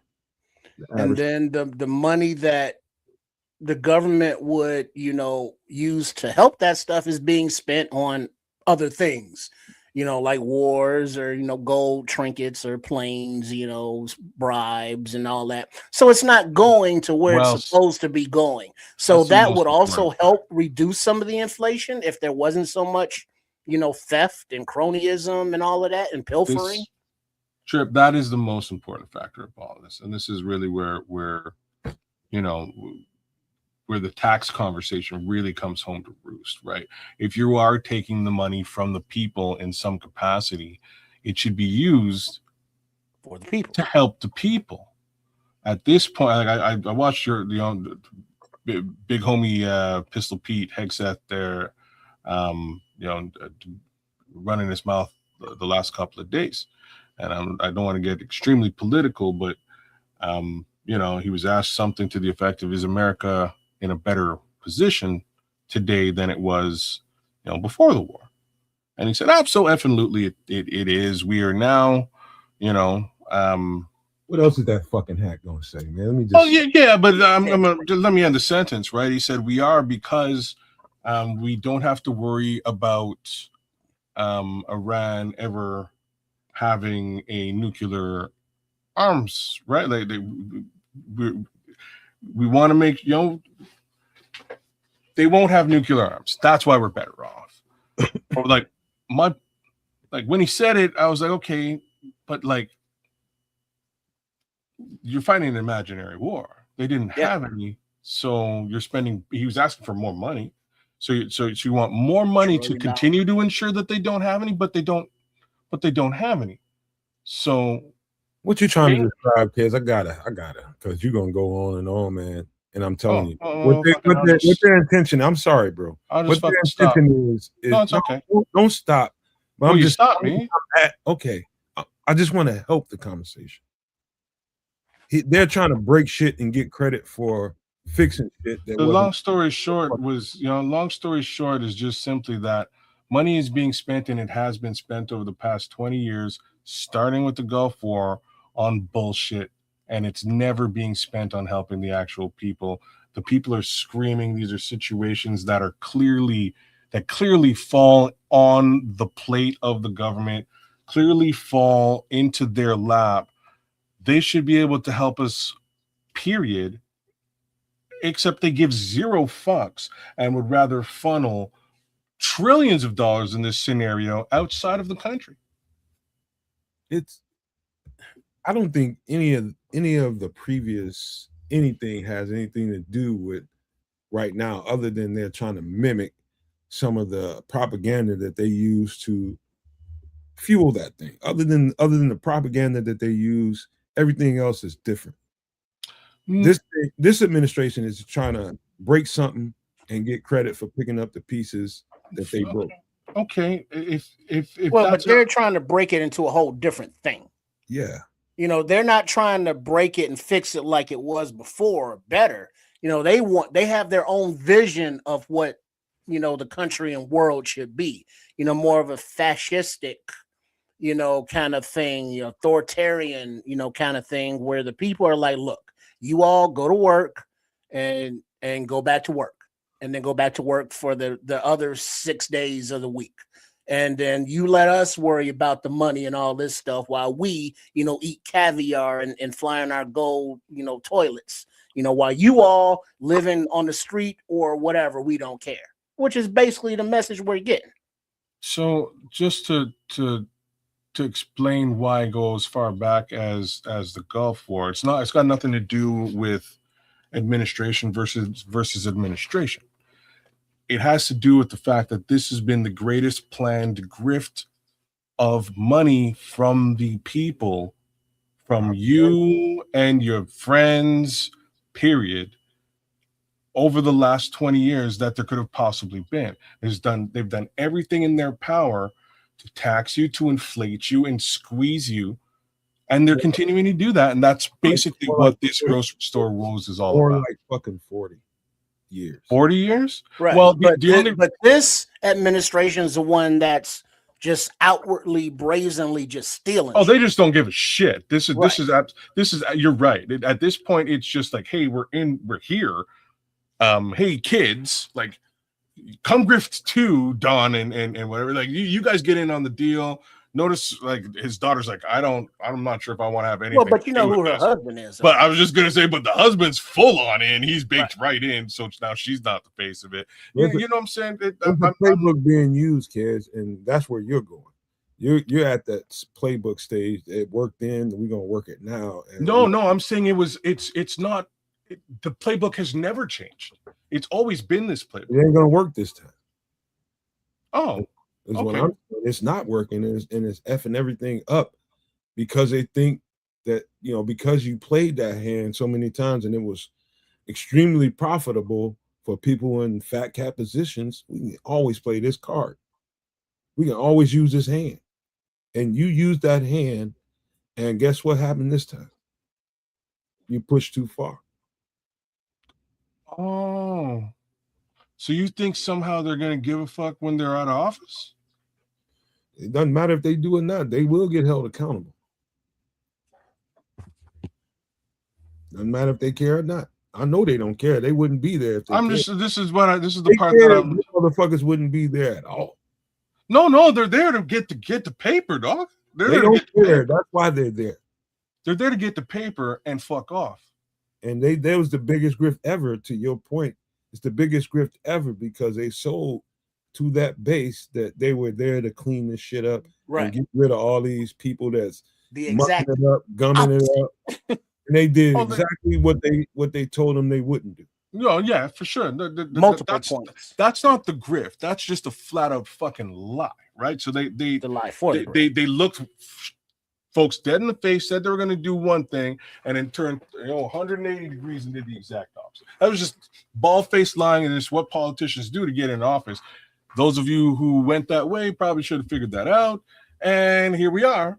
But not to really get political or dwell on that. I don't like them being mixed up with normal politicians. That's not normal politicians. These motherfuckers. I didn't say it was normal. I'm just saying that politicians lie all the time. This is a crime syndicate with fucking power. Yeah, I'm just saying politicians lie all the time. They're full of shit. Right. This is a different level. This is definitely at a hey, watch at a level that no one's ever seen. Yeah, watch me do level. You're watching it live and direct, and it's pretty blatant and pretty obvious. Again, I'm operating out of a goddamn government seat. Yeah, you won't hear me justifying any of these things. All I'm saying is that this entire thing for the last 26 years, for the most part, since the U.S. was in surplus, has been out of a playbook. Here's how we screw the people to take their money away from them so that they are destitute and they have to rely on us. Yeah. And that's something that has been in plan since Crimson's saying here, since the Reagan era, when they started destroying the Department of Education to make, the citizenry stupider. So that they could say, hey, this is communism, this is socialism, this is Marxism. But the average American can't define none of them shit. And what's that? Huh? Which of these? If they had it their way, you know what it would be? You get this. You get just enough for you to scrape on by to the next check. Yeah, we sell you this. What is that? We sell you this until you die. And what is that? What is that called? What are you describing? That could be named a whole lot of different things. You don't want to. That's called stupidity. No, well, I don't know. Indentured servitude. Damn it. It's called communism. No, man, no. I ain't gonna let you go there. But we know what, because we got to get to. We are at right where we need to be at. It's a great conversation, but we got to spill over. Like, ironically, that's exactly what they describe as communism, and this is not me saying it. I'm not saying it. This is Crimson watching the show saying it. Put your weapon back in the holster, because we got to go. We got to make a decision here, man. What we're gonna do here with this last little bit of time here is what we're gonna do. We're gonna do your movie review. I would love to do the trailer here and talk about what you think this is going to be, kid. If it's kind of set up for you, but if y'all want to go music, we can go music. No, go ahead with the thing. All right, let's do that. Give me a second to put it together. Get us right where we need to be. Hold on, my bad. I need to change background. I'm talking out loud and I shouldn't be. Give me a second. All right. Hold up. My girlfriend's in my goddamn face and she fucking with me. Hold on.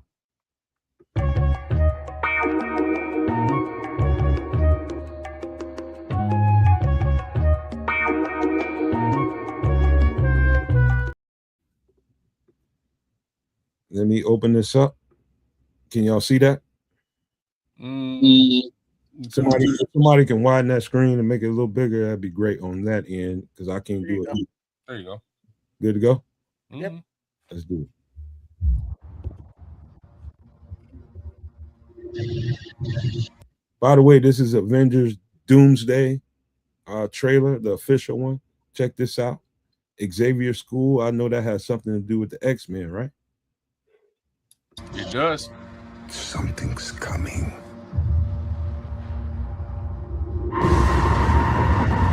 Something we may not be able to deter.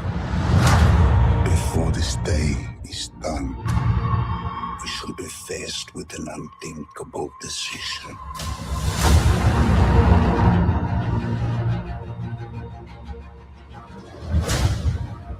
I've fought with many warriors in my time. They were far stronger than all of us put together, and they died. They died facing enemies and threats that scared me far less than this one.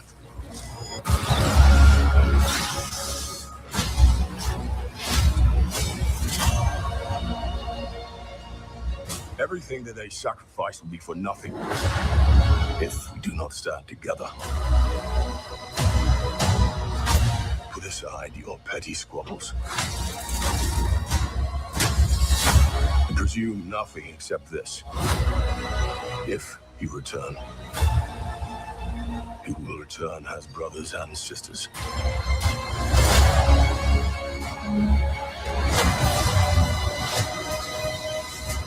But mark my words.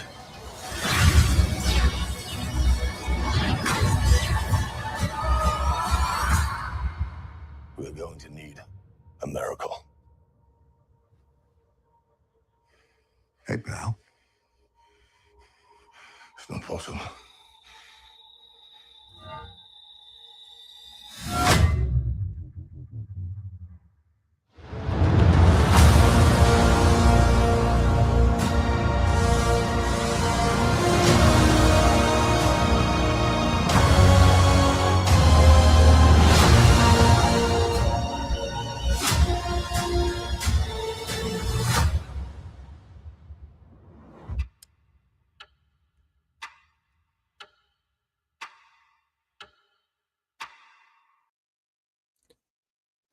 Hey, bro, that shit was dope. That shit was dope. That's one of the best trailers I've ever seen, but that's just me. Kedz, you probably have to lead this conversation because you probably pregnant with a lot of shit to say here.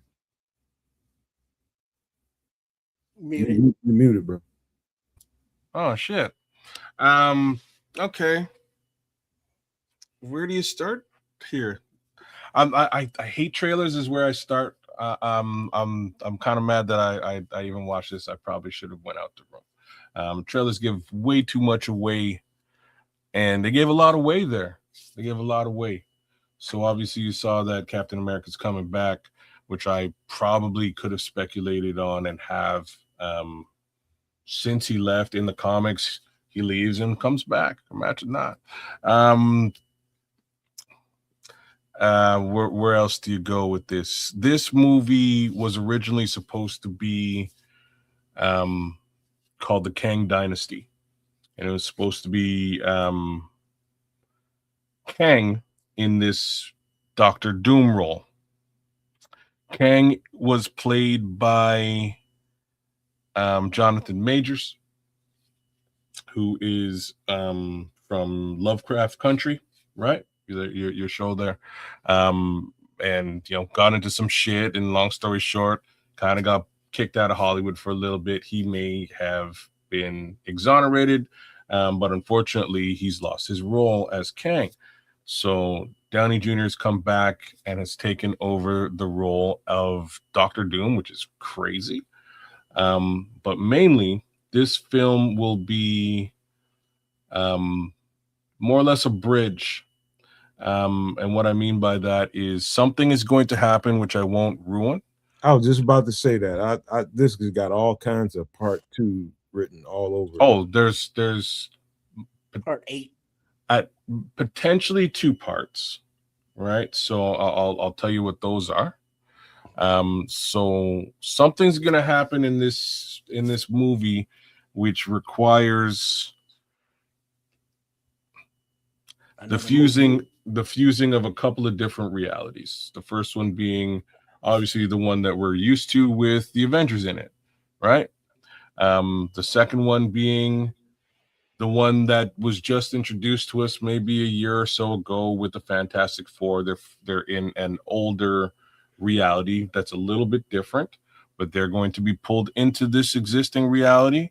And the third reality, as you saw Xavier's school, Xavier and some of the X-Men there, is the X-Men reality is going to be pulled into this this film. And when I say pulled into this film, this will be a permanent thing for the MCU moving forward. To take a step back, MCU, Marvel hasn't had access to the Fantastic Four or the X-Men for years. Those were Fox properties. Once they purchased those properties back from Fox, they had the ability to start to make those films. For one reason or the next, they haven't touched the X-Men wholesale yet. They did the Fantastic Four movie a little while ago. So this movie again will be big drama, big issue, reason for the Avengers to come back together, reason for them to include and fight alongside the Fantastic Four and the X-Men, mainly to deal with Dr. Doom. Now, Doom should be on some Thanos level shit, y'all. Right? Like he's going to be on some very, very serious, big bad stuff. The movie to follow this will be Secret Wars, likely in about a year's time after that. And without spoiling anything, the Secret Wars movie, like, I'll give you all this. So this is like, hold on, let me pull this down so you people can see what you got going on. Maybe we need to how we isolate him. All right, I got it. Hold on. There you go. So there you go. So that's Secret Last Wars number. What's that? Classic? Is that Last Emperor? No, this is actually just Spider-Man mainly. In So not Last Emperor Secret Wars. No. So Spider-Man, this is where Spider-Man originally gets his Venom suit and all that stuff. Hey, what else you got going on back there? Hold on. What do you mean? Put that back up there. What else you got going on? I didn't take nothing down. I've got Full screen. I've got a bunch of Secret Wars here. I've got actually the full series probably 8 times over.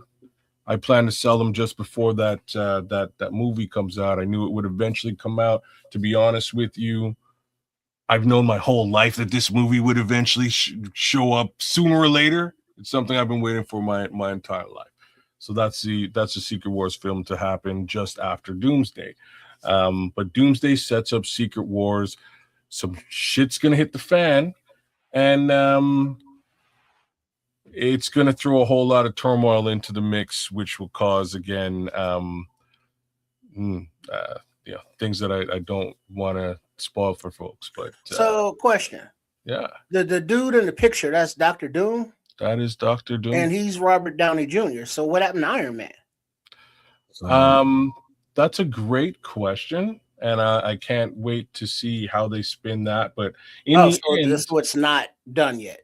Well, in the just to give you just quick background, Iron Man was killed at the end of Avengers Endgame. So is like you were saying it was supposed to be Jonathan Majors? Is the face ever revealed? To know who's behind the Dr. Doom mask, or is it just Robert Downey Jr. getting another check? Yeah, he just told you that. Well, even then, I don't know if they're going to reveal him facially as Robert Downey Jr. I don't know. I don't think you should have told that. That's public knowledge, sir. Is it? Yeah, he's come out on. His name is on the poster. His name is on the poster. I left that there because I thought that was just a signed copy. No. He's also come out on Disney. He's come out on stage, and he was announced as taking on the role of Dr. Doom as part of his return to the MCU. This is definitely public knowledge. No spoilers with respect to RDJ coming back. Well, again, it's very public knowledge. It's all over the place. Yeah, that's how I knew that, and I don't even watch this stuff. So Iron Man is gone, and I'll give you just a quick, easy explanation as to how this will probably spin out. There's going to be some multiversal stuff going on, as I sort of said, with those realities coming together. He's likely just, a guy from another reality who looks a heck of a lot like Robert Downey, like Tony Stark. That's all. Just coincidentally that he's basically Tony Stark, and this is his his role, or maybe it's a Tony Stark-ish guy from another reality. I have questions, man, but Sure. I would rather, because Kedz. Here's the thing, in case Kedz didn't make this a whole lot more clear than I thought he did, but Kedz knows the story. He knows how this shit plays out in the comics, and that story is probably not going to delineate so far away from the comic that it's going to surprise him too much. Probably going to stay true to it for the most part. But go ahead. It already has. In what way? In the way that I'm not sure how this movie shakes out at all. Okay, so because this movie was supposed to be Kang's film, I knew where they were going. Now that it's RDJ's film, I'm not sure, or Dr. Doom's film, if you will, I'm not entirely sure how they get to the Secret Wars piece. I have a grand and general idea, and I'm pretty sure I'm right. But I also know at every turn, Marvel Disney has done stuff to make sure that the comic book fan enjoys the movie. And generally that's by changing things here and there. I think it'd be a riot if they didn't. Me too. I actually prefer it that way, because I can't. It'll be boring as fuck for me to go to the movie and be like, oh yeah, I knew all this stuff was gonna go down. You know what I mean? Like, just be honest. I never knew how fanatical them people were. There was something that came out that went way off script. I can't remember what it was, but it had to be probably over a decade ago. Something came out, and people that Comic-Con people that really dig into this shit like you do was so fucking upset. I've seen that happen, man. If you go off script too far, people want to be surprised, just like I do. Even a Comic-Con fan that wants to stay true to the book. But if you go so far off script where it just messes them up, you got a whole ass problem. Now the next one you do better be real good. So you're bang on. I can give you a bunch of examples of that. Like the Dragon Ball Z movie was so far off script and off cast that it bombed. The Star Wars Discovery, as a for instance, broke canon a bunch of times. People were up in arms and angry, and they had to rewrite season 2 so that it fixed all the canon mistakes and then shoot these people into the future so that it never affected the other stuff.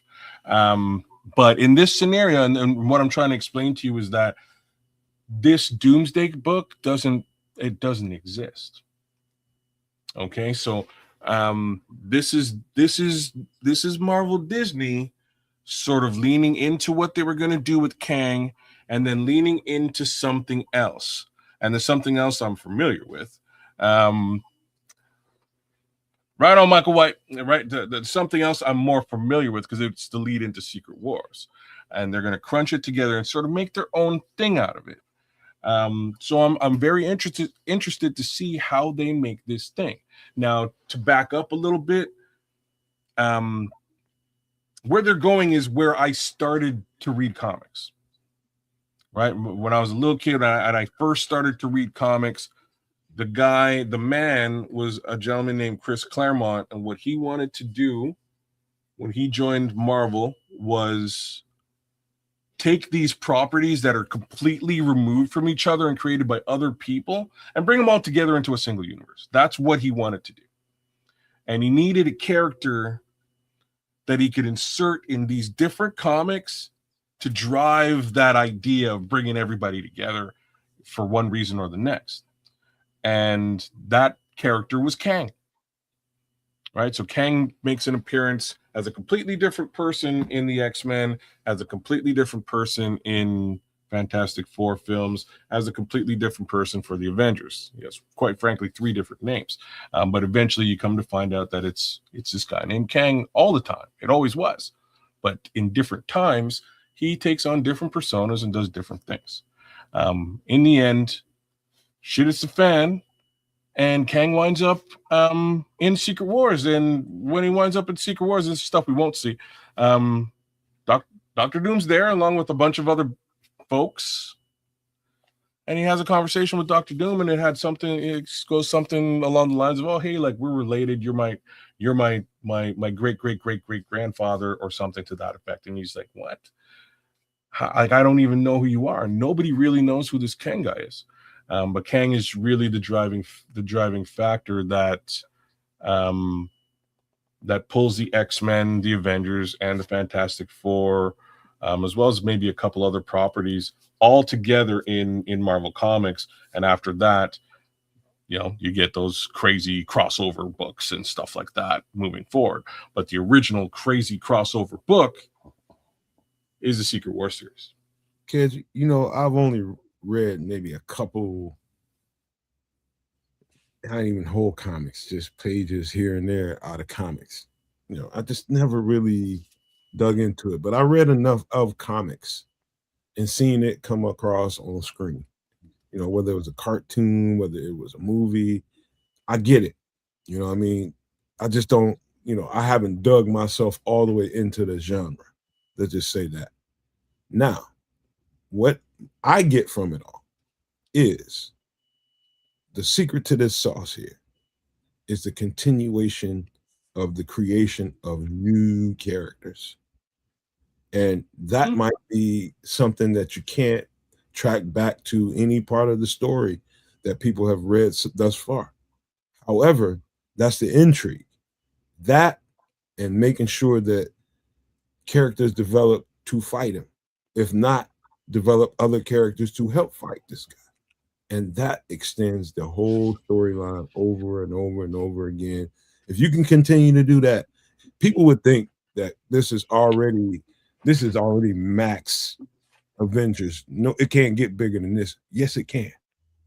If you find creative people that keeps creating characters and storylines to go with it, and everything, create a platform for those characters to exist, and add characters to the dimensions that help fight him, this thing can go on and on. You don't have to keep re-upping these other characters. Well, like Deuce is saying, like Star Wars. Star Wars was a thing back in 1978. I remember seeing it. And now, they got a whole new mess of movies and Goku dude, little Baby Yoda thing, and series, and the Mandalorians, and spin-offs, and the Avengers with Disney and them. Yeah, they're gonna be making movies for decades off of this one story. So 2 things to touch on where you were. The first one is the creation of new stuff. Hollywood is more or less devoid of creative talent. I'll just say that now. Right? That's housing their own people. I wish I could argue with that statement as well. You're probably 100%. There's definitely creative talent on the planet Earth. You know what I mean? It's just not in Hollywood. They've been recycling shit for decades, as as we're all well aware. This is basically a recycle because this has all been written already. All the characters are already created and have been continued to be created over the course of the last 20 years, right? Like, this is, again, I'm saying this stuff came out when I was a kid, right? So this was written, this is probably 1970, 78-ish. You know what I mean? Like, this is old stuff. So if this is old stuff and they're just now getting to it, imagine the amount of characters that have been created over the course of the last 50 years, right? Like, there's a lot of stuff going on. So, anyhow, tons of characters available. The big problem that they're really addressing here is sort of the problem that they ran into with Thanos. And Thanos, Thanos mollywops everybody in the beginning of that Avengers movie, the first one, right? He beats everybody down. Comes out, slaps up the Hulk. Hulk can't do nothing about it. Turned him in, made the Hulk, fear in the heart of the Hulk, like, whooped him. And after you see something like that, you kind of stop and you realize maybe Earth's mightiest heroes aren't that mighty, though. You know what?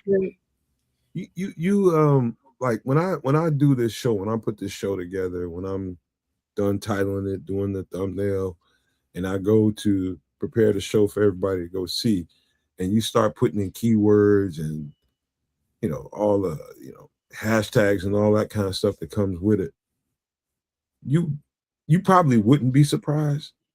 But I titled the segment that we just did Doomsday Survival. You put in Doomsday as a hashtag, and you got levels of hashtags. You got red hashtags, which is not a whole lot of people in the algorithm really care to hear too much about this, but there's people. Then you get the yellow ones. Okay, now you're getting there. Then you get the green ones.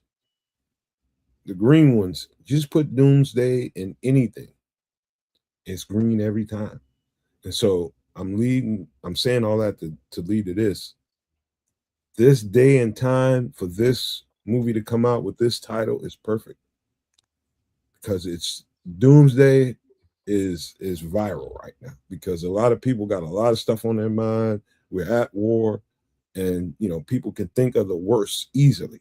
It's not hard for people amongst the world to think of the worst case scenario, and this is not far from it. So brilliant in that regard. You know what else it is? It is also the name of my personal favorite rapper's first album. Yeah, and looks like him too. Well, he took a lot from Metal Face MF Doom. You damn straight. MF Doom took a lot from this particular character, and ran with it. If you were to listen to the Operation Doomsday LP, there are tons of skits and references to this particular character in lyric and in skits, etc. Like it's rampant. I expect, knock on some wood, I expect that there will be some sort of homage to MF Doom at some point in this movie, whether it's in the intro, outro, midway through, or something. You mean like have him do like a song on the soundtrack kind of thing? My thoughts is, what's that? Keep dreaming. I am dreaming, but there's been talk. So I'm under the impression, and I'm just going to put it out there now. I bet you $5 there will be a stripped down version of Doomsday. There'll be some super video that they do outside of this movie that it's going to be a fan, like a fan made video that probably goes viral because people know him this way. But I don't think so. Forget about them including him in their money. Okay. So saying that Doom ain't getting none of that. Well, that's what Nomad's saying. I'm just telling you that there's been a whole bunch of talk about this out there in the webs. I pay attention to both of these things. MCU, Marvel, MF Doom. Like they did that. Just stamp that shit with Kedz, and I'm just telling you, there's already a ton of talk. Credit, and they ain't trying to give up. They already given up enough credits with all the sounds and music that they put in there. And no, but this is a cool musical nod that they can make, and it costs them little to nothing. Yeah, soundtrack money ain't much. You know what I mean? It costs them little to nothing. It also allows them to pull in Doom fans because of the homage and things along those lines. But why I'm bringing it up is because it's a thing out there. People are talking about this, and I'm really hoping that it is a part of the movie and they figured a way to incorporate Metal Face Doom in some capacity. Because it's not my thing because I don't like crowds, but like Comic-Con. I could see, if, the Avengers will have a big thing there and it's like, bring out MF Doom to do a song or some shit because he is a popular person. And part of his popularity is, Doom, Doomsday, Avengers. So they're going to, I would think, capitalize on that and play it up.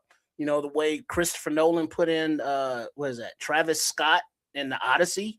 And it's like, actually, I was gonna say the Nirvana spin in the last Batman. So they took something in the way Nirvana and used that as the entire soundtrack. Like the sound in the film was just a stripped down version of Something in the Way Nirvana throughout the better part of the Robert Pattinson Batman film. the one that the penguin sort of comes out of.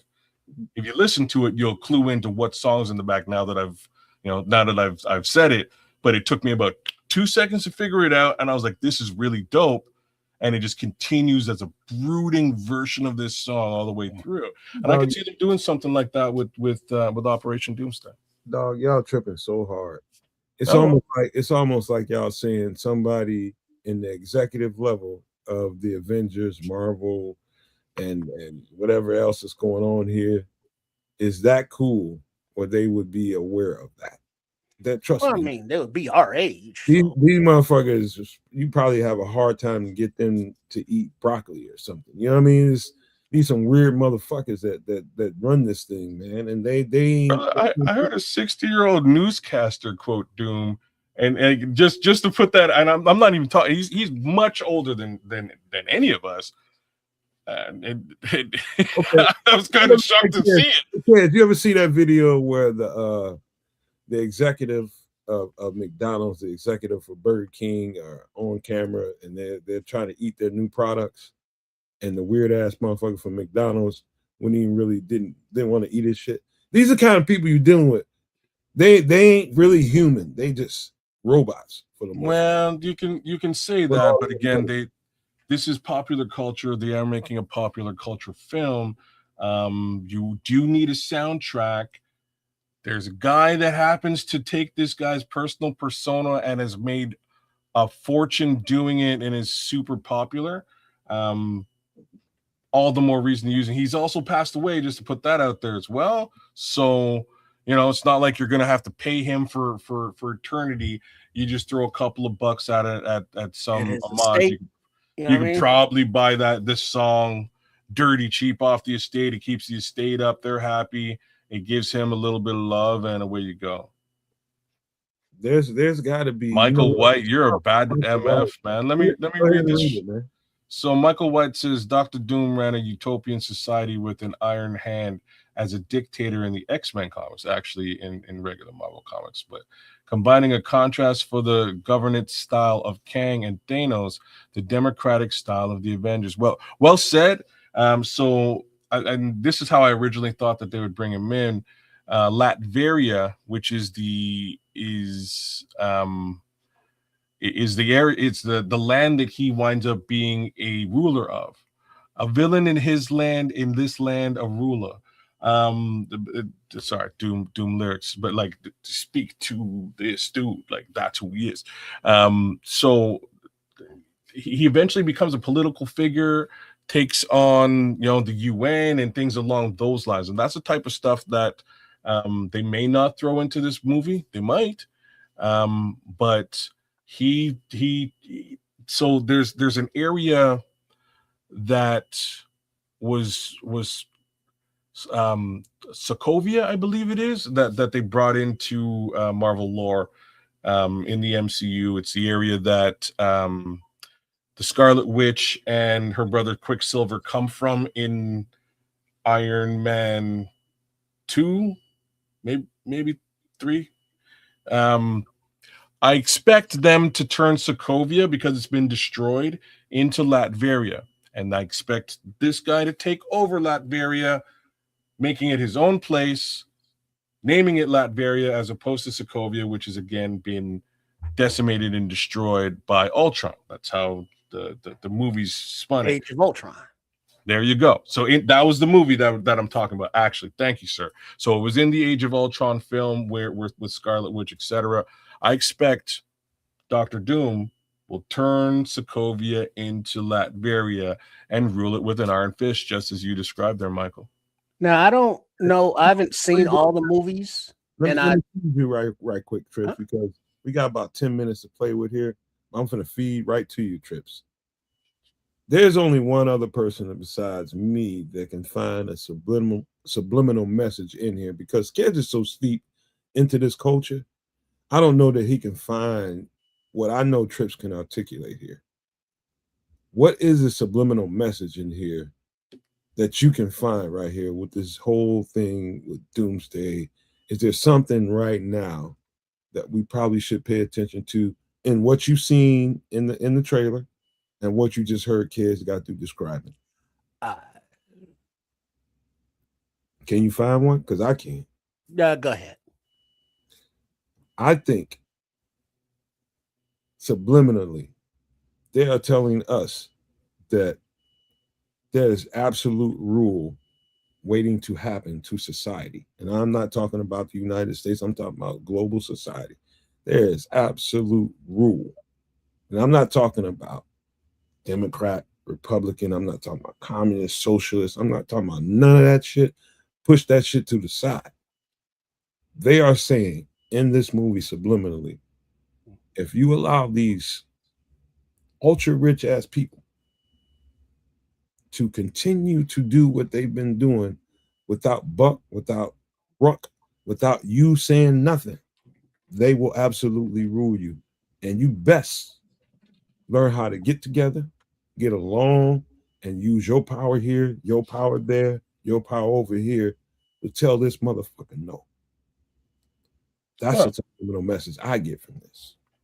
I'm not going to sit here and say that you're incorrect. What I am going to say is, first of all, definitely wait for it before you get that deep, because this will be a bit of a different spin than even where your headspace is. There will be some level of political leaning in this film for certain. I almost forgot about that. Like, I didn't really, Michael, I didn't want to go down that road, man. I didn't really want to throw that. You don't have to go deep, but let's just get that on level of. I'm not. I was just saying I didn't want to go down the Latveria piece, but I think that's this. I think that's what this is going to be. This is going to be initially his introduction to the MCU, the introduction of the X-Men and the Fantastic Four together. Trump or Putin. He's going to be more of a Putin than a Trump because of the accent. But I think this is going to be him creating his own land and taking over Sokovia and making it his now that he's in this area. And not only do they have to succumb to that and eventually give him the land, but much worse goes down. So on that note, we can end the show. Well, Trips has heard enough. Now you want to fire, don't you? Or no? No, I was just gonna say Latvia. Wasn't that the one with the twins, like the guy and the girl, and they could like run fast, and one could change one? So that was that movie, right? So Scarlet Witch is the twin sister of that. That's the movie. A twin sister of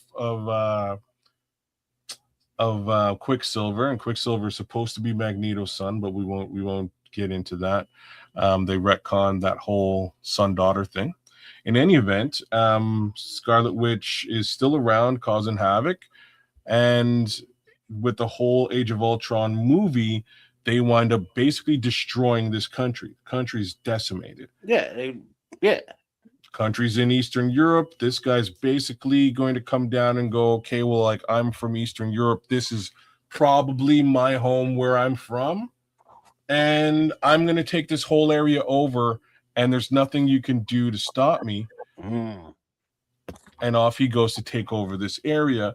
But once more, something else goes down that I'm not going to get into. Plot twist. You gotta have plot twist. Super plot twist that again, not going to get into it. That will explain why he's here, why the X-Men and the Fantastic Four are here, what level of a threat he is, and that's just the tip of the iceberg. Is what's his name? The funny guy with the red Deadpool. Is he in this? Deadpool. I don't know officially. He's my favorite.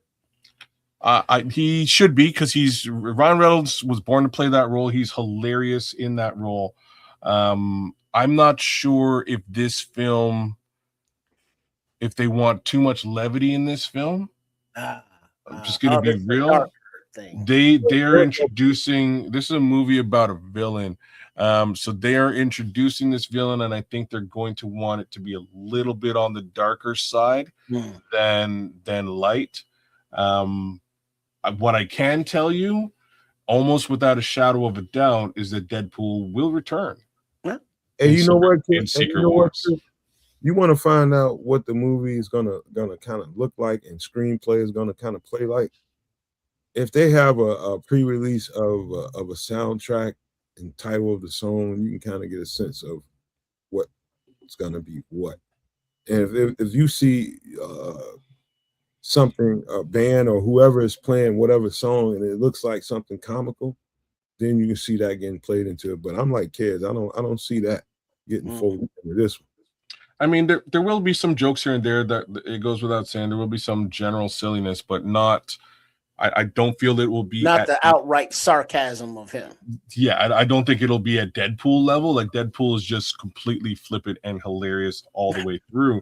I think they're going to save that for the next big film, and the next big film is gonna be like if this film, somebody said this to the table other than the comic part of what's it. that? What could he bring to the table other than that? The comic. Deadpool? Yeah, nothing. All right. I mean, he's a superhero. Deadpool is comic relief for this type of stuff. Like that's really what he is. So they will insert him in the next film when guaranteed. Because his character is hilarious. It's just what they'll do. But in this film, I don't think they will, because they're, first of all, the budget is massive with all the folks they have in it already that we just saw. The second reason is, again, I think they're going to want to focus on the events of this film, how generally negative they are, as well as the end of the film and what the results thereof are. And in that respect, I have an idea as to what happens in the end, and I'm pretty sure I have an idea as to what happens sort of smack in the middle. There's a few parts here that I'm still out on, but I can't wait to see it and find out that I'm 100% totally off base, and they did some spectacular shit I wasn't thinking. And have you in the theater going, oh shit? Yeah. Last thing, what you bet they build the entire play, the screenplay, off of Liam Hemsworth's character? No chance. I bet they do. Is that Thor? He's gonna get the most screenplay.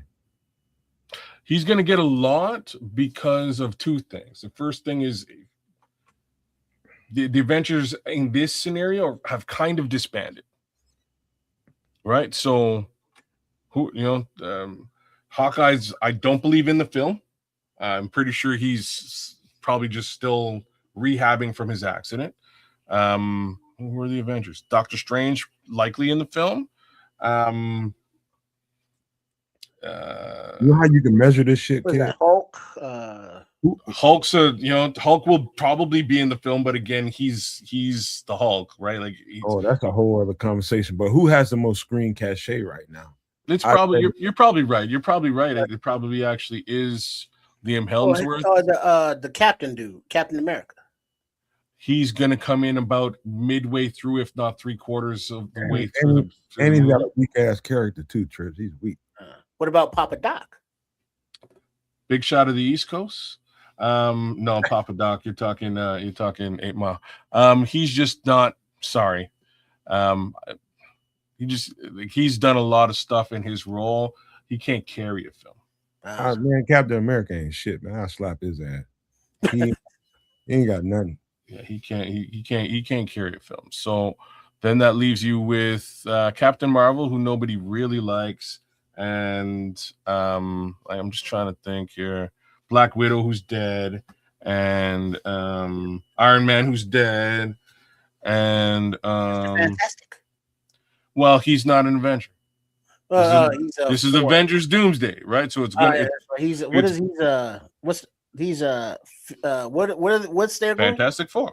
Fantastic Four. There you go. Right. So they're you're probably right, Nomad. To be honest with you, it's probably gonna revolve mostly around Liam Hemsworth initially, sort of figuring out that there's a big bad and getting a group of folks together to go and deal with them. And that's you're probably actually bang on. He's got power from the gods, man. Come on now. Yeah, but he ain't shit. All right. I'm just saying. I'm just saying. I like, and don't be surprised if the opening scene is him getting his ass whooped by Doctor Doom one time. Like you know what I'm saying? Like don't be shocked if that goes down early in the movie. All right, I'll tell you what, man. I think you can't. There's no way to overplay that hand with Thor because he gets the power from the gods. Just remember that, and be disappointed if they give him ultimate power in this show. So okay, so bring that ahead of time. So before we shut this down, and this was the most important part. The most important part is that Marvel has a power scaling issue, and power scaling is just sort of what I was getting into with Thanos whooping everybody's ass early. At some point, they have to level off the playing field because the existing Avengers, much of them are dead. They really like. Captain America took a serum. He's pretty strong and he's fast and he could throw a shield. These guys can't really mess with some of the new level of bad that's coming down to them now. They just can't. Folks who can, Black kind of Thor. Yeah, those. What's the powerful girl in there? The blonde. Captain Marvel. Like Captain Marvel's probably the one who can actually whoop some real ass. Everybody else is pretty much just a regular Joe. In comparison to some of the big bad stuff that's coming down the tubes. Maybe some of that magician shit could help here too. Doctor Strange is there. Like he'll be in this movie, I'm quite sure, and maybe he can help. What I can also tell you, Doom is a very skilled magician as well. That'll probably show it's much there. I probably told a little bit much. That's definitely a secret in the movie for sure. The other piece that I'm really trying to get to is this is why you kind of need to have the X-Men involved. Just the power levels of the existing X-Men that are there, way larger scale than what you have on the Avengers squad. So, and then you have the brains of Reed Richards and strength, etc. Like those two teams are very powerful in comparison. Trips, what you gonna do with a stretchy motherfucker here? Come on, man. You don't do anything with him. He's not. His power sucks. He stretches. He stretches like just like you're saying. He sucks. But why he doesn't suck is and they haven't really positioned him as such. But because Tony Stark is dead, he'll easily and quickly take on the place of being the smartest man on Earth. He'll be the most intelligent scientific genius left over with Tony Stark now removed. So he's really smart, but he can stretch too. Yeah, the stretching part is like, yeah, great, thanks for coming out, bro. But can you fix this shit? And cool, bro. You know what I mean? Nice parlor trick. But, hey, can you get those chips off the top shelf for me, homie? Good looks. Thank you. Thanks for the good looking out, and my computer's busted. You can play that. You can play that hand, but he ain't gonna do nothing. No, not from a power perspective. His involvement again will be strategy and smarts. But anyways, that's Avengers Doomsday, y'all. Nice. All right, man, y'all. Let's round this thing off, man. It turned into a pretty good show. I didn't know how this was gonna go because kids don't like trailers and shit, and I didn't know how he was gonna react to it. But it was pretty fair right there. I like that. I hate them. They give too much. They give so much, man. But they gave me so much, bro. Like you wouldn't even. You wouldn't even because you know the books. Like I looked at it, I didn't know what the hell was going on. Perfect. I'm intrigued like an MFer, man. That's one of the best trailers I've ever seen in my life. It gave me so much, gave away so many things I didn't want to know or see. But it's fine. I'll wipe them from my brain and enjoy it when I watch the movie because I will be watching this movie for sure. Done, no, definitely. Thanks, Deuce, man. Thanks for holding it down the whole night, man. Blessings to the family. Big ups to you, Michael White, man. Thanks for coming through and having a little bit of a multiversal discussion with us. That was quite awesome.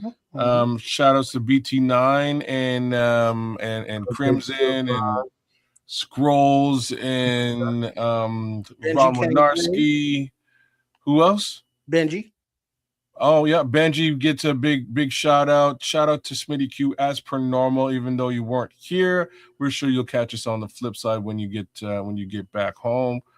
Who else? Gotta be a couple more folks. Oh, Dan Brown, man. Shout out to Dan. Thanks for kicking it with us tonight. FFG style, what up? Juju, what up? True Pilgrim as well for coming through. Heal. Shout out to all you guys, man. Really, really appreciate that. Yeah, man, it was a slice.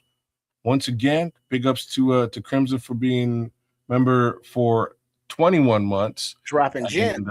Yeah, man, and thanks for BT9 for the super chat as well. Just giving a little bit of love to the folks. And Dante Purified for the gems he gave. That was also a gift to the channel. You got it, Dante. Thanks, Dante, and another shout out to Rel as well, man. Thanks for coming through, Rel. We appreciate it, and we won't hold it against you that you're a Cowboys fan. It's not. And I love the fact that when we especially a movie like this, there's different, like we bring 3 different dimensions to that reaction to that trailer, because I'm just as low level as Trip is when it comes to this genre, but I chime in, I get into it a little bit more, and I didn't mean to, because my girlfriend's mom at a certain stage of her disease, her dementia, really got into the Avengers. Whenever we would put that shit on the TV, she'd be have our nose buried into a word, one of those word doodle books, and she just loved doing those, man. Whenever she wouldn't stop, and whenever we turned that shit on, she'd put that motherfucker down. So they're doing something right. They are. They've kind of got the team together from the previous 2 Avengers Endgame and Judgment Day films. So it should be. I can only expect these next few Avengers films to be really good. This is the setup to, like I say, what I considered the beginning of something really awesome in Marvel. Marvel has gone back to the well with Secret Wars twice.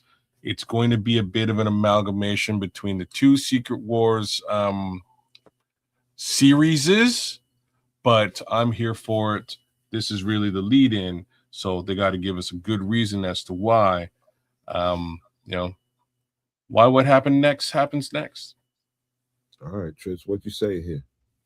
I think I've got to listen to some Last Up, Secret Wars and Secret Wars Part 2 tonight. Oh, there you go. Yeah, bro. But yeah, big up for everybody. Thanks for hanging out with us as we cover all the topics that we cover. Big up for subscribing to all 3 channels: the Nomad Network, Kedz Canuck, and Sports Chicago Style, also known as at RRSCS. And remember, next Wednesday on Some Extra Sauce, live and direct, MFer in the kitchen with Chef Trips. I don't know what's on the menu, but whatever it is, I'm sure it will be delicious. So before that, we should see you Sunday night for Nomad at Night. And guess what? We'll probably have some news from the rookies, them running around, getting sweaty, getting lathered up. I don't know what news could happen, but there will be something from Halas Hall. Let's go. Shout out to everybody from all 3 channels, man. Again, make sure you subscribe to all 3 channels. We would appreciate it. And what you got coming forward on Wednesday? Of course, you got the chef that's coming up in the building every month. He's always there, surprising us and reminding me to make sure I get something good to eat before I get on that show, because he typically pisses me off making something good, making me want to eat. So I'll be on alert for that, hopefully. And also, man, something to look forward to between now and maybe Saturday.